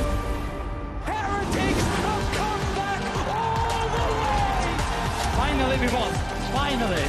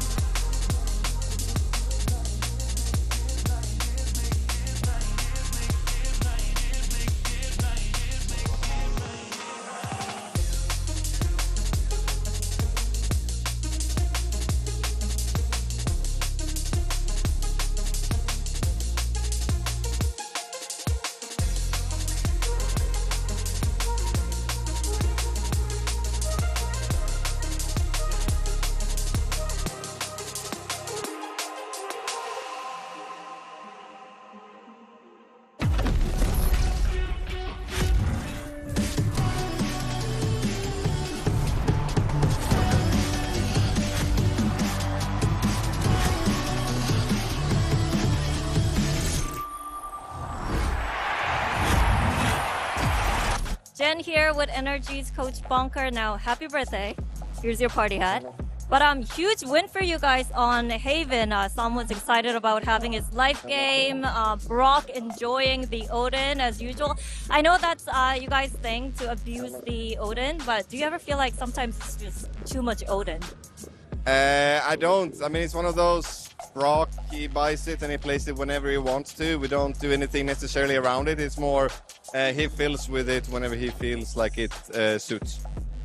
Do you feel like the other teams are kind of sleeping on the Odin and maybe missing out? I mean, it's really hard to use. It's not like you can just buy an Odin and play it. Like, you need to practice and you need to have your reps on it. If everyone knew how to use it, they would have already been using it. So it's just hard. So I think that's why they're not using it. You guys know how to use it, so next up is Lotus. You're going to do the same thing with Odin? I mean, I think so. We do like our Odin on Lotus for sure. Thank you very much, and enjoy your birthday. Enjoy the second map, too. Happy birthday to Coach Bonkar. The boys definitely giving him an awesome birthday gift with because, you know, you guys remember when we had a segment where we were talking about Energy's slow starts? We were trolling. We were just trolling, obviously. Kidding. Kidding. They won Fake narrative. We're funny people. So sorry. No, but let's talk about our HyperX Reflex moment of the day first, and we'll talk about the rest of the matchup. This one, of course, is going to go to Scuba and the rookie here. It's just really everyone on the team, Mimi, just stepping it up, and it was just great to see, especially with that closeout. Yeah, it's funny. This is a clip from the first half, but the second half was only Reflex moments to close it out as well. But Scuba was playing so well, bouncing around there, getting the kill with the shorty, immediately pulling out the Phantom, getting that one too. Every player on Energy is playing with such immense confidence right now, and it shows in the scoreline. Yeah. Oh, most definitely does. Yeah. Speaking about scorelines, we all saw what Brock did, and that is 100% the highest KD that we've ever seen in a global event, going 18-1. That is absolutely amazing. I know that we were speaking about the Odin. We heard Sam saying that he was going to have a live game and whatnot, but what a map, number one. You're seeing it right there. Everyone for the side of Energy had their moments, even like with Scuba and what we just showed. I just realized the Scuba kills, those were 3 of his 4 kills that he had in that round. Not because he was playing bad, literally because bro was just sitting back chilling as Brock killed literally the entire team. Bro, the pistol sent me. I lost it then. Like, this was Giant X's map pick. And this was a tough one. And now we go to one of Energy's best maps, the Lotus. Yeah, which, you know, kind of makes you feel like this is bad. You know, like... Yeah, kind of. Like, it's like Ralph Wiggum meme, you know, like, wait, am I in danger? It's like that. Like, I'm confused. I don't know. But, of course, we'll see, right? I don't want to count Giant X out yet. Alex, we're not going to see the Abyss. Please, Giant X, I really want to see the Abyss. Believe in them. You got to believe in them, Okay, Kukuka. I'll go get my Giant X jersey. I have it downstairs. Exactly. Yeah. Got to give him a little bit of space. All right, well, let's actually see what's going on over in the Giant X camp, because I believe we do have Coach Pipson standing by with Jen to find out what's going on and also how things are going to be looking going into map 2. Jen here with Coach Pipson of Giant X. Now, Pipson, not the greatest start for Giant X. Strategy-wise, everything looked fine, but it was just the aim duels and the mini-games that seemed a little bit off, and that's strange because you guys were shooting back against Piper X. So what was going on in Haven? Just nerves, comms weren't flowing. What went wrong?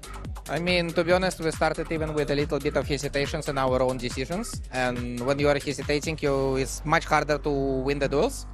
But I don't know, we are used to losing the first map, you know, so it's fine. We spoke right now, so I hope second map will be different, because I don't think there were like a big issue in terms of how we move. Like we had a lot of like normal situations for us, but we couldn't make them work.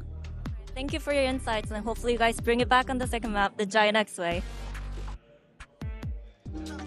It's so true. Like, Pipson is saying something that happens all the time in EMEA, and it's Giant X losing the first map. It doesn't matter. We go on the second and we go on the third. I think that my faith is restored. Okay. My issue is that I think Giant X, even before the aim duels and all that started to go so wrong, was getting out-called by Energy's macro on the attack side of that Haven. Energy did a good job of sending a lot of these like pump fakes to pressure heavy, especially towards like A site early. At Giant X, we're heavy rotating off of that, and continually with this this Viper comp, they managed to get a lurk up into B, call back into light sites, and find so much success there in the late rounds. And this is an NIG who they're calling, the casters are talking about it a lot. Their attack side has looked way better thus far here in Champs Paris, and that was just even further proof into that pot. Well, and one thing I do want to kind of highlight from what Coach Pipson was saying there was he's talking about the hesitation, and you can see it. But more importantly, you can see how NRG saw it and took advantage of it. Because even when you think about like the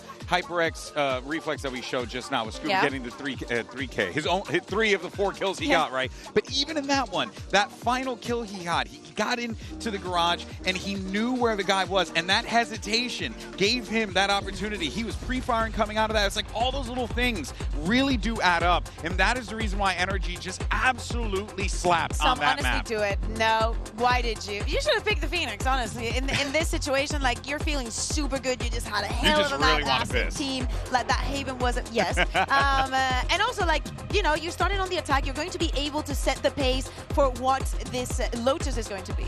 Battle of the Rookies was completely one-sided, as was map 1. Aura got diffed by Mata. I am looking so heavily to that player that was the linchpin for Giant X to turn their year around. Remember, mid-season additions into stage 2 success, into qualification to Champions playoffs. Aura's got to be better for GX to turn it around. All right, well, let's find out how this one shakes out. Can we get that map 3? Send it back over to Brennan Sideshow.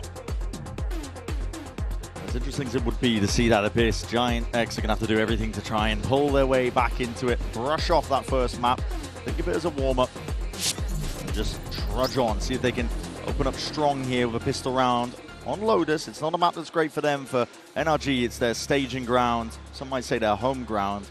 Once they really get going as well with that weaponry, you're going to be going up against double Odin on the defense. Good luck with that. Well, at the moment, NRG picking up triple Sheriff. Yeah, that's interesting. For their attack round pistol. So that is intriguing to see. Maybe expecting Giants to be pushing them very heavily and they can take these shots, back it up. Toxins going up. So they've got in store for us here. Haunt over the top. That's just dodged. Crouched down by the smoke, but still Grabinho is getting aggro, aggressive as anything now, trying to take that fight against them, not realizing that he was overwhelmed by potentially more players. So it's evened out, traded eventually. Ethan spotted. Ada with a flip of the switch. Making it feel like this is a lot of pressure coming towards A. Ara's just taking a peek there, though, and realized that there's no bodies behind it. They're being pretty slow to rotate. Maybe he thought he got timinged. Yeah. I'm seeing the Haunt get sent flying forwards here. Westside now going to be the one tested. That's a trip, but a head ducked down, so no open avenue that allows Westside to maybe crack a couple of heads, but they are so fast on the flank here. Ara and Cloud. Trying to make a go move for it, actually. Holding back onto CT. Giant X doing a decent job, but just trying to vacate the premises as that nade does explode, making it really uncomfortable for NRG, and they're going to be threatened now from that flank. Like we were talking about, double dab still as that smoke drops down, Ethan knocking off their heads. Still, Giants X are in control of this one. Player advantage. Stairs, a lot of damage done. One shot will do it onto the CT players, trying to make the swing out now forwards. That's damage through the wall. Westside almost going down as a result of it, but Scuba has to adjust and has to really expect multiple angles now. Does he expect this? Cloud spotting the position, the damage is done. He's already trying to run this guy down, surely. 19 HP, Cloud just needs one shot, and he'll land it. Pistol round here for Giant X, maybe a turn of the tide. Cloud started spitting early. They get the pistol, equalizing their round 1 in the match so far. But they are also playing, I think, with a little more confidence. Yeah. Robinho took that fight over towards Rubble, thinking that it was only a lurker there. He didn't realize that NRG had dodged a horn, but they were also just really fast on the flank. Very happy to contest over towards CT. Pipson with a pep talk. Might have got Giants mental in the right place. Catch them. Early season aid. We're working towards it though. That trip's going to get ate up by the Prowler, so Matter's not caught with it. He's got a Bucky in his hands. He is leading the charge for his team. Slightly weaker weaponry, but again, this could do some serious damage. He's taking the timing straight through them. The bullets are shredding them, pellet to the chest. Scuba from behind, the classes are doing the rest. And the cleanup, oh my, it's brought down to that 1v1 in the blink of an eye. And a single body shot here would take down Westside. Sheriff in hand for Scuba, scooped up off the floor. And Westside's wondering where this guy's coming from. Yeah. He knows that he was on the A-lurk. God, both players expecting the other to be proactive. Time to burn in a situation like this down to that minute. Trailing now, and like you said, both players anticipating proactivity. Westside now realizing, well, okay, might have already been onto the B side, might have even got the spike, but Westside is one now lacking a lot of information. Yeah, if Westside goes for a little info peek to see if the spike is still down, Scuba may catch a timing on him. And again, just one body shot needed. 30 seconds left. Scuba's still up, he can prop the wall up and down. So that confusion and chaos. Keep Westside thinking, where could this be? But again, he might get their chance now as well as these players are drifting back into each other. The adjustment snap too. Scuba can't find it in time. It's Westside who puts him down and salvages that second round.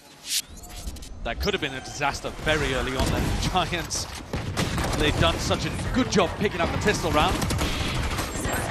They're only going to keep a single Spectre into their bonus. So very early opportunity for NRG to fight back. Took everything there from Westside to be able to even get that one across the line. Heavy damage then being done. So not even really a bonus. I mean, you're taking Sheriff's half armor into it. Yeah, it's essentially an eco. NRG going to be going again with that patient play. He's done them well up until this point. No reason to switch it up. Camera taken out.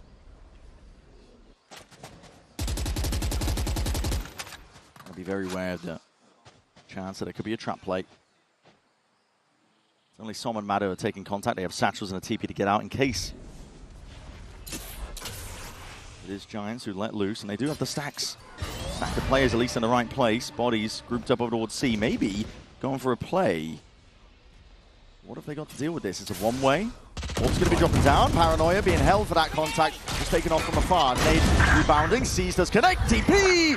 Not in time. Som can't escape it, so he will go down, and that might just be a gun donated. Grabinho, here's your chance. Here's your time to shine. What a shot. Immediate with the adjustment. Immediate with that acro aim. Still Scuba is there with a cleanup. Claws it back into the favor of NRG now. They can get a bit of a move on over towards A, but they did give up guns in the process. They know that Cloud and Arrow were pretty far away, but Cloud has made good timing over to defend the A side. 30 seconds left. And with the Spectre, 26 HP, barely sees Matter in time, and he can't quite adjust his own aim. So, dropped down, brought down. Arrow now with that rifle. Looks to do work of it, but it's a 1v3 that he's dealing with. It'll be a huge round to win. There's too many angles as well to clear. Just in pit, it's going to be Scuba who takes that peek and contact first. The head rolls off the shoulders, so will be that conversion here. A little bit of damage being done there by Giants. Managed to get 2 of the kills.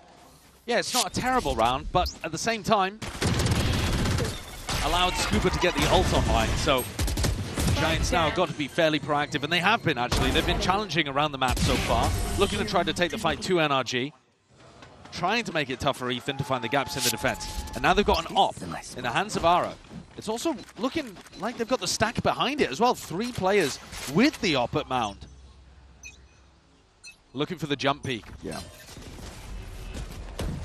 One way and the smoke propped up in front of it. It's going to be difficult for Arrow to pass his way through most of that. And again, he does have the backup to raise some util for him. Stray shots on the other side. B entirely open for the taking.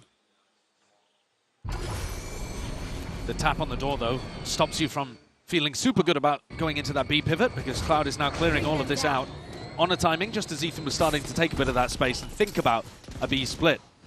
He swaps spots with Brock and goes over to see if they can put some pressure on Westside.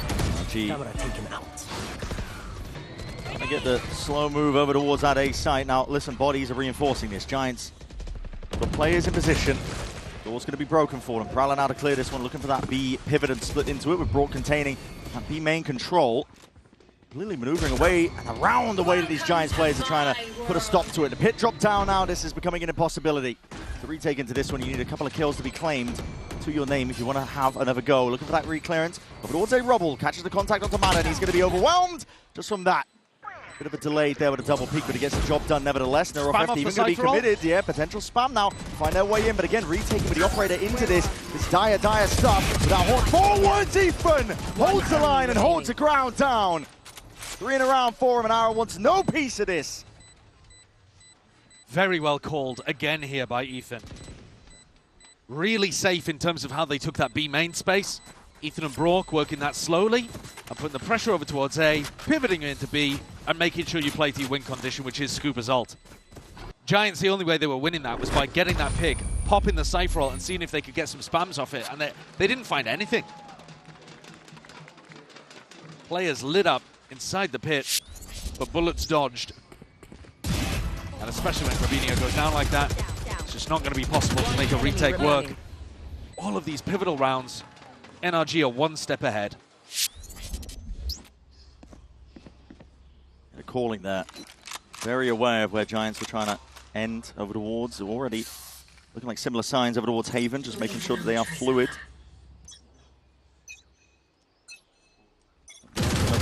Really the way that they're trying to end onto this one, but that Odin, oh my god, it's decay damage and a little bit chipped down to Ara. It's going to be low.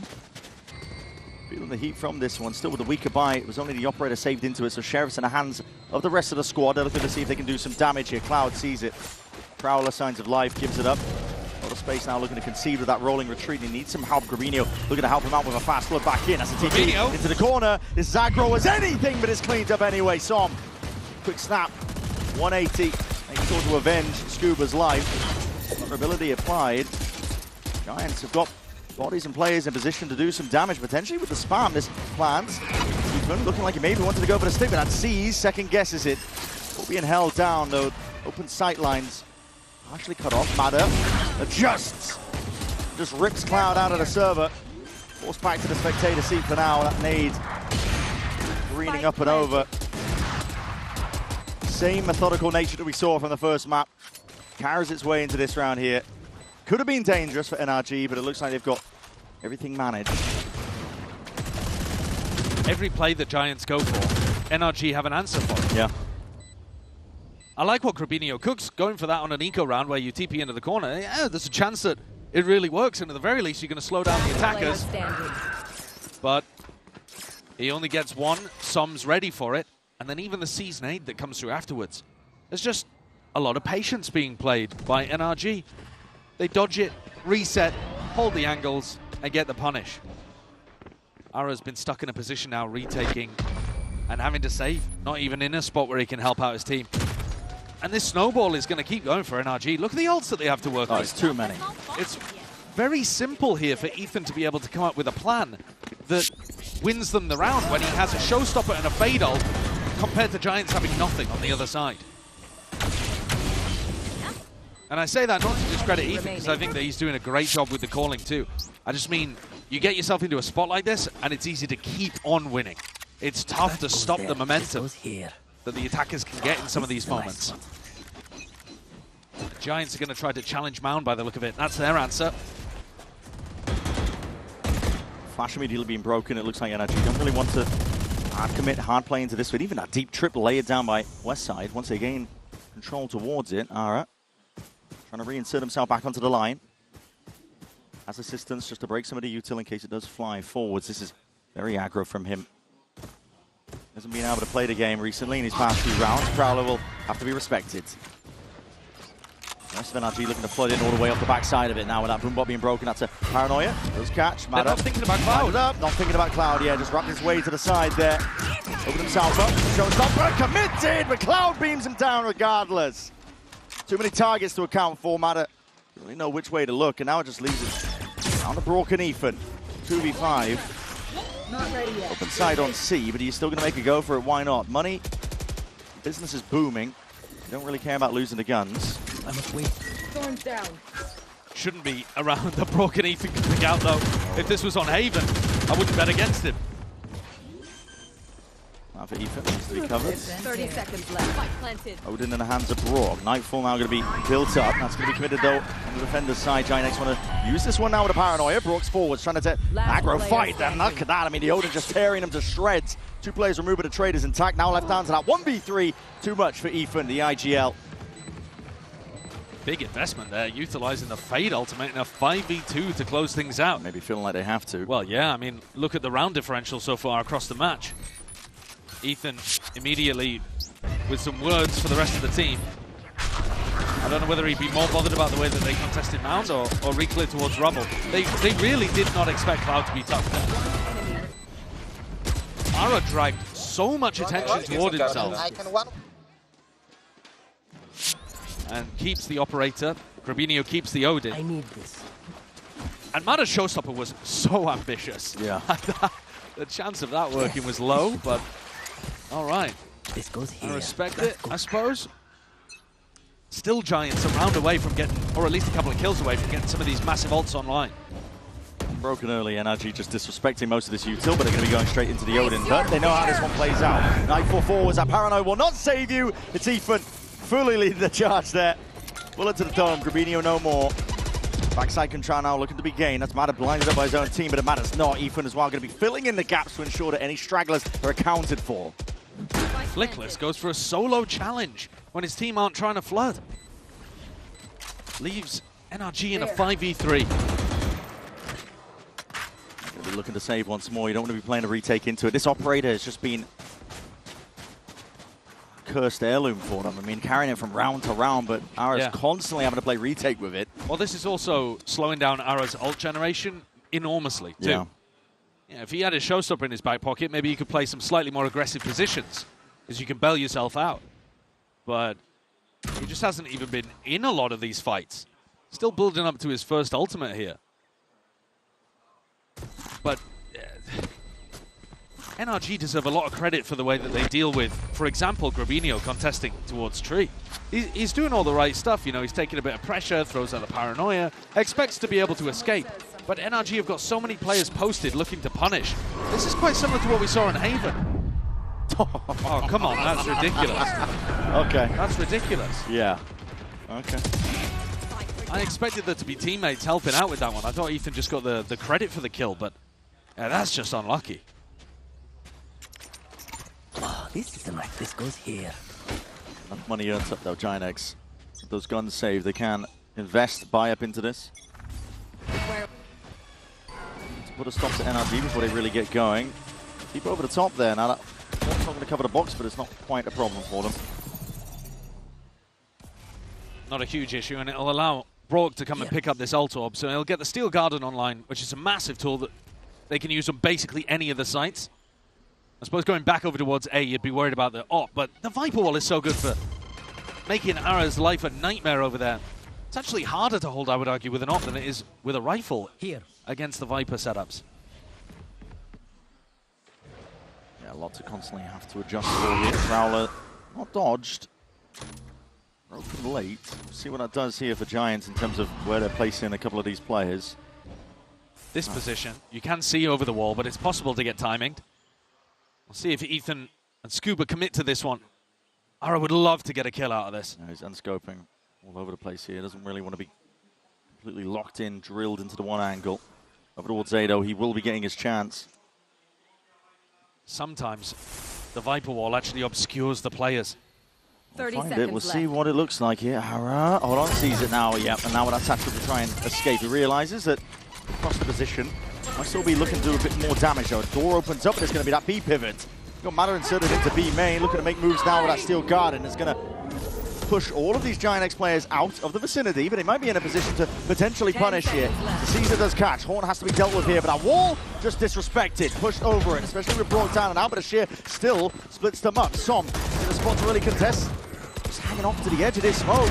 These players are none the wiser towards it. It's running and gunning by Cloud to eventually get that trade online, bringing it into that 2v2. Ethan spraying 8 bullets left. Cloud contests. Does win it out now. Scuba though. Late stage backstab and just a little bit of bait made it. They weren't aware of his spot, but now revealed. Arrow, half of the defuse, full sticking. Sticking the Scuba. Knows the timing into it, with the back of his hand. The swing to punish gives NRG a 2-round lead. Great internal clock. He wasn't required too much on Haven. He went 4-4, I think, across the entire map. But here, he really has been an important pivotal player, winning a big Red Bull clutch for the team. And finally giving Ara his ultimate. It's got to be tilting, being Ara. He wants to take fights, and he's never been offered early engagements with the op. Yeah, hamstrung by it. Get him a rifle back in his hand and start looking to contest space with it more. Open default by NRG, no changes here. Just been making sure to break The util, hold on. Like yeah, that's a Caesar connects and shot landed by Cloud. Yeah, Scuba getting up into a deep position at rubble. As soon as that door's opened, he realizes he's in trouble. Picks up the gun. West side, if he can do some damage here, might be the difference maker again, but that nade just sails straight past him. And the Odin spam is so good. We're safe to stand. Rourke is a genius with this thing. Makes it sing like a musical instrument. Big ults to use if they choose to do it, but Giant X, I think, need a few more kills if they want to contest. Flickless, past it, triggers that sheer wall up. Som holding deep now. Smoke available to make sure he can play in. Cut them off before he can really get going. Have to show someone that's committed. Ethan is going to be no longer the wall, but again, not anticipating the Soms in that spot. TB behind you. The personal kid. He's right in your minds, and that is another round win by NRG. 6-3. Even when they need a bit of pizzazz to close the round out, Som's there with it. Ara just dropped into his lap. Goes 1-for-1 with the showstopper, but no space really created. What a play. Seized up as well, so no audio cues. Yeah, we're doing match plays. Yeah, we're doing match plays. Must hold together. Miserable timeout here for Giants. Still trying to find a way back in here. This is a very aggro play. Seiz's going to be definitely avoided. That's a deep push out towards it, but how do you trade out the Odin? Brock locks down the avenue. There will be no fight in them. Cloud so holds his ground down towards it, but again, they've just been dismantled. The aggro squeeze play called for by Giant X. And they know that both players are over there. As soon as that Cypher roll gets popped, they realize that Westside is no longer on A. They might be overcooking things slightly here, though. I'll find you. They thought about going for the straight-up A pivot, and then hesitated. So now Westside is actually in a position to win this round. And a spot to contest. See what he can get done currently, sitting at 10-7. Cage triggered. Feeling like maybe he does have to take matters into his own hands, but he's not clearing that corner, not clearing that side, and Rourke lying in wait. Hasn't slowed down, has he? He is destroying people with this weapon. Spiked it. I'm glad Bonkar was talking about how difficult it is to use the Odin as well, because it really does benefit you from putting a lot of time into the gun. Cloud with a huge amount to do here, and Broke's just the first one he's going to have to challenge. Yeah, Thorns down onto the spike. Had spotted onto that jump peak. Realizing he can't even play for it. He's not even going to go for it. Yeah, it makes me feel better for picking up the Odin in my rank games and sucking with it. Yeah, sure. It looks like an easy weapon until you realize you have to learn 20,000 lineups on every map and visualize spatially where people are when you can't see them. It's tough. Got to put the server time in. Yeah. Start messing around on Yoru, popping up clones through the walls, trying to see what the silhouette looks like. Broke makes it look easy though, doesn't he? Yeah, he does. He's on the hunt again. He's not going to get his target. He's not playing for the KD though. Nice to see. Does give Cloud his ult. Yeah, but Matter also got his in this round too, so I think they'll be perfectly fine with that. How do you trade that? Yeah. Enemy remaining. Giants trying to swap something up and go for an aggressive set play. Sees nade up over the top. See if you can follow it. And just run into the blender. It's disgusting work.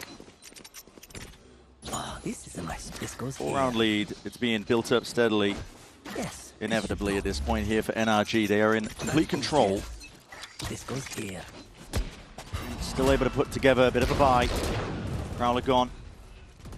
Again, that pushback occurring. There's a heavy stack of bodies from Giants over towards this C-mount area. The boom bot will be broken. Not making it feel like, okay, well, I could still be hanging around, but no. Now the call's being made. Everybody pivot over towards A.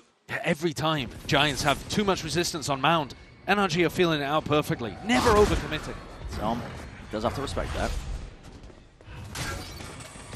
Giants are moving players into the right position here. With the Tramwise, maybe you can slow them down. Nightfall now going to be used, committed, off to the side. Try and make some moves, but that's an ult committed on either side. Matter with that showstopper, looking for targets. Sees no bodies. Flickless is forward, but doesn't anticipate Som's position. Got a handle on absolutely everything here. Adjusting in time, and Odin spray down. Rock sends Rubinho packing. Oh, pretender to the crown. You haven't put in the hours that Brock has. No, just I mean, listen, it's hard. It's hard to hold down Mouse 1 in that spot. It's not the most skilled matchup in the world, the Odin versus Odin, is it? But it's fun to watch. Yeah. This is brutal. If you only tuned in for Champs playoffs, as we watch Cloud try to save his gun, if you only tuned in for these playoffs, you might be looking, thinking, EMEA KW. What is this team up to? You know? But Giants, this is a map that took... They took a map of PaperX. They looked superb in their dismantling of Sentinels. They have earned their spot in the playoffs. For sure. And they're out here getting mangled. Absolutely twisted. Wow, Brock. That's what I'm talking about.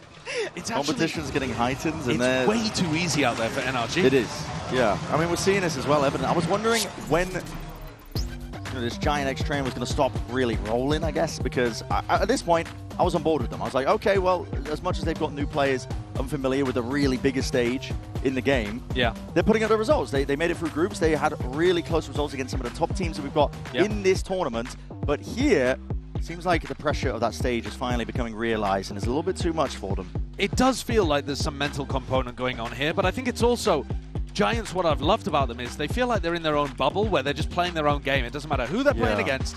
They still run the same style, the same strats. They don't shift too much and think about what their opponents are doing, but they've run into a brick wall today. And it's not been on their attack side. No, it hasn't been the iron wall of NRG. It's been NRG never opting into the team fights that Giant X want to take. Yeah, how many times have we seen Giant X trying to force some big fight over towards Mound, and NRG just back it up? Same thing on Haven. Giant X wanted to fight over A lobby on the A site, and NRG mostly didn't give them the opportunities they wanted. I think it's been a very intelligent game today coming out from Ethan, Bonkar, Strong, the other people involved in the brain trust over there at NRG. At this point, I just have to sit down and face it at NRG. They've really stepped up their own attack side calling. Absolutely. Used to talk about it as that limiting factor. Hello, Matter! Outlaw and handed that open avenue and angle. Makes full usage of it. A great anticipation. A great anticipation that Giant X were doing a Mound into that door tap. They've done this C defensive default quite often, and Matter's ready for it. Now forward again. An aggro play for the final round of this half. Great anticipation again there from Ethan, jump spotting that corner. Spot paranoia off to the side, Prowler in your face. Too much to really contend with whatsoever. Flickless, that's your turn, but again, you're going to be meeting that triple face. Does well to adjust, and at least ISO potentially one of the fights, but traded out. Steel Garden. It's perfection. Overlapped, it is. And NRG are playing like it. Poetry in motion. The way they're moving, always making sure to take fights together, always making sure to trade. And always one step ahead of the game plan. It's up to Westside. Guardian, hit in your face. 1v3 retake. I want to believe, and maybe kills like that gets a little bit easier. Still, 5 bullets left, and you've got to try and find a few more past that point. Som holding his ground and holds down that line of scrimmage. 9-3 for the half here. NRG, they haven't slowed down. No, they haven't. Giants are going to have to come out with an utterly ridiculous attack half, recover the mental, get Ara online. So many things need to go better for them because at the moment, it is perfection from the NRG camp.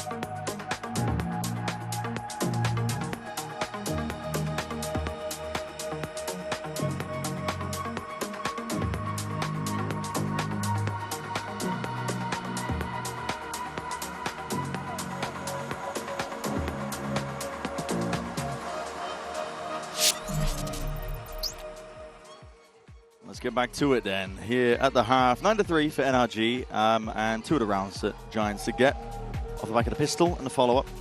Well, they're going to need another one of those, aren't they? But they also just need a complete shift. And I felt like they came into this map with that shift. They came in aggressive, taking fights. Yeah. Looking like they weren't phased by the 13-1 loss. But I think it's so... I mean, look at here, the Coinbase Econ report, and look at Ara at 18. That's because he was just sat there with an op the whole time. For half of his rounds at least, having to save. And of course, Brock on the other side, who we're going to highlight. Take another look. Yeah, because it's... Number is big. I mean, he's getting worse, though, from map to map, isn't he? He keeps getting worse. Well, that's right. Listen, if they make it to the finals, he might be pieing. You're right, Josh. This got a lot to worry about. Compared to what he did on Haven, this is... it's some crap. Yeah. No, it's... Yeah, obviously, he has just been having a dominant game. Yep. An utterly dominant game. Again, it goes without saying. Round 13, so damn important.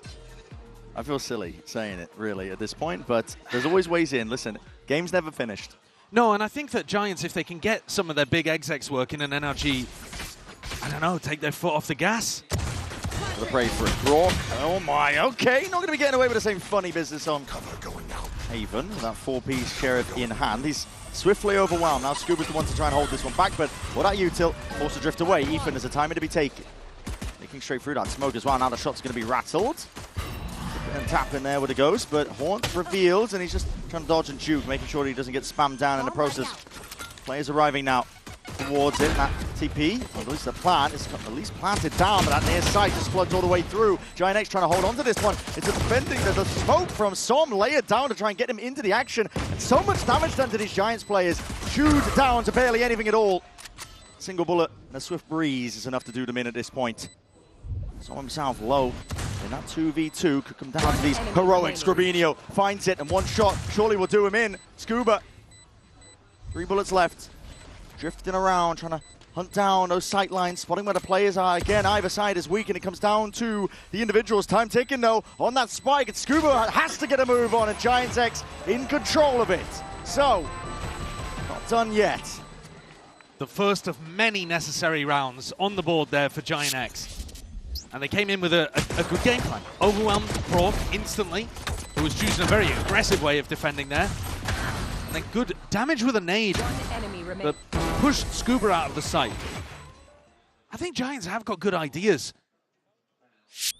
But NRG were constantly avoiding getting caught by them when NRG were attacking. Now, they have to defend the site, right? In some sense, they do have to take those engagements that Giant X are going to force. Play on the eco. Spotted out there by Giant X. They want nothing to do with it. The orb is going to be given up and conceded, so concede them, prioritizing Matter's ult. As per usual. I don't think I could mentally handle Thrifty here. Mentally handle, sorry. Yeah, it'll be a tough one. Giant X need to navigate it cleanly. Have to see that. It's all opened up. Oh, they're being wrapped from behind. Trip though. Weird one. You can't jump that one. I was thinking about it. What's he got, the Fosbury flop? Yeah, maybe. He's not got that. You don't have hops like that, Matter. Considering it. They're lining up enormously on the staircase to try to punish somebody who might be my God. coming back around. Yeah. It's so nerdy. The quadruple high-low. Don't see that much. Well, I think you can be fairly confident it's not going back into a B pivot now. And so, as you hear noise on A, you can start stacking a bit more. Yeah, Ethan hearing a TP, hearing all the presence. Like you said, you can start stacking the players flooding in, but not in a position to really spell it out, play spoiler towards them. So Clippers might be contesting early here. We'll see how this one goes. Flooding with the classics forwards is the fight to be taken. Matter, Matter, no way, no way. It's not like this, man.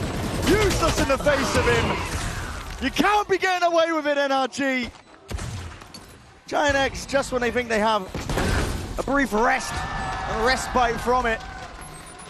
They don't. NRG, they follow the sound cues. They win the fights out just with pistols. There's a wry smile on Cloud's face because he knows that this one's just gone horrible. Get out of here. And honestly, the kills could not have gone to a worse player as well if you're Giants. Yeah, Mardo's one away from Showstopper on the defense side. That's horrendous. Everything's gone wrong. Everything has gone wrong. Today is just not Giants' day. What are you guys doing? What are you guys doing? I do like the way that NRG played that, though. The quad stack over towards B. You don't see any player B main. You know it's finishing A, and they come out and are forced to fights together, playing off each other. On the top here, sees and holding down the ground with the bullets.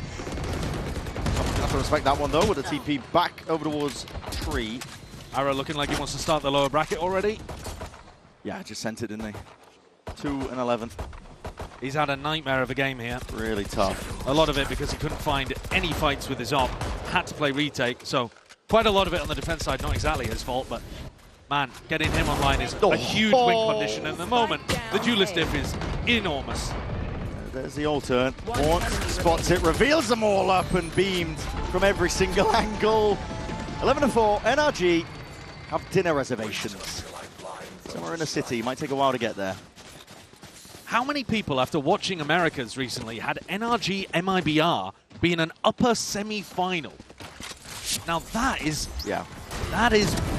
bizarre. Certainly does not. My bracket though was broken immediately. So. Well, of course. But yeah, today, both of the EMEA teams that we've been watching just haven't been able to find their footing whatsoever, but Giants especially. Every disaster befalling them. They've got to showcase some grit now, real resilience. Armada didn't even have to use a showstopper in the previous round. No. Up against the buy now Giant X, it could be exactly what they ordered. They're being so proactive. They were already taking a rubble fight, fully cleared B main, and have got a triple stack on C. Fully following the sound cues. Arrow's up and above, but again he won't get anything done, and that showstopper! Short work of Grabinho. Goodbye. It is immaculate from NRG. Good night. They have got a complete read on what Giants are doing. Like I said, they got info on 3 different parts of the map there. Well, they're just chasing them around the map, off the sound cues. Yeah. Rourke sees the traces, he's like, okay, well, I've got the bigger gun, so... Yeah. Not going to be winning against that if you're trying to spam out through the smoke. Westside and Cloud are just, yeah, it's that moment. We've all been there in the ranked games. I'm just going to sit and spawn, I'm going to flick around my weaponry and inspect the knife. And think about... what's for dinner. Yeah, maybe your next match. I mean, again, a crazy game down in the lowers as well. If it continues like this, you've got Giants playing against Heretics. One of the EMEA teams guaranteed to go home. Giants, they just haven't been in the game at all today. It would be a remarkable, unbelievable 8 rounds in a row to get this back to OT. I can't see it. And we've seen some mad comebacks already at Champs, but maybe none would be as remarkable as this one. 10 seconds left. NRG just get to sit here and run the clock down. If you follow the way that Mada pathed on this round, he threw utility and was ready for a rubble fight. Within 5 seconds, he was immediately ready to follow a Prowler and push out B main. Yep. And then when he realized the Prowler didn't see anything, he's running over towards C and flood defending with his showstopper. Just knife out. And way, way ahead of Giants, like making decisions way quicker. Look at the complete read on the way that Giants are trying to play, because obviously Giants feeling frustrated. Yeah. They want to get something done. They want to try and get the ball rolling. So they're going into these fast plays. They're not taking it slow, steady. But NRG have the read on it. They are always on top of it. And this, I'd love to tell you that this is where there's the big difference between experience and rookies. Both of these teams have 3 rookies. Right, the desk was highlighting that. Now, I think there is less experience on the Giants rookies, but it shouldn't lead to results quite like this. Yeah. NRG, though, titanium mental. Some of the comebacks that they made in their previous games against EDG and DRX. Some of the best you've ever seen. 11-2 comeback on Abyss. Giants, though, like I said, need 8 in a row here against that team. They need to harvest some of the resilience shown by their opponents. No real ults to work with on the side of Giant X now. All grouped up, 5 alive over towards C. Som also fully in control of this area, so they can pull reinforcements from B whenever they like. As you see the presence, that's a snake bite. How the hell is Westside going down to that? Some form of damage from Prior. Bullets lay it down into him, and Ethan is happy to concede and give up most of this space. You've already got the pick, there's no reason to take it one step further. And Giants not fighting for extra control, not pushing spawn or waterfall. The tap, now an attempt to punish Grabinho. Hello! He's entered the server. Flank can go down now with no more problems, and that's an ult earned up. Cloud lets it loose. Absolutely everything to try and keep them into it. Nightfall scatters just the one tag. Stomp forwards now. Spraying them down. And looking for the reposition as that door opens up. Trying to threaten that they could be approaching from multiple directions there. That paranoia also sweeping, and Giants have got their backs against the walls. The shots need to be landed, and landed they will. Damage done. Grabinho is the one to stand up. In a round like this, keeps his team alive and active. Forcing those dry fights over towards Waterfall. Here's that kill as it happened. Westside already low. Right. Takes the decay, dives to the snakebite. But it's these couple from Grabinho that make the difference. Two really sharp shots with the Vandal. My God, do they need it. 8 chances to close out this match. Goes down to 7. Get your pens out. And the double Odins come out to play. Brock and Som. This is the classic from NRG. Yep. Spamming them down. A is just unavailable. What you can take into it. A bit in a Rumble fight. I've seen it all. That's a crazy one. That's got to force an instant reaction now, but again, Giants are just tepid about it. It frees up 3 players to go and defend B, which is where Giants were looking to put the pressure. And they're worried and slow because they're thinking, could there be a Vice wall at front B? We can't just run in willy-nilly. Again, NRG completely in control. And I don't think they even needed the pit to lock this area off. They're already doing fine with just some jump spot in it earlier. Forwards. Hello. Oh my God, that's a lot of damage, and he knows you're going for it. The jump spot, trying to punish for that wall, but these players are being turned into mincemeat. Down into the choke point, Som with 2, TP into the back lines. This is Grabinho looking to make a play. With his team on his back once more. Has to be the case if they're to survive here in his upper quarters. Tapped, hello. Brock's a bit asleep at the wheel there. Westside's being handed an opportunity. It's a 3v3. Minimap moment, maybe? Didn't have his eyes on the prize. We said it was going to take moments from NRG taking a foot off the gas to let Giants back in, but again, Grabinho asked to do the most. The trading has been impeccable from NRG, and it's no different here in a round like this. Trying to take it into the final few moments. Westside have a lot of damage done, still dishing it out. Scuba trying to creep his way back into the fight. Will be shut down. So Giants now, 6 rounds, 6 chances. Yeah. You know the spiel. Putting together a couple of big moments here, and I like the ult from Grabinho. He takes Heaven control very decisively in this spot. It looked like Som had done enough. I also think, yeah, that's unlucky. Something strange going on there for Brock. Let's try, boys. Let's try. Yes, either looking at the minimap or looking at one of his cooldowns or something like that. And Brock just with the 1 Odin now. Steel Garden to play with as well. You've got to stop Flickless from getting onto sites. A Giants start the round by going Rubble. All NRG need is the 1. Now catch on the west side. Back himself up with the door opened wide. So B clearly cleared. The cage will slow NRG down a little. There is a window here for them to push into A. Thorns. Slow down the approach again. Brock is quite hyper-committed as a Steel Guard he's going to be using. Now the sidearm's already 3 aims and equipped, but inside that smoke again. Hopping around with a shorty in hand. It is Cloud who hunts him down. Throwing that blood in the water, and he does even it out. So now 4v4. To the row, and if Giants can get onto the site, the pit could be exactly what they wanted in a spot like this. Now we're seeing an ult from Som, looking to really contest and reinforce up towards A's on that high ground perch. Watching for it. Haunt immediately dealt with. Pit is going to be down, but Arrow's already down for the count. That's a seize and an aid. Orcan Cannonator now up with that paranoia, and there is no chance in the world for Cloud. This is surely it. The spike out into the open. No chance whatsoever. Giants can be sent straight down to the lowers, and NRG, no messing around from them. They came to play today. NRG from the very beginning looking to dismiss these ideas of slow starts. And Flickless just playing for extra time on that big stage because there is no hope here in the 1v4. NRG, every single player on top form, every single idea going wrong. They have been on top of it all, and now they are sailing further forwards in that uppers, and they send Giants all the way down. An incredible performance today from NRG. You'd think that the competition should get stronger, the games should get more competitive, but NRG, after squeaking through some of their matches in groups, despite the 2-0 record, absolutely dominate their opening game of playoffs here. This one was not close. No. In fact, the scoreline on Lotus might make it look closer than it was. Giants did not turn up to play today, and they're going to be having to hope that they are online for that lower bracket game against Team Heretics. Really have to dig deep. The EMEA teams facing off in the lowers, while the American teams face off in the uppers. Both MIBR and NRG really turning up when it matters most. I think I'm most impressed with, NRG's just overall calling. I mean, genuinely, even before Champs, they were quite good at their attack side loaders calling. Yes, it wasn't really a sore spot for them, so it's not like they were just overly one-sided. But I think this team is making great strides in filling in maybe some of the weak spots that were there.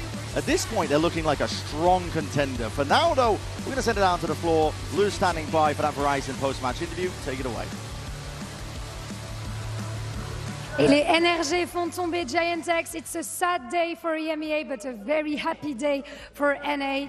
Here in Paris, I'm going to have to bother you some for a quick interview. The first question I wanted to ask you is, for as long as I remember NRG in Valorant, I feel like you've always been a part of it. You saw different rosters, different teammates and stuff. So what makes these ones so special? Because you guys are looking stronger than ever. Honestly, we just mesh so well together. Honestly, all my past teams have meshed well, but not like this. This is something special. It's, really love within the team, and we can see that. Donc, première question, Som fait partie du NRG sur Valorant depuis le début. Il en a vu des rosters, des teammates. Qu'est-ce qui fait que cette équipe-là, elle est particulière? Et je pense que c'est le meilleur match que j'ai jamais eu avec mes coéquipiers. On s'entend trop bien. Il y a une vraie énergie, une vraie synergie, and we can definitely see that. And same, for as long as I remember, I've always seen you on controller, but you're not only playing controller. It's rare to see Omen players pulling up some Sentinels, some Harbor, of course. So what's your tip for this flexibility? How do you do it? Honestly, I think being at home and playing ranked 14 hours a day helps a lot, obviously. But special shout out to Bonkar. When we rebuilt this team, he let me know, he was like, I'm so confident in you, so I'm going to put you on whatever I think you're going to do good at. Wow. And it's been good. Beautiful trust from your coach. Donc, deuxième question. Depuis le début, il joue contrôleur, mais c'est pas seulement ce qu'il joue. Il joue aussi de la sentinelle. On voit du Harbor aussi. Donc, comment il gère un peu ce fait-là de jouer plusieurs agents? Et tout simplement, jouer 14 heures par jour à la maison en ranked. Je pense que ça aide. Et aussi, shout out à mon coach, Bonkar, qui m'a dit dès le départ de l'équipe qu'il avait confiance en moi et que j'allais pouvoir jouer un petit peu aussi ce que je voulais. And next round, you're going to be facing MIBR in an, America's Derby. So, any words for them? Any thoughts? Any prayers, maybe? Not really. Let's just have a good game. Do you think it's going to be an easy match? No, I don't think any matchup here is easy. Okay. So, just good luck to them, and let's have a good game. We take the humility from you, Som, of course. Thank you so much for joining me. Thank you so much, and good luck for next matches. Donc, dernière question, évidemment. Vous allez jouer contre MIBR. Est-ce que ça va être un match facile? Il dit pas du tout. J'ai du respect pour eux. Je pense que tous les matchs à Paris ici sont difficiles. Donc voilà, that's it for us today on stage. Thank you so much for having us, and we're going to toss it back to the analyst desk to wrap up the day. See you tomorrow. Thank you so much for that, Lou, for that Verizon post-match interview. And, of course, Som always being, the humble king that we know him to be. But I didn't see that. I mean, that match was ridiculous. That was unexpected. Yeah, I think, not only the way that they won, obviously being so dominant, but I think also the demeanor in which they did so, right? So calm, so relaxed throughout that game, it appeared, laughing it off. I mean, Brock only dies once in the first map of that series whatsoever, and it's over in a flash. It's such a reset, I feel like, for an NRG that had such lofty expectations at the beginning of the year, disappointed stage one and kickoff, and then have now found their form right at the perfect time with this new roster. Yeah, and it really is the confidence that just constantly sticks out for me from these players. The way that they'll gleefully just take fights with, knowing that 9 times out of 10, they're either going to get it or they're going to have someone there to back them up to be able to pick up the kill. The trust in each other, confidence is there. It is. And it's just playing out so well. You can tell that this is a team that, went through some downs together and are now really finding not just the form, but finding that chemistry with one another. That was crazy. And I got a feel for Giant X, honestly, because, I think coming into this one individual, I don't want to call any individual out specifically, excuse me. But, you had Aura who was really struggling to get things going, right? And it wasn't just him. It was hey, and Mata's here, by the way, which, by the way, we have Mata joining us. Sit down right there. I got you. Take a seat. How you doing? What's up, man? How you guys doing? Just good. Here we are doing another post-match interview, man. Go ahead, fix your hair. You know, make yourself look all nice and whatever you want. There you go. There you go. Okay. Get the headset looking all good. What's up, bud? How you doing? Amazing. Here we are again. We're doing it in America, and here we are doing it in France, having a post-match interview. Always you. How does it feel, man? That was a. I mean, that was a flattening. You guys just absolutely dominated. How does it feel knowing that you stepped on that stage and performed the way that you guys did? I'm pretty proud of how we played today. I mean, very proud, honestly. I don't want to sound pretty, but I feel like we expected this result. Maybe not 13-1, 13-4, but we expected to beat them today. So what very specifically was kind of sticking out to you that you were like, okay, we know we can win this game? Was there anything in particular that you mind sharing? Just like belief in ourselves, I think, more than anything, like how we play in practice. Every day we see how good we are, so we just reminded ourselves. Yeah. And we showed it today. I want to ask a little about your demeanor, because I think a lot of players in their debut year, it's your kind of first year coming and competing at the global events at this level. But I feel like whenever we're watching you on stage, you always look very calm, you're very confident. It's clear you have an extremely high level of confidence in your own play and in your teammates. To what do you credit that compared to a lot of other rookie players who maybe would get to Champions playoffs and have some of that confidence drain away? I think I'm just a pretty confident person outside the game, so it definitely helps inside the game to just, like, you kind of just know you're better than them. At a certain point. And okay, don't go be so humble now. No, and last year when I was on Shopify, every prac we played, every game we played, I was just like destroying everyone. So I knew like last year that I was really that good. Contrast that then for me, the feeling of playing somewhere like here, Champions, playoffs, the biggest event of the year, one of the best 8 teams in the world, to your longer career in Tier 2 and even earlier playing in Americas. As every step you've taken up that staircase of competition, does it feel like you're getting to another level, or does it just feel like playing another game? I definitely think I've improved since then. I won't say I didn't, but it doesn't feel anything crazy. Just playing our your game. mentality feels the exact same. Exactly. Same I would focus. say so. Yeah. It's just nice to be where we are now. We're in Paris. We're top 8 in the world. Top 6. Top 6 now. Yeah. At least. Top 6. So, I mean, I'm just proud of how everyone's playing. Proud of how we've done. Do you think you're one game now away from making the Accor Arena the big venue? It's going to be a huge crowd. I can't wait. Yeah. I really can't wait. Yeah. If you get that, do you think that will be the like I made it moment? That will be. We talked about it as soon as we made playoffs. Like playing in the Accor Arena is just something special, and I want to experience that. Well, I remember when we guys qualified and we chatted, and you were like, "Dude, we're going all the way." And you were so confident then. And here we are. Yeah. And I shifting conversation away from you, but going to your team as a whole, it also feels like everyone else is not just hitting their shots at a level that they've constantly going up and up, but it's also just this chemistry between you guys is unparalleled at this point. I mean, you don't get a 13-1, 13-6 score line if you're not just absolutely like one mind, just connected with one another. What do you attribute that to? Is that the calling? Is that the coaching? Where do you see that? Or just you guys as friends? As far as the chemistry, I mean, it's everything. I think it's like a perfect storm. I think we're all very good friends outside the game, which is one. I would say Bonkar does an excellent job at bringing the team together and keeping that chemistry alive. Yeah. And also, I think like each person individually puts a lot of trust into Ethan and his calling. So that's kind of why you see it like we're very hive mind in a lot of rounds, because everyone just believes in the call and it works out. I want to get your impression then of how Ethan has like improved as an IGL throughout your year playing with him. Because I think in the past that your team has been critiqued for maybe not being the best at like the slow mid-round stuff since he took over. But I feel like you guys have been excellent with that thus far on your attack sides here at Champions. How have you seen his progress as a leader and that improvement reflect in the team?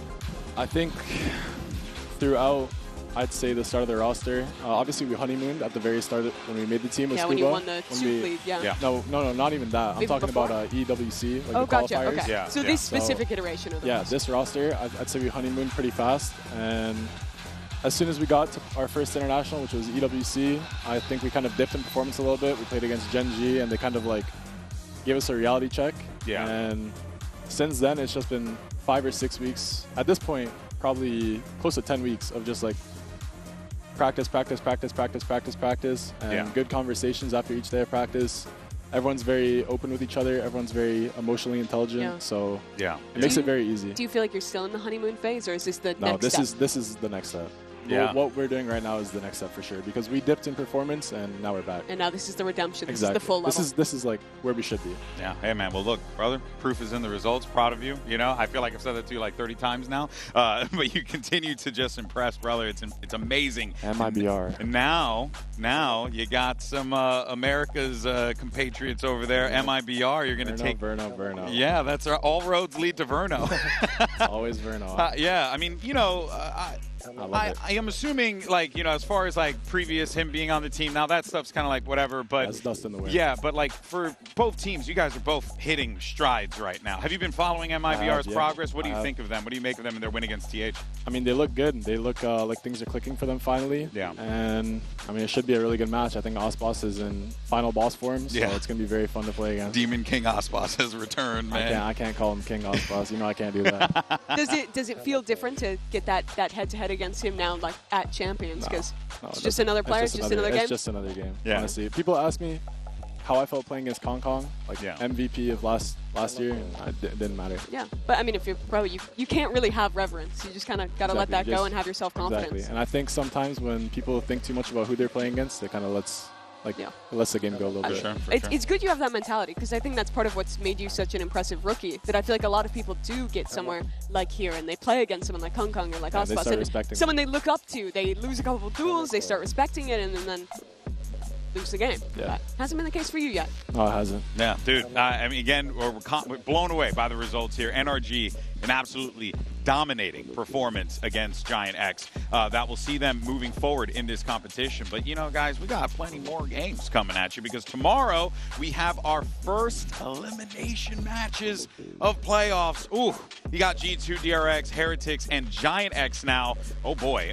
Any predictions, Mata, for us on that one? Sorry, what are the teams? G2 DRX facing off, and then Heretics, Giant X. I'd say, I think G2 DRX is going to be closer than people think. Yeah. But I'd say G2 is probably going to win. Okay. And Giant X versus Heretics. I think Heretics is going to win. Yeah. I mean, you guys just play Giant X. I totally get it. I mean, You let's say you win that game against MIBR. What team do you want to play in the Accor Arena? Fnatic. I feel like Fnatic would be fun. Yeah. With like they have like the home crowd advantage and everything. I feel like it would be electric in there. Hell yeah. Dude, we are very much looking forward to seeing what more you guys could do. Best of luck in the rest of the tournament. I'm sure and I'm hoping that we continue to have these conversations. We'll see each other again. Yeah, dude, it's always a pleasure to chat with you, man. Very well spoken, and that goes a long way. But of course, guys, that's Mata, and of course NRG picking up a massive victory. They'll be moving on in the competition. But that's going to do it for us here. We'll catch you guys mañana for more matches right here in Paris. All right, folks, it's MIBR going up against Heretics, and that man leading the charge, Osboss, has a bone to pick with these boys. And if he has it his way, he'll be sending them home with a 2-0. It's going to be Mini Move able to find the first. Cortesia does get taken down. Benji joins the fray, finds one himself, but Rien's now spotted out. Time working against Woot. Just needs to play time. Oh, spotted. Saw the head there. On the swing, Artizine gets the headshot. Osboss able to find one more. Cortesia alone on the site, finds the first, swoops in, finds himself a second, and now it's a 1v1. Mini Move needing to win this, needing to find it, and he just narrowly has. Let's go. Artizine holding the close angle, and they are giving this no credence whatsoever. Rien's with a massive backstab. Artizine still pinned in, but now Cortesia, he arrives as well. Who's the last one standing? And not for very long. Had to go to distance into overtime, but MIBR firmly find their footing. Flirting with this midline and getting it too! The collat! The wall falls and Boo goes down with it as Osboss finds another collat! And you can't be facing into this guy! Yeah, that is a massive pick to be found, Osboss. However, he's done it again! 3 collats! He is a demon! I've never seen anything like it. That's a huge win. God, Benji, though. Jenna only going to be good for the one. Benji pitching out. An ace clutch. Tries to drag off of this one. Verno just looking to try to play the time here. Bounds across the opposite side. Swoops in. And will shut him down. MIBR burn the Heretics here at the stake. And Brazil is back. Giant X with a massive opportunity here. But on the other side, you got NRG, a team that also wants to prove to everyone that they belong on this champ stage. Giant X setting the pace now, tempo forwards, but oh my god! No way! There's no bloody way! Kill this man! Someone get rid of him! Really binding this time, and now Brook steps forwards here. Cloud spotted! And Brook gets 4! He's immortal. Tom, 4 plays in front of you, and what's your decision to make? A lot of sound cues, a lot of you still being held down, and nobody looking! Som cleans them all up! That is just absolutely unbelievable. Domination on map 1 for NRG, and how the bloody hell do you come back from that? The Tramwise, maybe you can slow them down. Nightfall now going to be used, committed, off to the side. Flickless is forward, but doesn't anticipate Som's position. Got a handle on absolutely everything here, adjusting in time. Don't spray down. Rock sends Rubinho packing. See how this one goes. Running with the classics forwards is the fight to be taken. Mada, no way, it's not like this, man. Useless in the face of him. You can't be getting away with it, NRG. They have been on top of it all, and now they are sailing further forwards in that uppers, and they send Giants all the way down.